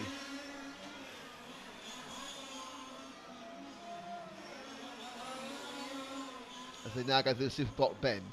Behind them, Michael Weiser now is in 4th place. 5 seconds further back, Maxime Rula is in 5th. Michael Donovan is in 6th. And all of these are there or thereabouts for a time good enough to be faster than the previous times. All the people who qualified, in theory, did a slow 73 lapper. Top 3 already on for 74. As the track has got a little bit quicker, though. The actual ultimate lap times, we have got a 24.3 from Alain Arnaldi now. I think it's just the start of the race where they managed to go a lot quicker. It had dried by the end of the first semi-final. So the individual lap times, if you look at the first 5 or 10 laps, I think this is going to be a lot quicker.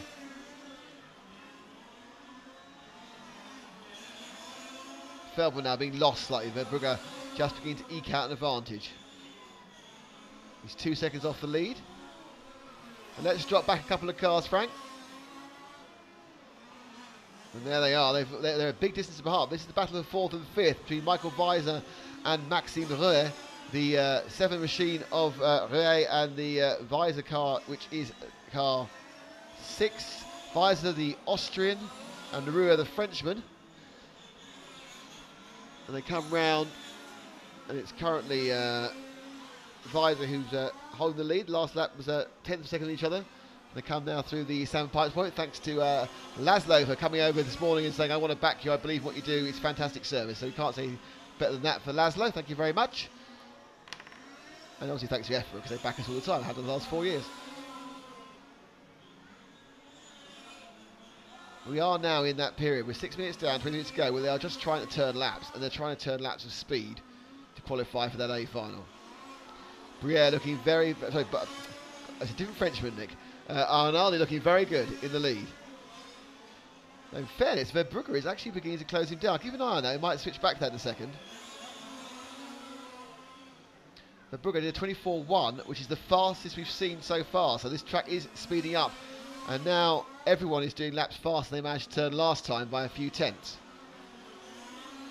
24.1 from Verbrugge, 24.2 or 2.9 from Arnaldi. And Verbrugge gains another tenth of a second. So let's see if we can find our leader again, who is going now, about to go into the F returns. And the green and white car of Belgium, Giovanni Verbrugge, is the one that is catching him up, and he's getting closer and closer. And Arnaldi went off like a scalded cat. And that's not a scalded cat on the lead, I can tell you that. It's a scalded cat nowhere near it, like your cat, Matt. Mr. Scruffs, the world's most vicious cat. I love you, I love you, I love you, I'm killing you, as he's known. That's how scalded... Where does he get it from? Well, I blame the parents. Yes. Well, must be your wife then, because you're just always lovely. And look how close it got. It's amazing, because Arnaldi built up a 2.5 second lead, but Verbrugge's absolutely got that thing running, where he's always steering it for the rear end there. And this is the battle for the lead, and they're both on for a time way faster than the first semi-final. So I can't think they're not going to go for a 2.5s, because Arnaldi is on for a 75 lapper. He's on for a time that's a lap and 7 seconds faster than we saw Lissau do. And obviously it drags everyone else through, and they're going to go faster and faster as well. Arnaldi.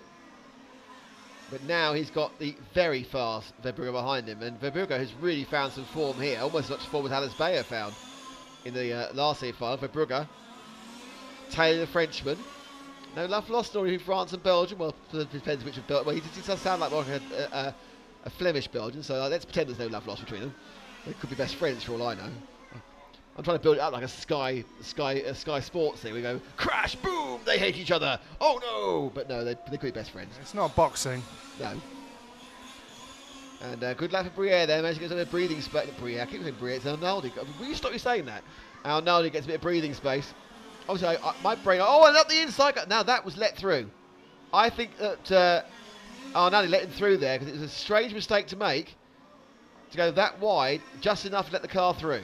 Yeah, but why is he trying to get it back again then? Well, he's just trying to go as fast as he can, not slow down. It's often a case where you let someone through, they're then annoyingly slow at the next corner. You know, we tell them. But Verbrugge, now he's passed. Well, he's passed.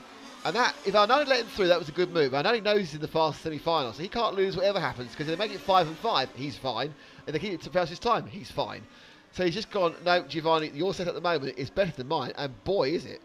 Because he pulled out 7/10 of a second in 2/3 of a lap. So at the moment, and these cars do ebb and flow during the run, Verbrugge looking pretty good.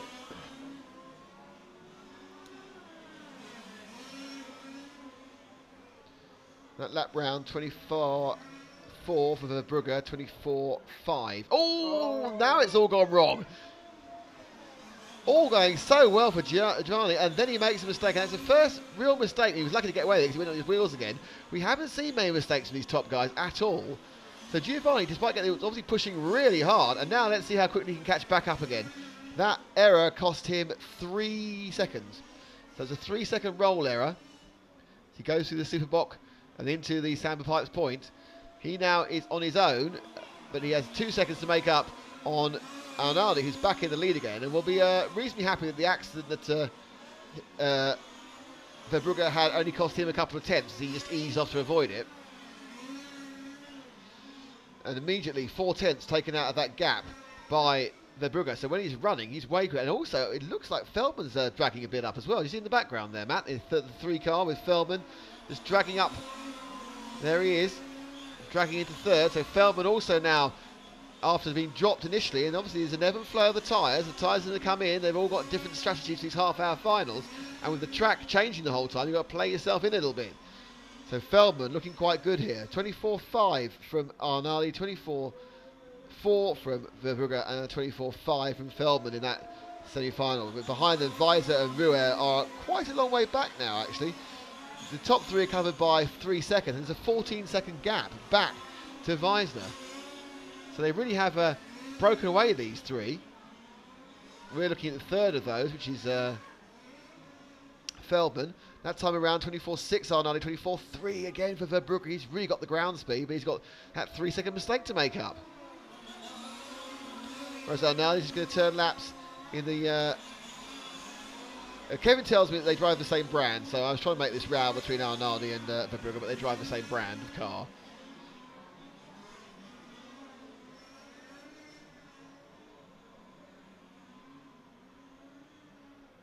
So BA Arnaldi, like BA Baracus. And another error there, wasn't it? Was that a back marker made there? It was. So Feldman in third. Let's pull up the second place. Let's get Giovanni, that's it, because he is the fastest car on the track at the moment.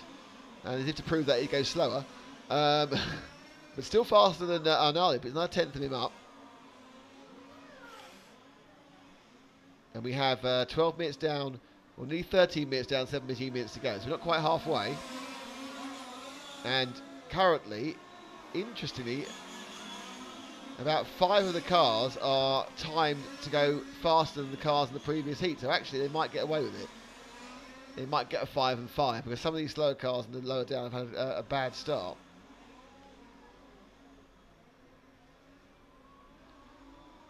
Oh, 2 wheels there for Verbrugge. Now his pace has dropped off the rocket ship it was, so and they come to another bit of back marking there. It's car 8 of Jeffrey Van Vilk being lapped, I think possibly the second time, so he's really not had any joy. He also was super quick in the quarter-final. Obviously keeping the same settings as it's dried out has not done him any good either, as it did no good Dario Vaselli, and Van Vilk needs to get out of the way because he's blocking at the moment. And he does, but I would expect that Verbrugge lost some time in that one. Only a couple of tenths, so not too bad.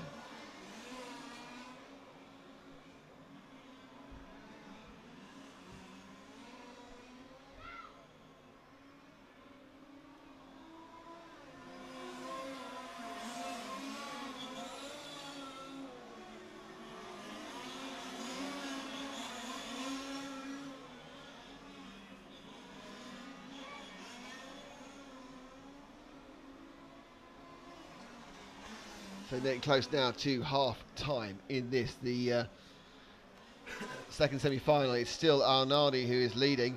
Verbrugge is second, Feldman is third, Maxime Rue is fourth, Michael Donovan is fifth. Sixth is Gianmarco Martelli. Arnaldi loses another couple of tenths. It's getting very, very close to first and second again. And Feldman has been dragged close to Arnaldi. It's the distance between him and Verbrugge stayed the same. That's the 1, 2, 3, and there's first and second going through the EFRA, turns in and out, and now through the United Nations we cut the main straight. And the pitch where they're going to turn in for camera corner. The RC timing turns. Not as tricky now, it's drying.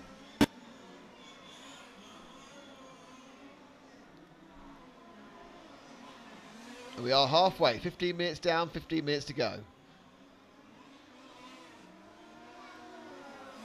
It's settling the fact that 3 seconds which Verbrugge lost have taken him about, no, at least 7 minutes to make back.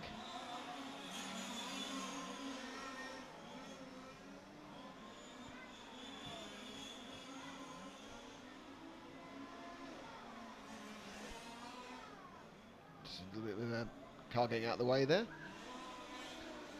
Right, taking attention to some issue first, second and third as they come through now. And it's getting closer and closer as Verbrugge really starts thinking he wants to go down. Now will Arnaldi let him through again? That's the question. We decide that discretion is a better part of valour and just say, right, I'm going to let him through. I don't think so. I don't think he intended to in the first place. I don't think he will do again. Yeah, look, no, your interpretation is interesting and I value it, but I believe you're wrong. That went very Southern California, didn't it, for a second there? Yeah, I really value your interjection there, but you're completely wrong. Well, that's how we talk now after our marriage counselling session. Yes. I can understand why you look slightly. I can understand your point of view. However, I must disagree. So now, if he was going to let him through, it worked quite well before here, and he hasn't done it. You start looking at me like that, like you're right. So Verbrugge lost a bit of time in that lap, actually. About a tenth. And Briere still isn't in this race. And now Naldi, these are both in the next race, so I can't get completely wrong. And Bernard Naldi sits quite confidently at the start.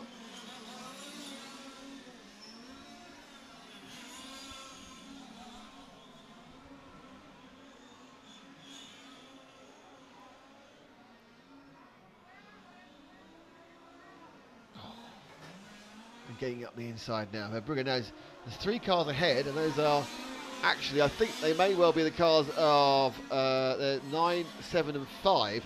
They're actually 4th, 5th and 6th. So first and second are coming up to lap 4th, 5th and 6th. And the first one, and they let them through, brake and stop. Very sporting stuff there for these boys, but they've been lapped in 17 minutes by the leaders, so they're going to have to try and do something in their setup if they're going to have any chance.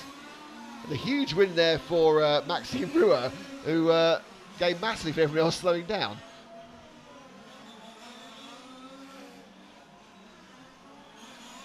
So Feldman is only a second and a half behind.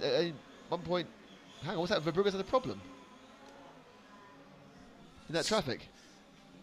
Something went wrong for him around United Nations. He was going very, very slowly at the beginning of the straight. Well, I was so busy watching other traffic that I missed that. Thank you, Matt, for seeing that through there. So I'm sure you were all screaming at the screen, Nick, you missed it. So Verbrugge has dropped down to 3rd, behind Feldman now, who's 2nd. And there is Feldman, thank you, Frank.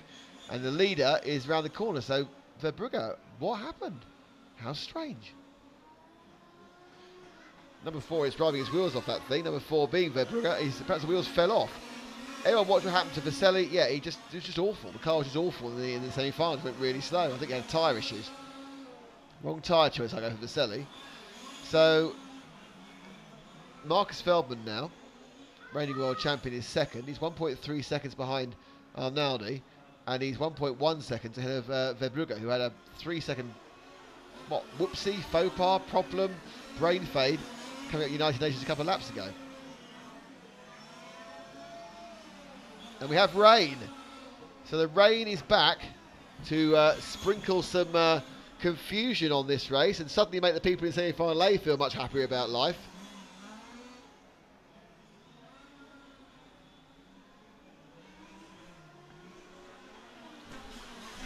Are we seeing a drop-off in times yet? Not massively.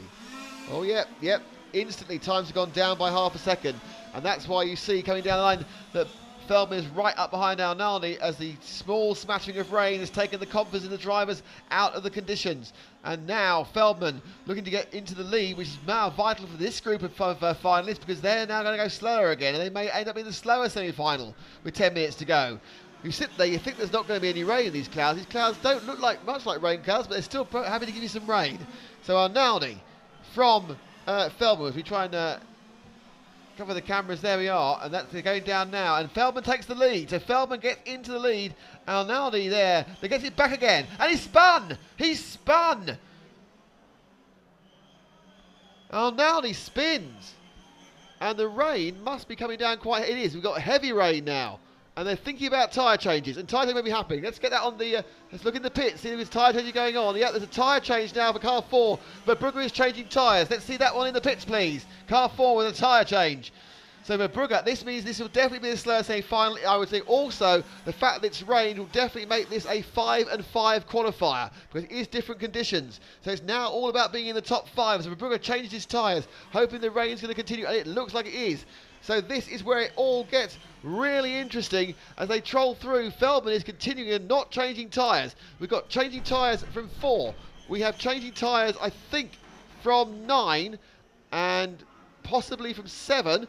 Others are going round. Lap time's already down to 32 seconds. 8 seconds slower on a lap. And we have 8 minutes to go. So it's going to be a 5 and 5 environment, that's for sure. Because this is definitely different conditions between the two semi-finals. And some of the crowd run for... Oh, there's carnage down there as Briere loses... As Nardi loses it. Feldman gets through. Are they going to go and change? Are they going to come in for a change of tyres? That's the question. And no. Feldman goes wide but keeps on going. Car 4 of Verbrugge I don't know if he's back out again. Yeah, I think, he's still changing his tyres. That's a very long change. Is there a chance in 8 minutes to make that up? Only, I think, the other side to come in. Feldman's now facing the wrong way. And Briere has taken the lead. I'm really sorry. Arnani has taken the lead as the lap times drop to the 40-second mark. They're on full dry tyres in wet conditions. And a world champion just spun it out. Arnani leads. Feldman second. Maxime Rouet is third. Michael Donovan is fourth. Verbrugge is fifth. And it's all about 1, 2, 3, 4, 5 now. Marcelli is sixth. Wilk is seventh. Verbrugge should be going quicker. He's on wet tyres, or a different type of tyre. And the rain still comes down. Feldman and Arnaldi are doing 42-second laps. It's just completely changed. So it's top 5 will get through now. We know that's going to happen. So we know that Lissel, Prévost, Bayer, Briere and Russa have qualified from the first semi. As all hell breaks loose, all chaos. And the rain comes down harder. But let's look at the cars.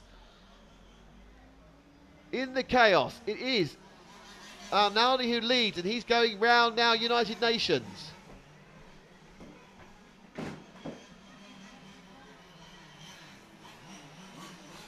He's going around United Nations about, now he is, and that's, it's absolute chaos. Let's get zoomed in. Come on, let's see this. As Arnaldi goes around no speed at all, that's behind him. Now let's see whether Verbrugge is getting a bit quicker. The laps have gone down below 40 seconds. They just crawl round. Verbrugge took a big risk in taking some tyres there. It is about 3 seconds faster on wet. But he's a lap behind. So Arnaldi tries to skate round with 6.5 minutes to go. And he's facing the wrong way, and there goes Feldman into the lead of the final, because he's actually managed to keep pointing in the right direction. This is racing on ice.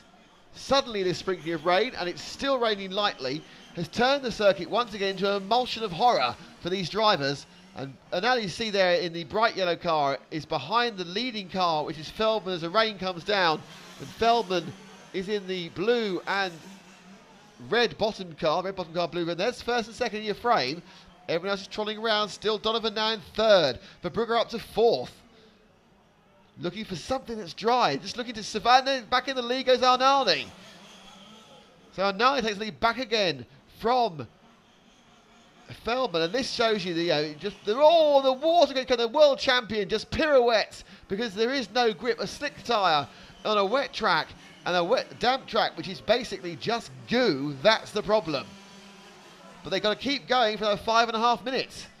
But it looks like the good work that Arnaldi and Feldman did at the start of the race will be enough to catch them through, because there's now going to be a 20% difference, and there now will indeed be a 2-5 semi-final, I would think. I haven't got that certain, but I'm pretty sure it is. Stefan Van Wilk is moving forward very quickly as well. Now perhaps he's got his super working tyres. Van Wilk is in 6th. Don't forget the top 5 go through. Verbrugge is moving forward as well with his wet tyres. Now what's happening on the rain? It is still raining, so it is still getting wetter.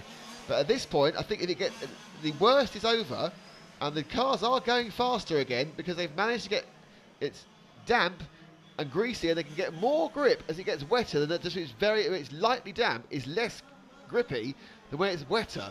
And suddenly the cars picked up about 8 seconds. They were doing 41s, they're now doing 32s or 33s. And now Nally particularly is going well. And down the straight we are with our leader. He seems to have found a bit of grip now. This is a 29-second lap, even though it is still raining. So it's got wetter and he's going faster. So that difficult period of dampness is gone, and suddenly now, even though it's wet, he's going forward.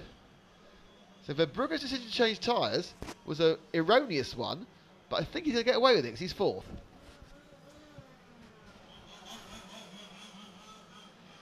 So our leader, and Arnaldi was 4 seconds faster than Feldman that last one, as the car slides off and is lucky to get back. So Arnaldi is doing, let's see if we can find a, and then saying that, he's had a complete mare and done a 720. Feldman, where's Feldman? He's way, way back. He's not even crossed the line yet. Feldman's late, actually. Feldman's got a problem. There he is. Feldman, the world champion, having major issues. His car has gone right off in a 44-second lap for Feldman. So it appears to be ebbing and flowing. A certain amount of water is fine. A bit more is too much. And they're just trying to survive 3.5 minutes. And that appears to be virtually impossible. But this really is the definition of a lottery. Feldman, Michael Donovan now in third, which is great for him. I haven't mentioned him the whole time, so he's picked up the third. He's a lap down, though, on Feldman's car is awful, but he's got a lap lead from what happened earlier. And he really is crawling the thing home. He is the last lap, and it has got slower again. This extra bit of rain, suddenly it was drier, and now only at 29. There's raised on a 40. I think that's because he's spun. And people are just trying to keep it pointing the right way. And this is motor racing on ice. And they have another 2 minutes 40 to go. And at the end of it, the top 5 of them will qualify for the A final. So all the people in the other semi-final who are cursing their luck, thinking it's getting better, the conditions suddenly gone right off, it's got worse. And the treachery of the trickiness has caught out a number of the drivers. Michael Vyers has got a problem and Silver Bakil, but it is still quite open. And that time around, Feldman was 3 seconds faster than Arnaldi.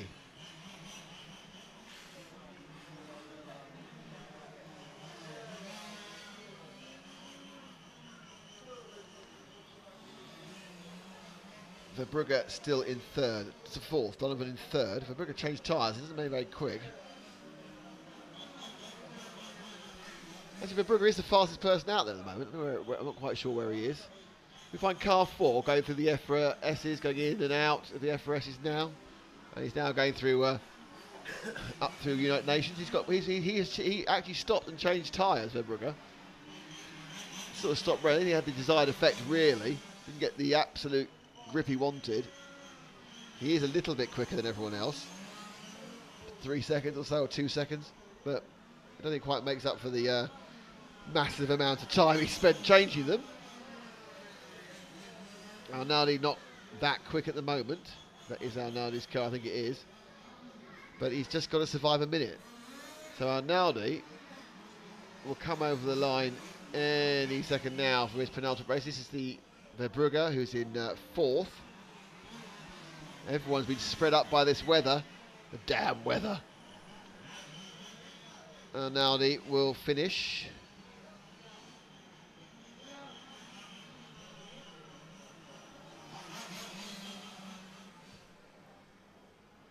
So Feldman and Donovan are starting. Donovan started his last lap. Feldman started his last lap. Feldman will be at worst second once he gets over the line.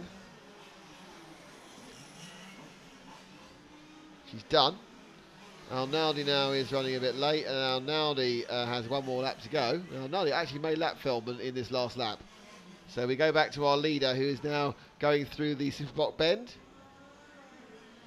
Just ahead of Verbrugge. So Verbrugge is catching up on our leader. That's our leader. He's just actually lapped Feldman, whose car was just a complete nightmare once it rained.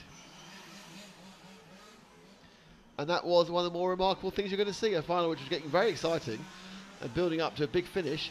That shower came, and I can tell you now it stopped raining. The shower came, and that was it. Suddenly, it was like skating on ice. These cars were set for full dry conditions. Feldman comes home, running a lap 16 seconds a lap slower than he was, and it's all over. And I'm sure this will become a 5-5 final.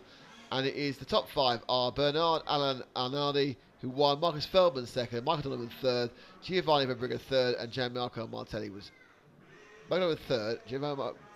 Right, I'll start again.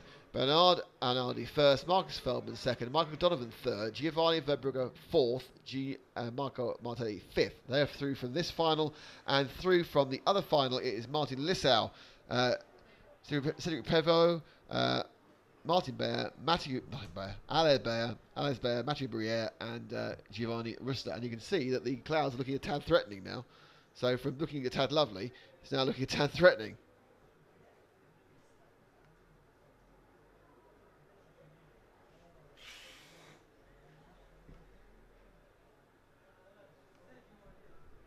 So we now have a break of about 50 minutes till the A final starts. or the main final, as the rain plays havoc with Matt's attempt to do any.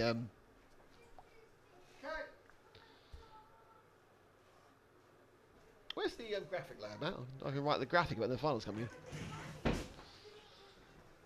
So we'll get confirmation of the top 10 in the final. The final is due to start at 5:30 in 55 minutes time, so we'll come back about 5 minutes before that. So we'll come back at 5:25 local time.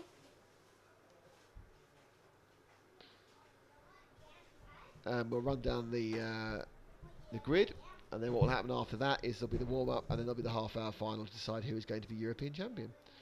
And I have to, in the intervening time, we have to decide whether to put the mini cameras out because they might get wet.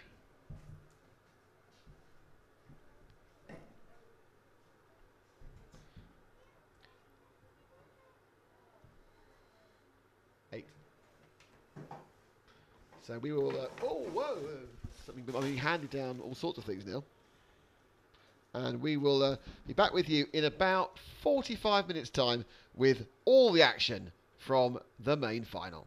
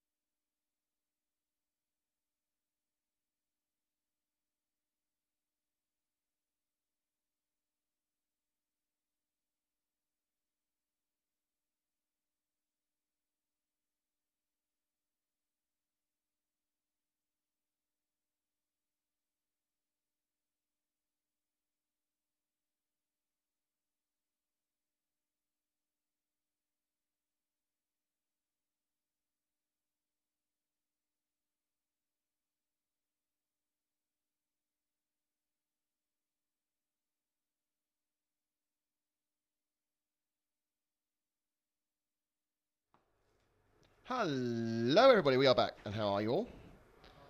We are now getting ready for the. I think the Volderol. Is the Volderol, Matt? The what? Sorry. The Volderol, the kind of the announcement of Fred drives for this, that, and the other, and a trouser press and that sort of thing. Yes, this is where people thank their dads for paying for all of this. And their trouser press supplier for pressing their trousers. Corby. There we are. Random names of trouser presses, and you thought we don't entertain you. Well, what have we been up to since we last spoke to you? Well, we've been setting up cameras for the proper edit, which goes on the TV show.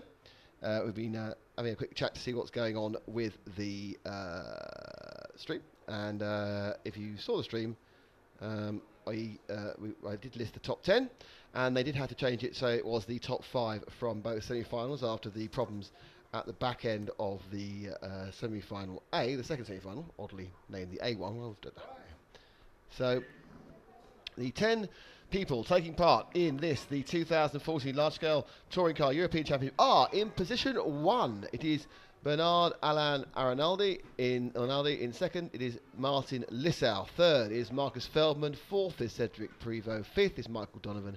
Sixth, Alice Bayer. Seventh is Giovanni Verbrugge. Eighth is Mathieu Bier.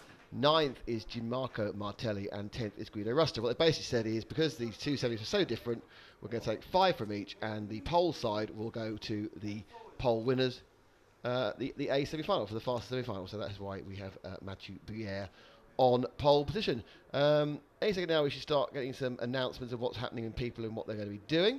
And then we'll be underway with the half-hour final, which I don't think it's going to... Well, it's not going to start 17:30 because 17:30 just happened. So it's going to start probably 5 to 10 minutes late would be my guess. I hope by the way, if it starts much after 54, we've got a problem... 46, sorry, we've got a problem because we haven't got enough memory in one of our cameras to last beyond that. Won't affect you, will affect the pictures for the edit on the television show. Thank you for joining us. Record numbers for a large-scale event have joined us. Thank you very much. And we hope you enjoyed it. Obviously, any questions you have is fantastic. Hopefully, you haven't been cheaty, and we were allowed to nip off the last 45 minutes and watch the 10th Electric from Sweden. But apart from that, it's just not allowed. And I get very upset. During the break, we also had I think, a slightly inebriated Portuguese man come to talk to us about rallycross and everything else. What do you think? To talk to us about Rallycross, he appears what you're talking about. the motorsport that interested him. Yes, it was Which is lovely to hear. Did you not think he may have had one or too many beers already? I got a sense. He was overly friendly, nothing negative, just he was beerily friendly. Beerily friendly, yes. Super beer friendly. Yes, like myself of an evening. Can I see our new crash cam? A new crash cam? Yes. For the race out. It's not that. No, That's our main that's cam. our You can see the tracking cam. drying cam. That's our other drying cam. and this. Is the new crash cam. And this is the race where no one will go off there. Yeah. This guarantees that nobody will go off where people have been going off the whole time. Even in the semi-finals. And you should. I might have to angle it a little bit more to see the whole of that fence, because people end up next to the fence. That's basically the right-hand side of this shot. They do. That's where they end up. So I'm going to just adjust that slightly. You're going to bend it, are you? Like Beckham. Really hope it doesn't rain, because we have a number of things exposed to the wet elements, mostly Frank. Never get Frank exposed to the elements, I always think. Yeah, we've baked a Frank-shaped cake, and it's Not operating the Frank-shaped camera. Cape. That'd be better. The cake is operating the camera, and if it Do you know, rains... when I was setting the cameras up, I found a £75 transponder. £75 transponder. They cost £75. It's a transponder. I obviously gave it in, but someone had lost their transponder in a crash. Blimey. I'm assuming it was Hessel. Oh, really? Well, he crashed in the first lap and Poor of the last race, and therefore everyone else was counting. So how have the people that have donated their time to us done? Well, with the Lissau and the Feldman and Michael and the Donovan, and the Briere and the Briere. So we fell with obviously Cormac did very well because he bumped up. So the only person we cursed. Yes, the only cursed person, I'm afraid, was Hessel. Oh dear. Sorry. Let me go and move this camera. Go on then. By the way, there's something going on. Maybe you can talk about the people that are being introduced sure on our screen there. That's Mathieu Briere. Lovely jackets you get when you drive for PMT. I know. We just get criticised. the PMT. Right, so let's see where we're at. We're at a slightly low volume level. Hang on. 1, 2, 3, 4. That's more like it. So yes, so they're calling out the drivers now. So they're doing the kind of the intro to the drivers. Hello, drivers. Hello, everyone else. Unfortunately, they're facing the wrong way. And a constant stream of people now is walking past to the other grandstand. They have a grandstand check, Frank.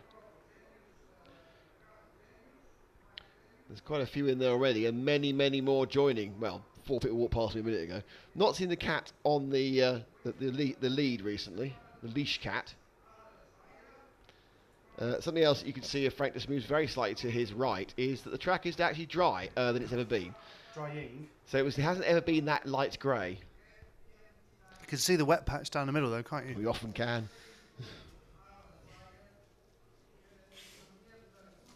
Crash pad there. What a picture. It's interesting that people won't step over the plastic bags, but they will step over a random Magnum wrapper. Anyway, this is the large-scale Touring Car European Championship of 2014. We are RC Racing TV, and we are here thanks to EFRA, the European Federation of Radio Automobiles, who have take us all around Europe to broadcast live these events for you. And we're also here thanks to Samba, the fantastic world of large-scale exhaust pipes, and Laszlo Gal and Model Cargo, who've come on to help us today to make this a more viable environment for all of us in the future. Go check out Modo Cargo. Modo Cargo? No. Modo Cargo. Model Cargo. Modelcargo.com for all of your large-scale needs. Exactly. That was Matt McCallum. On the roof is Frank McKinney. I'm Nick Damon. Now, the other thing to remember is we are RC Racing TV. You can find us every day, every minute of every day of every month, every day, every week, anyway, all the time, basically, on www.rcracing.tv. Or, if you want to interact with us super uber fast, you can follow us on @RC Racing on Twitter, which isn't that popular. Or the big popular thing to do is to go to Facebook. It is. Go to Facebook, go to the search bar, type in RC Racing TV. That's 3 words, RC and Racing and TV. Type that in, you'll find a group there. We don't ask you to like us. No. You don't like us, but you can join us. Joining us is a great thing to do because you can participate, you can tell us what's going on, and you can discuss things with like-minded people. And this week, you could have entered 2 competitions. Could have entered 2 competitions to win 2 cars.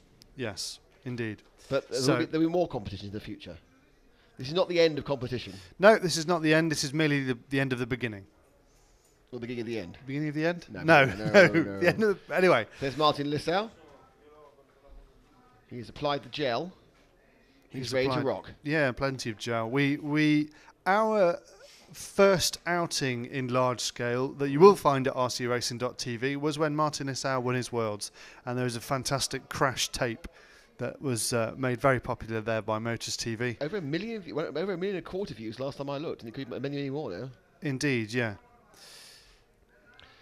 So, as they are, that's our pole man. That's Bernard Alan Arnaldi, who somebody told me last night was known as Billy Bunter on the circuit. But A, that's a very obscure British reference from the 50s, and B, I think that's unlikely.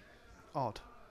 So everyone is walking past our door and filling up the grandstands to the left. The grandstand to the right, which you can't really see because it's obscured by the air conditioning unit for our hut, is also quite full. All clapping. And they're all standing up. And all this folderol means is I've got less memory card space on my cameras, and it's just not fair. But we're about to get underway. Half an hour isn't a long final in the scheme of things, is it? Some of those 45-minute finals we've covered have felt particularly long. Yes. I've covered some very long, hour-long and 45-minute finals. Actually, I've been quite lucky. You've had a couple of quite dull 45-minute finals, haven't you? Oh, yeah.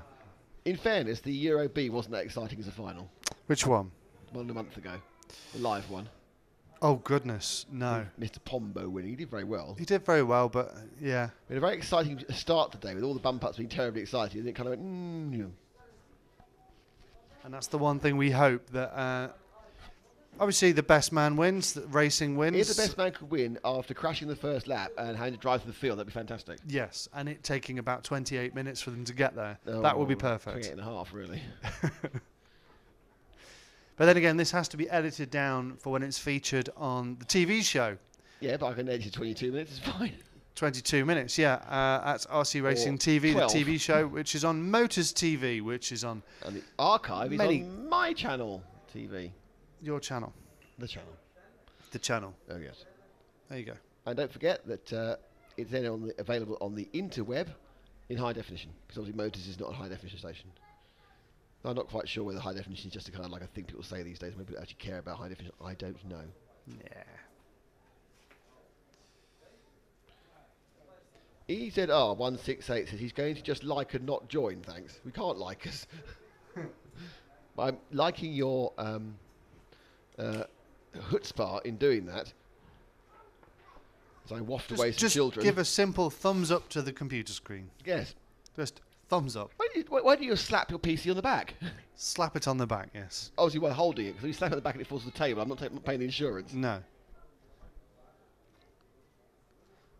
So yeah, if things stayed as they were, it would probably take another couple of hours for that to be a bone dry track, wouldn't it? Possibly. I'm not sure, actually. I think See lots of dark patches on the track. An hour. Really? I don't know how wet it is. No one keeps saying how open the track is and how it holds the water, but I don't think this is drier than it was even at the driest point earlier. It's lighter grey, more areas of light grey, so they're going to be able to do those 24-second laps quite easily. There's a very, very dark shadow over the That's the grandstand. this shape here. This is the most popular area for crashing. Which is not going to happen now. You've got a camera on it. You're going to do some speedy cuts, though, aren't you? Well, this is also for the TV show as It well, is, because we can yeah. have nice slow-mo shots of cars Boom, boom, boom, boom, boom, boom. and sound effects as well, if you want. Do you Yeah, like those? you could do some sound effects. Crunch! Like Batman. Pow! Zap! Engine starting. We are getting close now. Once they let out this pit lane, we are 5 minutes from the start of the European Championship final. Now, if things go the way I expect, there will be a 10-minute delay, because I don't know. A lot of the races I've covered this year, in fact, in the last year, have had 10-minute delays for the final. So I think there's a good chance somebody will have a problem. They'll call a 10-minute delay, and then they'll start from the back of the grid.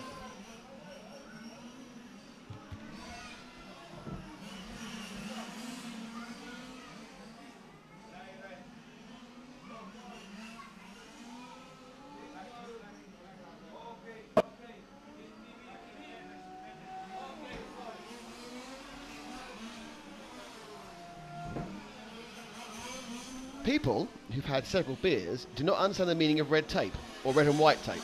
Oh, really? No, they don't. I had to move an entire family who were preventing me from viewing the corner. As we know, a family's view is not as important of, oh, no, look, jumps are nice. Hi, Jumpser. You No, are the no, best. Jumpser, you're the best. You're better than the best. You're the He's best of the best. Is what's Frank showing at the moment, by the way? Oh, just He's how just wet it is panning and around. how dry it is. All the drivers have checked in, with the exception of Gianmarco Martelli. Oh no, that He means has there's a not 10-minute checked delay in coming yet. up then. That'll be the delay, if there is to be one. But he's got. In fact, the warm-up time has been stopped. It stopped at 4 minutes and 2 seconds. So They've all come back in again. There's a 10-minute delay. is that what's happening? I don't know. Everyone's coming in. Perhaps they don't do 10-minute delays here. Perhaps they do 4 minutes. They just hold the start for a couple of seconds. Yeah, but there has to be some kind of penalty for calling for a delay in the start time. It's got to be a penalty. You have to go to the back of the grid Or do or lines. start from the pit lane. Do lines. Have a detention. I think that we haven't seen enough bridge recently.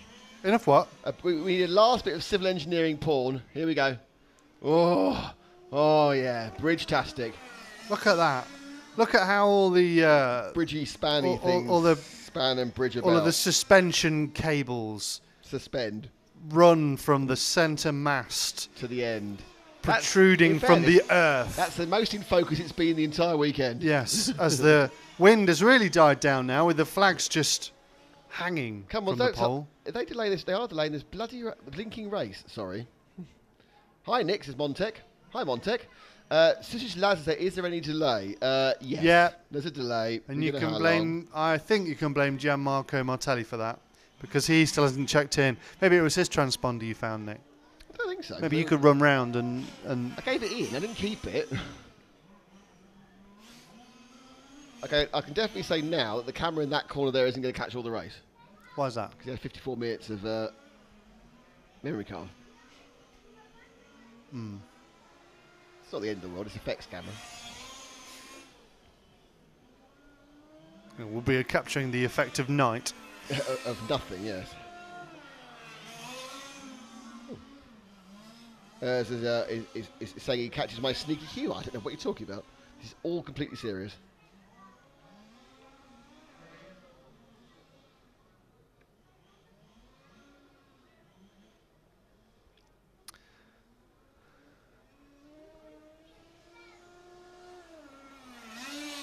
Marcus Feldman is not on the podium anymore.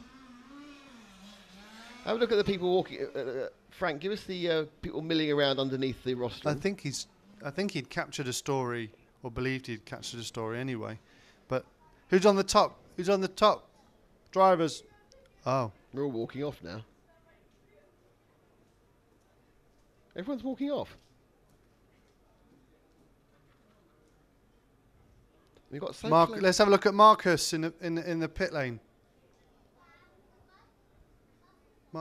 Marcus in the pit lane. They're getting their tyre warmers back on again, that's why. They're all putting the tyre warmers back on.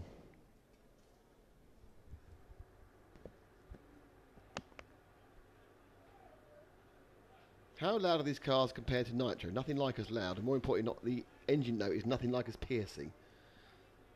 I would say they're about half the volume of a Nitro car, or 2/3 the volume of a Nitro car, but it's it's not a particularly pleasant sound. It just sounds like a moped, but it's not, it hasn't got that real ring-a-ding-ding-ding you can get with some Nitro things, which really goes through after a whole day. Yeah, it's not got the crazy frog thing, whatever it is you just did. Yeah, you're right. That was a fad that passed, wasn't it? Crazy frog. Well, it was replaced by What Does the Fox Say, which is essentially the same thing. I didn't even know. I don't even recognise What Does the Fox Say. That passed by my Zeitgeister meter. What's the fox say? Yeah. Really? Yeah. No idea. Genuinely, I'm not making this up for effect. That's amazing. It was hard to miss in most of Europe. Ah. The car 9 of Gianmarco Martelli is now going and has checked in. Can we start this blinking race now? Stands filling up now with locals, genuine spectators, which is not friends and family, but actual people who've driven here to look at this. Yeah, the car park round the sides of this compound is full of cars erratically parked. Where are the feral dogs sleeping? And stray dogs as well. Yeah, but where are they going to be sleeping now? Well, for them it's a busy day because it's into the shade, into the sun to dry off. Have a bit of a kind of a smooch around, see if you can get some strokes or food off the strangers. To be fair, they're just mainly hungry for love, aren't they? The stray dogs around here are really, really pleasant. Really, I haven't got rabies off any of them yet. Not yet, no. But we've been taking precautions, haven't we? Yes, I haven't had. And I stopped myself then. I'm more mature than I thought I was. Good. So it's a surprise to us all. all. Still going on. Shall I go and find out what's happening? Well, some of them come back on again now. Martelli's ticked in. It's now 10-6 almost.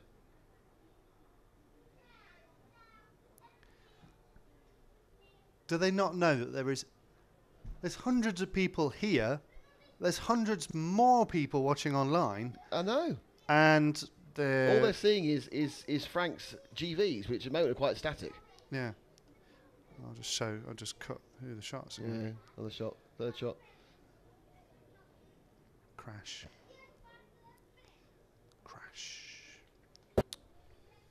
Let's see if Frank can find some form of animal. Can you find any pets, Frank? What happened to the cat that was on the lead? I don't know. He's walked past twice. I've not seen him since then. He was more of a kitten. He wasn't that old. In Portugal, you take a kitten to an RC track. You take a medium, yeah, you take a young cat, certainly a young cat, and you take him to an RC track on a lead. Now, And is then you carry him. that normal? Is anything normal in an RC track meeting? I wonder. 5 minutes Loud to there start. thinks they're louder than Nitro. They're not louder than Nitro, David. They're there. Depends what pipe they've got on. The pipe makes a big impact on Well, obviously the power. there's only one pipe you should have on your large-scale car, That's correct, Nick. There is only one pipe you should have. and that would be the pipes made by Samba. Samba pipes from Model Cargo. That's exactly what you need on any of your large-scale cars. It's quite interesting having both our logo sponsors be in the same shape. We're only going for egg-shaped logos from now on. No, any logo, anyone's fine. Don't listen to him. Whatever your logo, not a problem. Oh, why some people have tuned away. Come on, come back. We're about to start. They can't hear you. They Can can they? in 15 seconds. If they've tuned away, they can't hear you. No, but they... Oh, that's why. There's been a...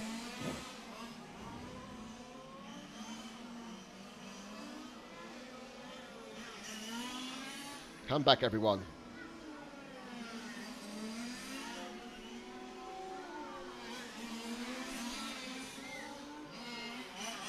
So we are now on the warm-up, which is counting down from 4 minutes and 7 seconds. 4 minutes and 2 seconds.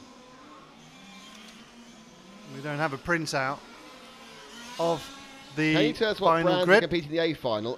No, Audi. I'm sorry, I don't know all the brands. I know that Marcus Feldman, Bernard There is is in a... Mechatech. Yep. There is another Mechatech. And there is a Genius.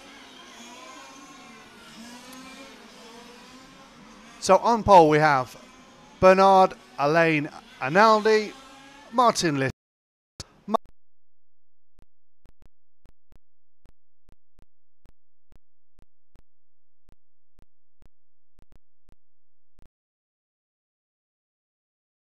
Vidèo Ruster.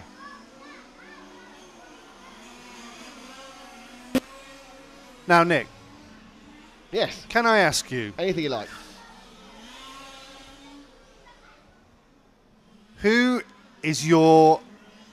Now, let's say, how should we do this? A beer? A beer. Ah, A this beer is on it. Okay, we're going to put... not a maxi bomb okay. then. So, Right. who is your tip to win? Martin. Martin Lissau Yes. to win. Yes.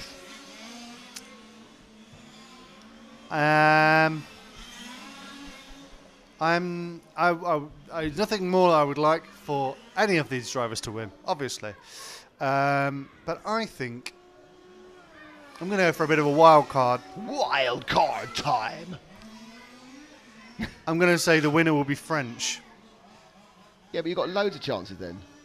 Okay. The winner You've got has 3 chances. You've got the first chance, the 4th chance, and you've got the 8th chance. Yeah. That's a sky. Oh, look, Frank showing a sky is looking less threatening. He wasn't looking that threatening before the start of the second semi-final either, if I'm honest. I think my wild card will be Cedric Prevot. You go. Oh, it's not a bad call. I think Martin Lissau's going to win. I think it's going to be second place. I think it's going to be Marcus Feldman. Okay, so Nick is saying Lissau, Lissau, Feldman, Feldman. Briere. 1, 2, 3. Really? Yep. Briere from all the way down in 8th. Yes. Okay, so Matt is saying Prevot. Yes. Feldman. Oh. And Ales Bayer. Alice Bayer. Okay. If you have any predictions on who you think are going to win, then please comment on Facebook or on the YouTube Yes. stream. Immediately, it doesn't count commenting in half an hour's time. No. No, No, you won't win any points we're for not that. falling for that one. You 1, 2, 3s, please. It's 5 points for a win, 3 points for... No, it's 10 points for... No, I don't know. Some points for a win. 4, 2, 1. 1, 1, 1. Right, we are about Donovan. So James Cahill thinks that it's going to be won by Michael Donovan. We're off, they're off to the grid, and leading away is Mathieu Barrère. Behind him is Martin Lissau. Cruising up behind him is the mighty Marcus Feldman, who's got his dry track, or virtually dry track it is. Cedric Prévost will be in 4th. Michael Donovan will be in 5th. Alice Bayer, he'll pick up the 6th place. In the 7th slot is Giovanni Verbrugge. Starting 8th is Mathieu Barrère. 9th is Gianmarco Martinelli. He may have started at the end. No, he has got his spot. He hasn't had to go to 11th for causing the delay. And it's Guido It Rustler. wasn't necessarily him that caused the delay. The dyslexia? Well, delay? It was dyslexic talking. I've got verbal dyslexia, sorry. Well, I'm pretty sure that very soon this chair is going to collapse. It's wanted to Tell collapse. Frank to press record. Frank, press record. Press record, Frank. He's done it. I'm ready to go.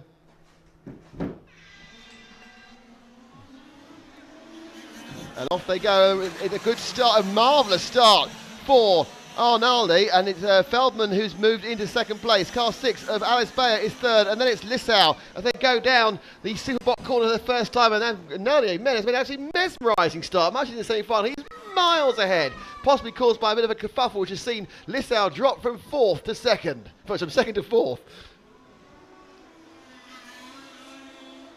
Donovan's on a harm, and the weather here may well change fast, but that's the end of the first lap, and it's a full lap, and Bernard Arnaldi has a 2.2 second lead from Marcus Feldman, who's 0.6 ahead of Bayer. Lissau is 4th, Gianni Verbrugge is 5th, Mathieu Barrère is 6th, Cedric Prévost is 7th, and it's Rasta, Donovan and Martinelli. Sorry, Martini's a different one entirely. So the battle really at the moment is this one which we're watching now, coming out between 3rd, 4th, 5th. There's a problem there, I think slightly offline, was Arnaldi. He hit the edge, and not sure it cost him much time. It cost him, yes, 0.4 of a second. And that's Feldman now who's catching up into 2nd. But this is the 3rd place man of Alice Bayer. Behind him is Lissau, who's dropping back at the moment. At this part of the race, Lissau not quick. Behind him, Lissau has Verbrugge, who is going really fast in the 2nd semi-final till the rain came.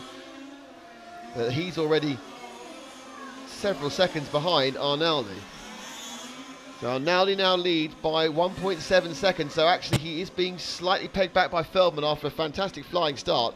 Bayer in 3rd, justifying Matt's faith in him in the predictive stakes. So Alice Bayer, who of course is the brother of the reigning champion, isn't he? Did he win again? He's the reigning champion at this. Oh, sorry, yeah. I thought you meant in electric, off-road. Anyway, I'll shut up. So car 2 of Lissau now has got back past Bayer and is moving forward to try and catch up. So it's Lissau from Bayer, and then Bayer drops another place. So Verbrugge gets through. So Bayer's good start has disappeared, just so I was saying he was doing well. And he drops down into 5th. So it's going through the screen there. You see Feldman there in 2nd and Lissau in 3rd. So the 1, 2, 3, it is Arnaldi, Feldman, Lissau.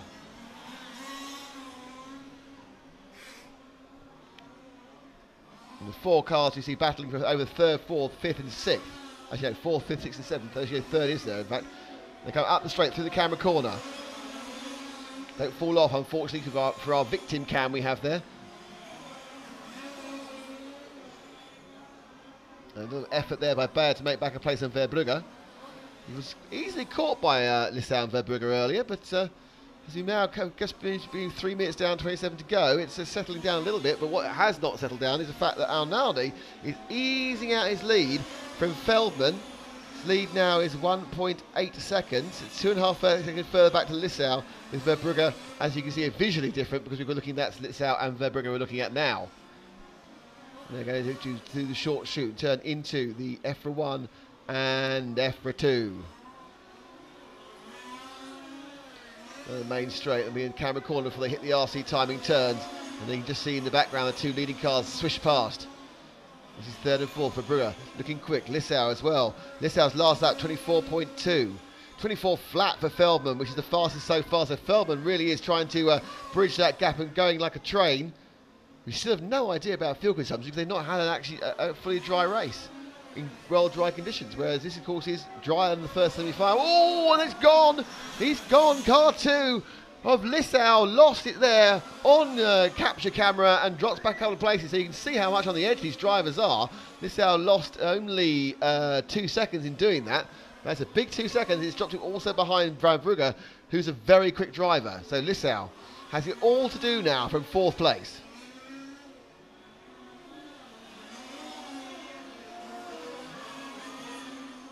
behind him is Alice Bayer. And Cedric Privot moving through the field, which is good news for Matt, as that's his tip for the top. And that is Privot now. He's coming to attack. Move forward slightly to Privot and Lissau, Frank. And that's where they are. That's the battle we're looking at now for fourth, as Lissau really hasn't made much these first nearly 5 minutes. Luckily, he's got 25 minutes to make up for it. But we still see Arnaldi leading. Feldman is second by 1.3 seconds. And Privot, again, after a slow start getting to the pack, has got that sort of inter-race speed, and he's certainly really harrying Lissau. So as Arnaldi, Feldman, this is the battle for 4th and 5th. Feldman is getting a little bit closer to Lissau at the moment. We've got a Verbrugge Arnaldi Feldman bet from Dimitri. I think that's unlikely because Donovan's in 9th at the moment. They spin through. Lissau, 4th place. Verbrugge now is not really gaining. In fact, there's 24-2, 24-3, 24-3, 24-2 is the first 4 drivers. They're all getting up to much of muchness speed. But the nice thing, if you are Arnaldi, is you've got a 1.7 second lead.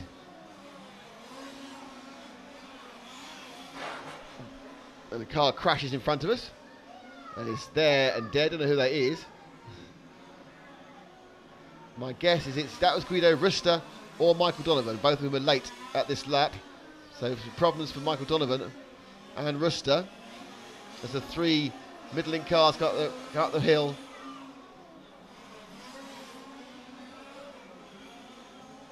Just ahead of them now, Lissau, as Privot has dispatched Lissau during that moment of crashing madness we saw earlier. And Bayer's in the back, so Privot now looking at the moving car. He's managed to get that car. Once it's rolling, it's got some speed on it. Feldman's had a bad lap and dropping off Arnaldi. Now 2.5 seconds, but Verbrugge is in fact 3 seconds behind him as well. So it's all settling down nicely for Arnaldi. Donovan was in the pits there. Including Martelli maybe in the pits.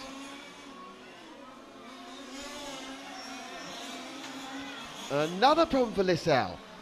Lissau really not, he's taking a long time. He looked very, very good in the semi, but things not going well for him here. He's having to do a kind of a check block there on Bayer to stop himself from dropping down to 5th. In fact, 6th. So Lissau, my tip for the top is so far only going backwards. And this is the problem. The track was very different from the half hour they had before. And my guess is that it's not their liking. You can see that also. Bayer and Lissau are both having problems at coming around Canberra Corner. The car really wants to get away from them. They've got an oversteer issue. They haven't got the grip roll problems they had earlier in the week. It's an oversteer issue. Let's see if we can pick up our leader, Arnaldi, in the touring car coloured car. He's going round Super Bock Bend at the moment. He turns sharply into Samba Pikes Point before getting into the F returns. He's about to put a lap. I think that's on Martelli, I think that is. He's to be lapping in the second. Comes down the straight. Hunting hard, the number 9 indeed of Gianmarco Martelli.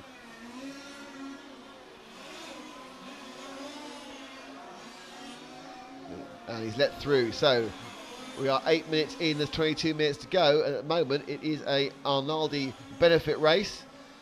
More problems with Guido Roste. He's not having a lot of luck at the moment. He just crawled off in the bottom part of the corner. He's got a 2.7 second lead over Marcus Feldman, who himself has a 2.9 second lead over Verbrugge, who is just ahead of Privot, who's just ahead of Lissau. So let Arnaldi go. Let's pick up with Feldman, who'll be the next car along. There we go. That's our second place man, mighty Marcus Feldman, current world champion. Car looked absolute pile of rubbish when it rained earlier. He just limped it in at no speed whatsoever.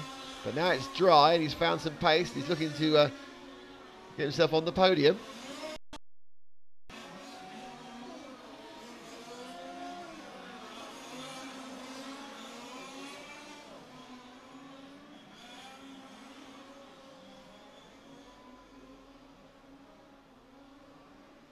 So it comes now through the United Nations. Up the main straight, he'll take the guess and hope for it corner. Because they turn from dry onto kind of what looks wet. I don't think it's a massively damp as far as the traction is concerned. Not yet got in the 20. No one's yet got in the 23 second lap. Oh yeah, we've got a couple of 23s. Privot and Verbrugge have just clipped the 23 second lap race. seconds for a lap.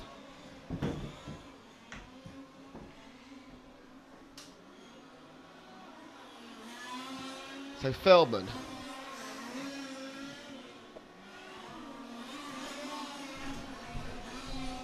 Not really gaining on Prevost at the moment, but not really losing either. So all quite static at the moment.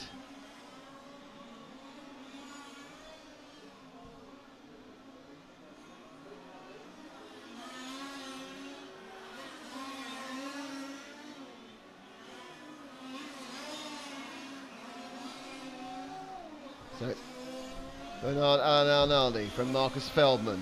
Giovanni Verbrugge is third. Cedric Prevost is fourth. So Verbrugge in third in car 7. With us now, it is the number 1 of Arnaldi. Let's let them go through. Let's see if we put Verbrugge, the green car now coming towards us. Let's Frank, the green car. That's the good one. Good lad. Through the timing turns. He's in third, and he's got about a second lead on Prevost. So this is the battle at the moment. The only battle that's very close is third and fourth. With Prevost, his car got quicker during the half-hour semi-final. It's getting quicker in this final. He's looking now to pick up third place. And we are 10.5 minutes down, 19.5 minutes to go. So far, I'm touching wood, no rain. How big is the delay? Live timing is about 9 to 10 minutes ahead. Is that right? I didn't know it was 9 to 10 minutes. I thought the delay was about 45 seconds. We may have an extra delay during the day, so I don't know how long the delay is. I'm sorry.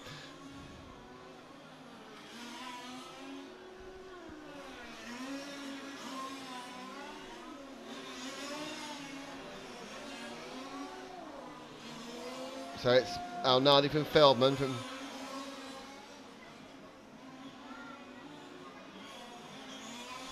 Verbrugge. Preview next, and Lissau.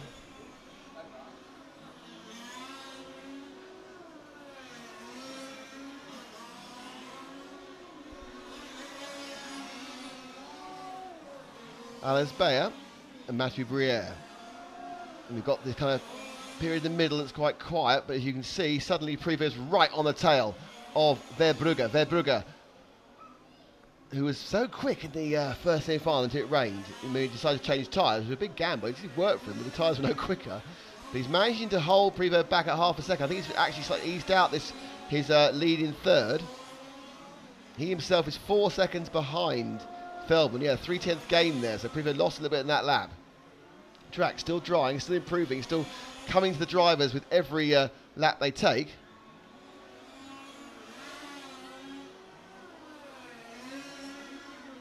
Going down the main straight.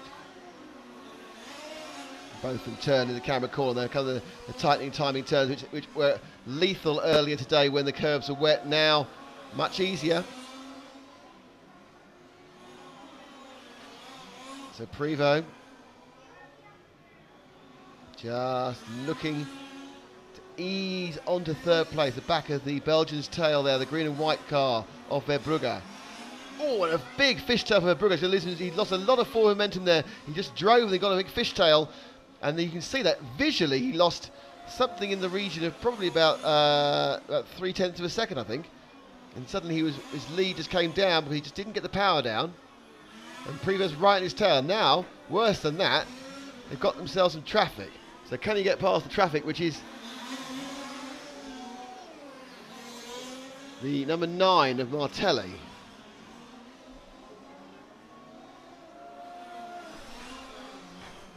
Both get through. Prevost right on Verbrugge's tail as they go through the first part of EFRA and then turn round through the United Nations. Going down the main straight, and not the best pick up there from Prevost. Let's let Verbrugge get a bit of a gap again. They are still, both of these are drifting off Feldman, and Prevost now looks to go around the outside of the super box. He now tightens up, can he dive up the inside of the Samuel Point turn? No, he can't. The short shoot now. EFRA 1, EFRA 2, he's just leaving a gap there. Tries to look a bit of a different line. Now we take the wider line to get a better drive. And he comes EFRA 2. No, he lifts up 2 wheels, but he's looking so hard now. Prevost has a bit of speed, but as we saw in one of the semi-finals, if you hold your line, Alice Bayer held his line for 10 laps, and Briere couldn't get past him. Can his fellow Frenchman Prevost get past the man who's also holding his line in Verbrugge? I can tell you it is spotting with rain now and big, big black clouds coming behind us. Although when we look to the front of the track, our view is beautiful blue skies, but behind us there are big black clouds coming. Oh dear. So I'm not sure if we'll make the next 15 minutes without some more of that rainfall. Verbrugge again getting some oversteer. Remember, out the inside goes Prever. Prever comes back, trying to get him through the super box, but no, he just lost drive coming through the first part of the timing turns, and suddenly he had no drive. He just, I don't think the spotting surely is paying yet, is it? Because he's lost a bit of time. There's no real drop in times at the moment. Perhaps they're down about 3 cents, half a tenth, half a second. But Prevo picks up third there, and it's all because Verbrugge just lost drive coming out of the second half of the timing turns. Verbrugge now, it's easier to chase than to lead, is now all over the back bumper. And again, he's very loose at the back end, and we don't like that. Certainly not on a holiday. So Verbrugge, but now Prevo's got to make up a 5-second gap to Feldman. Feldman is 3 seconds behind Arnaldi. He's half a mistake away. But if the rain falls down, Feldman's car looked appalling in the semi-final. Martin Lissau fans, I'm afraid he's a long way further back. Actually, Lissau now is right. Sorry, he's right on the tail of. I had the wrong timing there. He's right on the tail of Verbrugge, and he's coming now. So Lissau now is the next person to want to start moving forward through the field. The temperature's dropped a bit. The wind's upping a bit, and we're now beginning to wonder if we're going to see 15 dry minutes. Because if it rains, it's going to become a lottery. Because the biggest lead we have is Arnaldi, who's 2.7 seconds ahead of Feldman. Feldman has 6 seconds approximately on Prevost, and these two you can see are a further second and a half back. So there's Prevost, there's Verbrugge, and there's Lissau, who went backwards in the first 10 minutes. We're now 16 down, 14 to go. Is now trying to go forward in the second half of the race. Perhaps that was the plan all along, and again, a little of a loss of drive for Verbrugge, but Lissau wasn't close enough to make the most of it. Giovanni now definitely blocking, as he's absolutely allowed to do during a final. Lissau, totally fair what he's doing, but he is holding him up. And the Dane, who made the bad start and the bad first few minutes, and he comes at the inside now. And that was a discretion bit of Palvale. Came up really, I think, in many ways. Perhaps Verbrugge should have let him through there. And he's coming at the inside again. So Lissau trying everything to get past the Belgian. He's definitely got the pace and the speed, and he was almost, I think he backed out of what would have been a questionable move when he went wide going through the timing turns last time. Lissau now trying to line up this overtaking pass, and behind them is the next man with Mathieu Briere, and he's in this fight as well. When they go away from you and they're turning into the Superbox turn, they actually just look like real full-size touring cars. They're exactly the same. This could be Alton Park or anywhere. Amazing. Verbrugge now, he's got himself together again after almost leaving. Or perhaps Lissau's gone for a breather. Lissau's dropped back off in the last lap. Bad lap, in fact, for Lissau, the previous lap. He's dropped back about half a second. And now he's got Briere breathing down his neck. So now the hunter becomes the hunted, and Briere looks to get underneath him. Still no sign of any serious rain.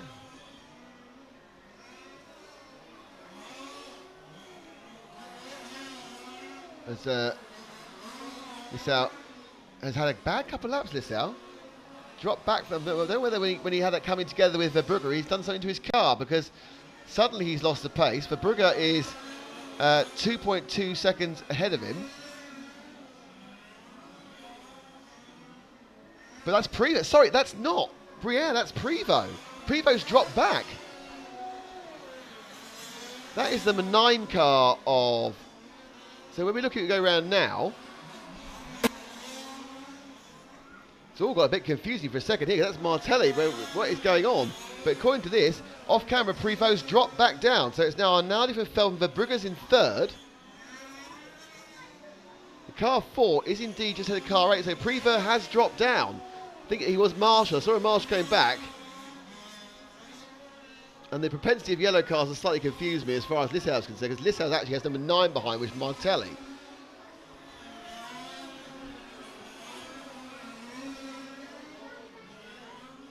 So let's just do a bit of a recheck. So let's find our leader. Our leader is going now round through the start-finish straight. This is position 1. Let's pick him up now on the United Nations.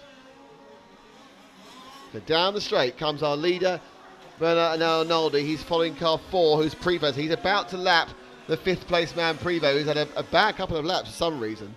So it's Arnaldi who runs down. Now let's hold the camera and let's wait for Feldman to come through. He's the next car through. There we are. He's your 2nd place man. That was the 2nd place man, Feldman.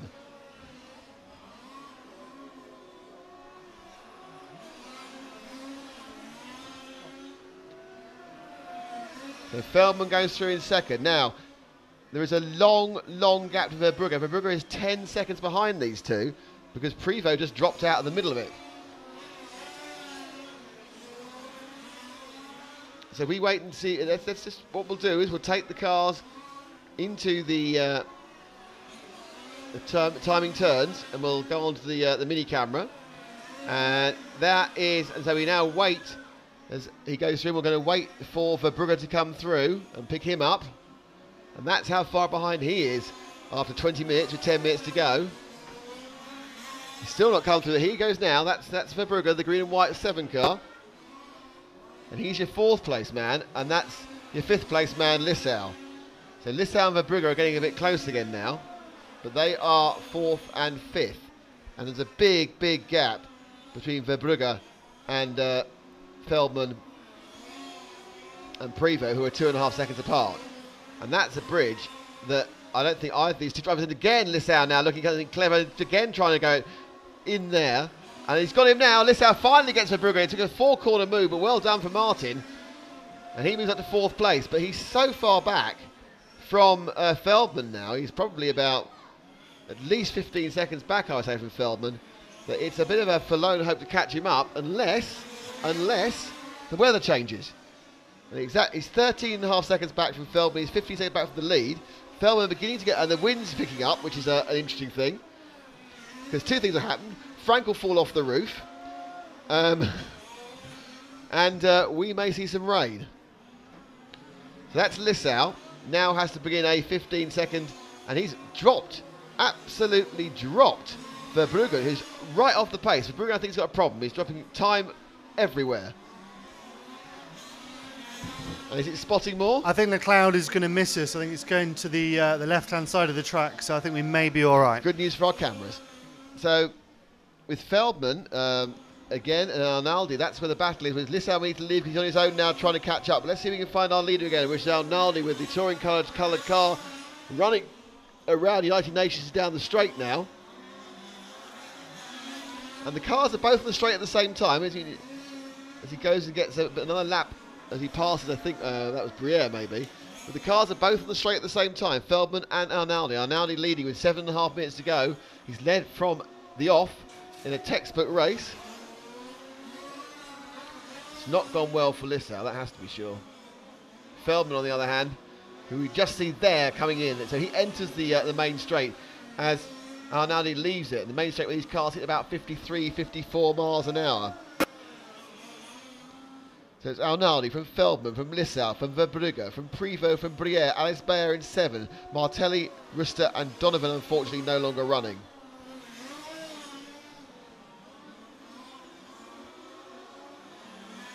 And every lap that's ticked through, Feldman and Arnaldi are trading tenths either way, so there's no real gain. That 2.5 second lap lead has been there since about minute 5.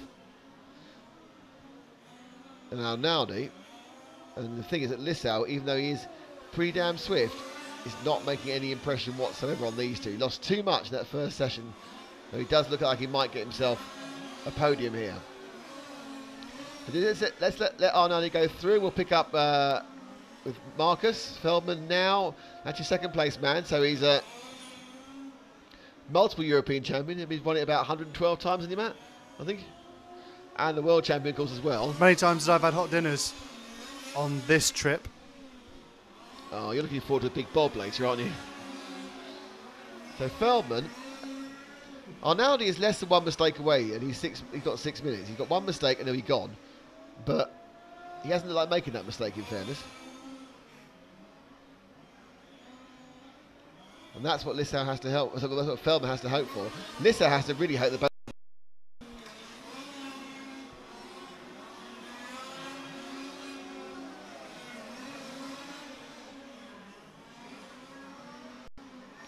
that last lap. 24.2 for Arnaldi, 24 flat for Feldman, 24.6 for Lissau, and 25.4 for Verbruggen. Verbruggen's pace has just disappeared entirely in these last few minutes. So much so he's a long way behind Lissau. But the question really is 2.6 seconds is the gap between Arnaldi and Feldman. And with 5 minutes to go, can he make it up?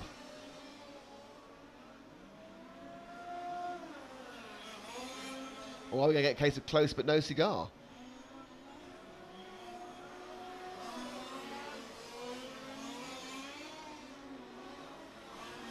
Given the drama of the semi-finals, this has been a relatively straightforward final after the 10-minute delay was called. Some nice driving there by a number of the drivers to let people through. But Feldman is now 3 seconds back virtually. She just lost another tenth. So it's looking to be moving inexorably towards Bernard Arnaldi becoming European champion.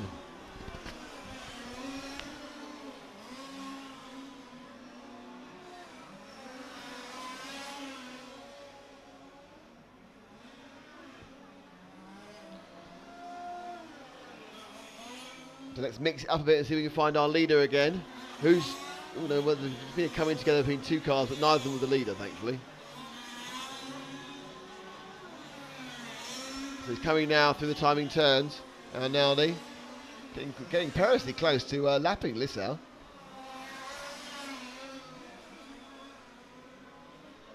So Arnaldi looked really, really quick yesterday afternoon.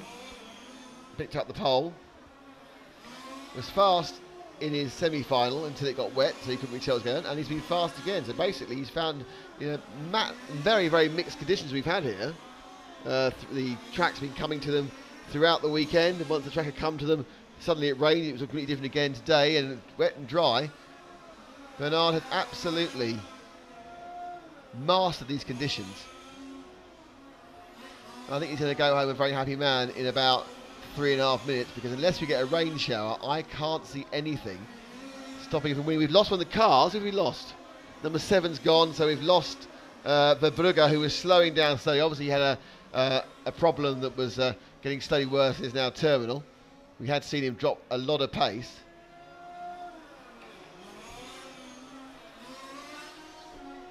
And the lead is now 2.7 seconds. So, it's actually better. So Feldman actually pulled a couple of tenths back that time.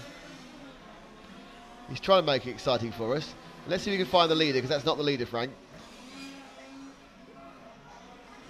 Let's pick up Feldman. Feldman's just United Nations. So let's go to the F return.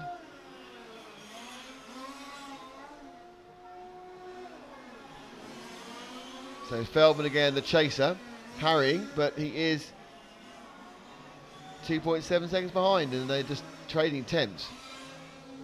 I think also that now he's managed to get 2 or 3 cars in between them, which is quite good.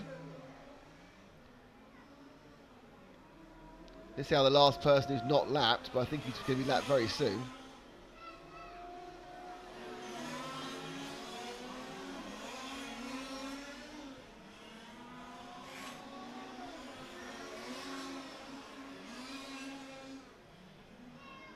And he gets, that was lucky. Feldman got 2 in one go. One of whom was Lissau. So Lissau has been lapped now. So the first 2 have lapped all the way up to second.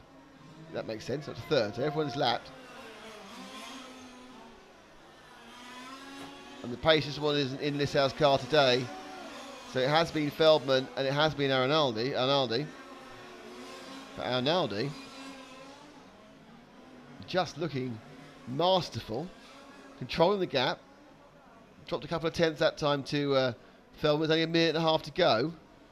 So let's pick up our leader again as he goes into the TV timing turns now.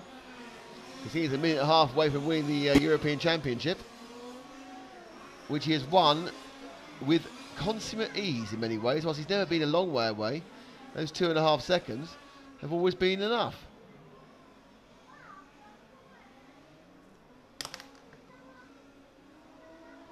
They come running down towards us now.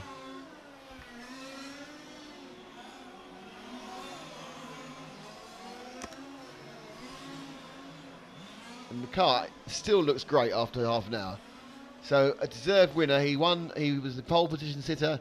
He was the man who won his semi-final, and he looks like he's the man who's going to win his final because he's got, whilst the lead's coming down a tiny bit, there will be this lap and 2 more. He'll have 2 more laps after this one, as will Feldman, who's a little bit closer again.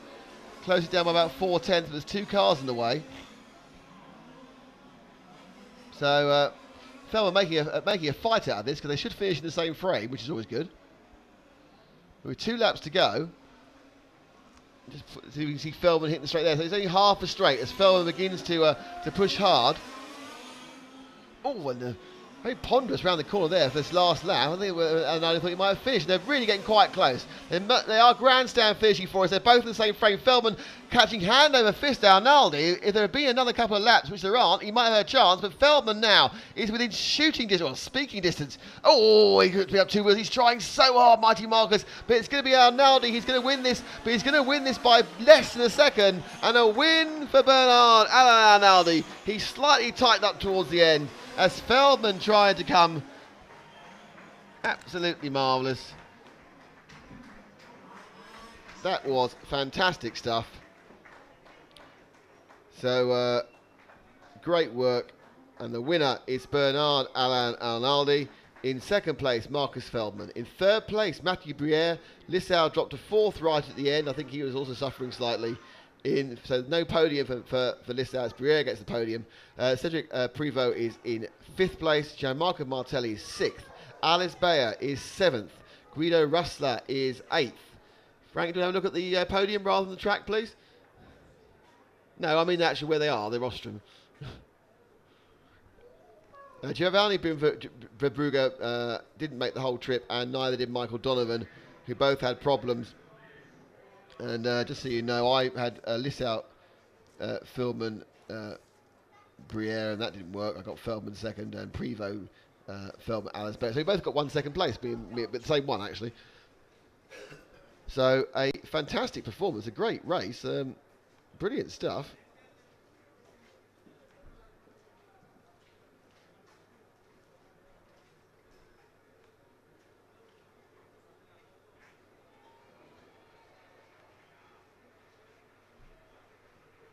And the round of applause as the winner. So we're going to try and get the winner to come over here for a chat because we haven't got our RF camera, so we'll interview them actually if we stand here as the party goes on. So we aren't going off air just yet, as we're going to try and have a chat with him.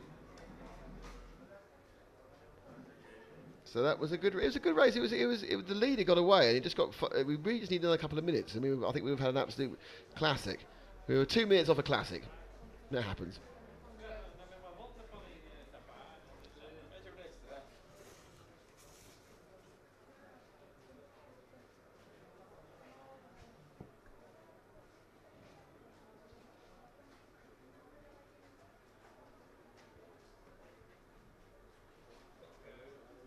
So that is the end of the race action here for the Last Car Touring Car Championships from Vila Réal in Portugal. I hope you've enjoyed our broadcast. We've enjoyed doing it. We'll carry on for a bit. Three long days, a lovely hot day, and then a cooler day, and then a wet day. And certainly this has been some of the most interesting weather I've seen racing events go on in.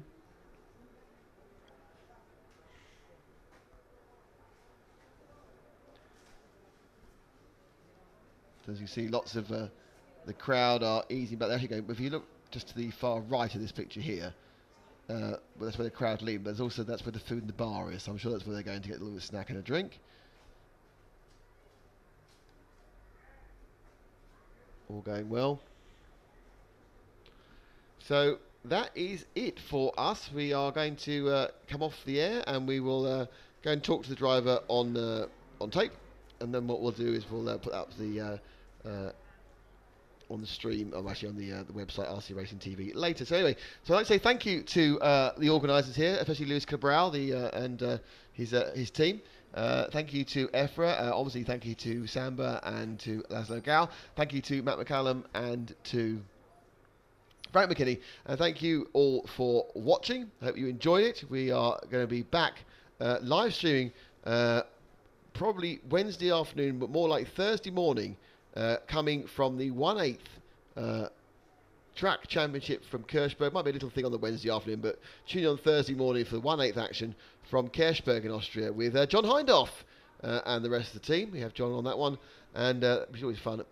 And we will say goodbye and thank you very much, and we're glad you enjoyed being with us, and we've enjoyed having you. So, for now, from Portugal, where it still hasn't rained for 20 minutes, goodbye. Thanks, then.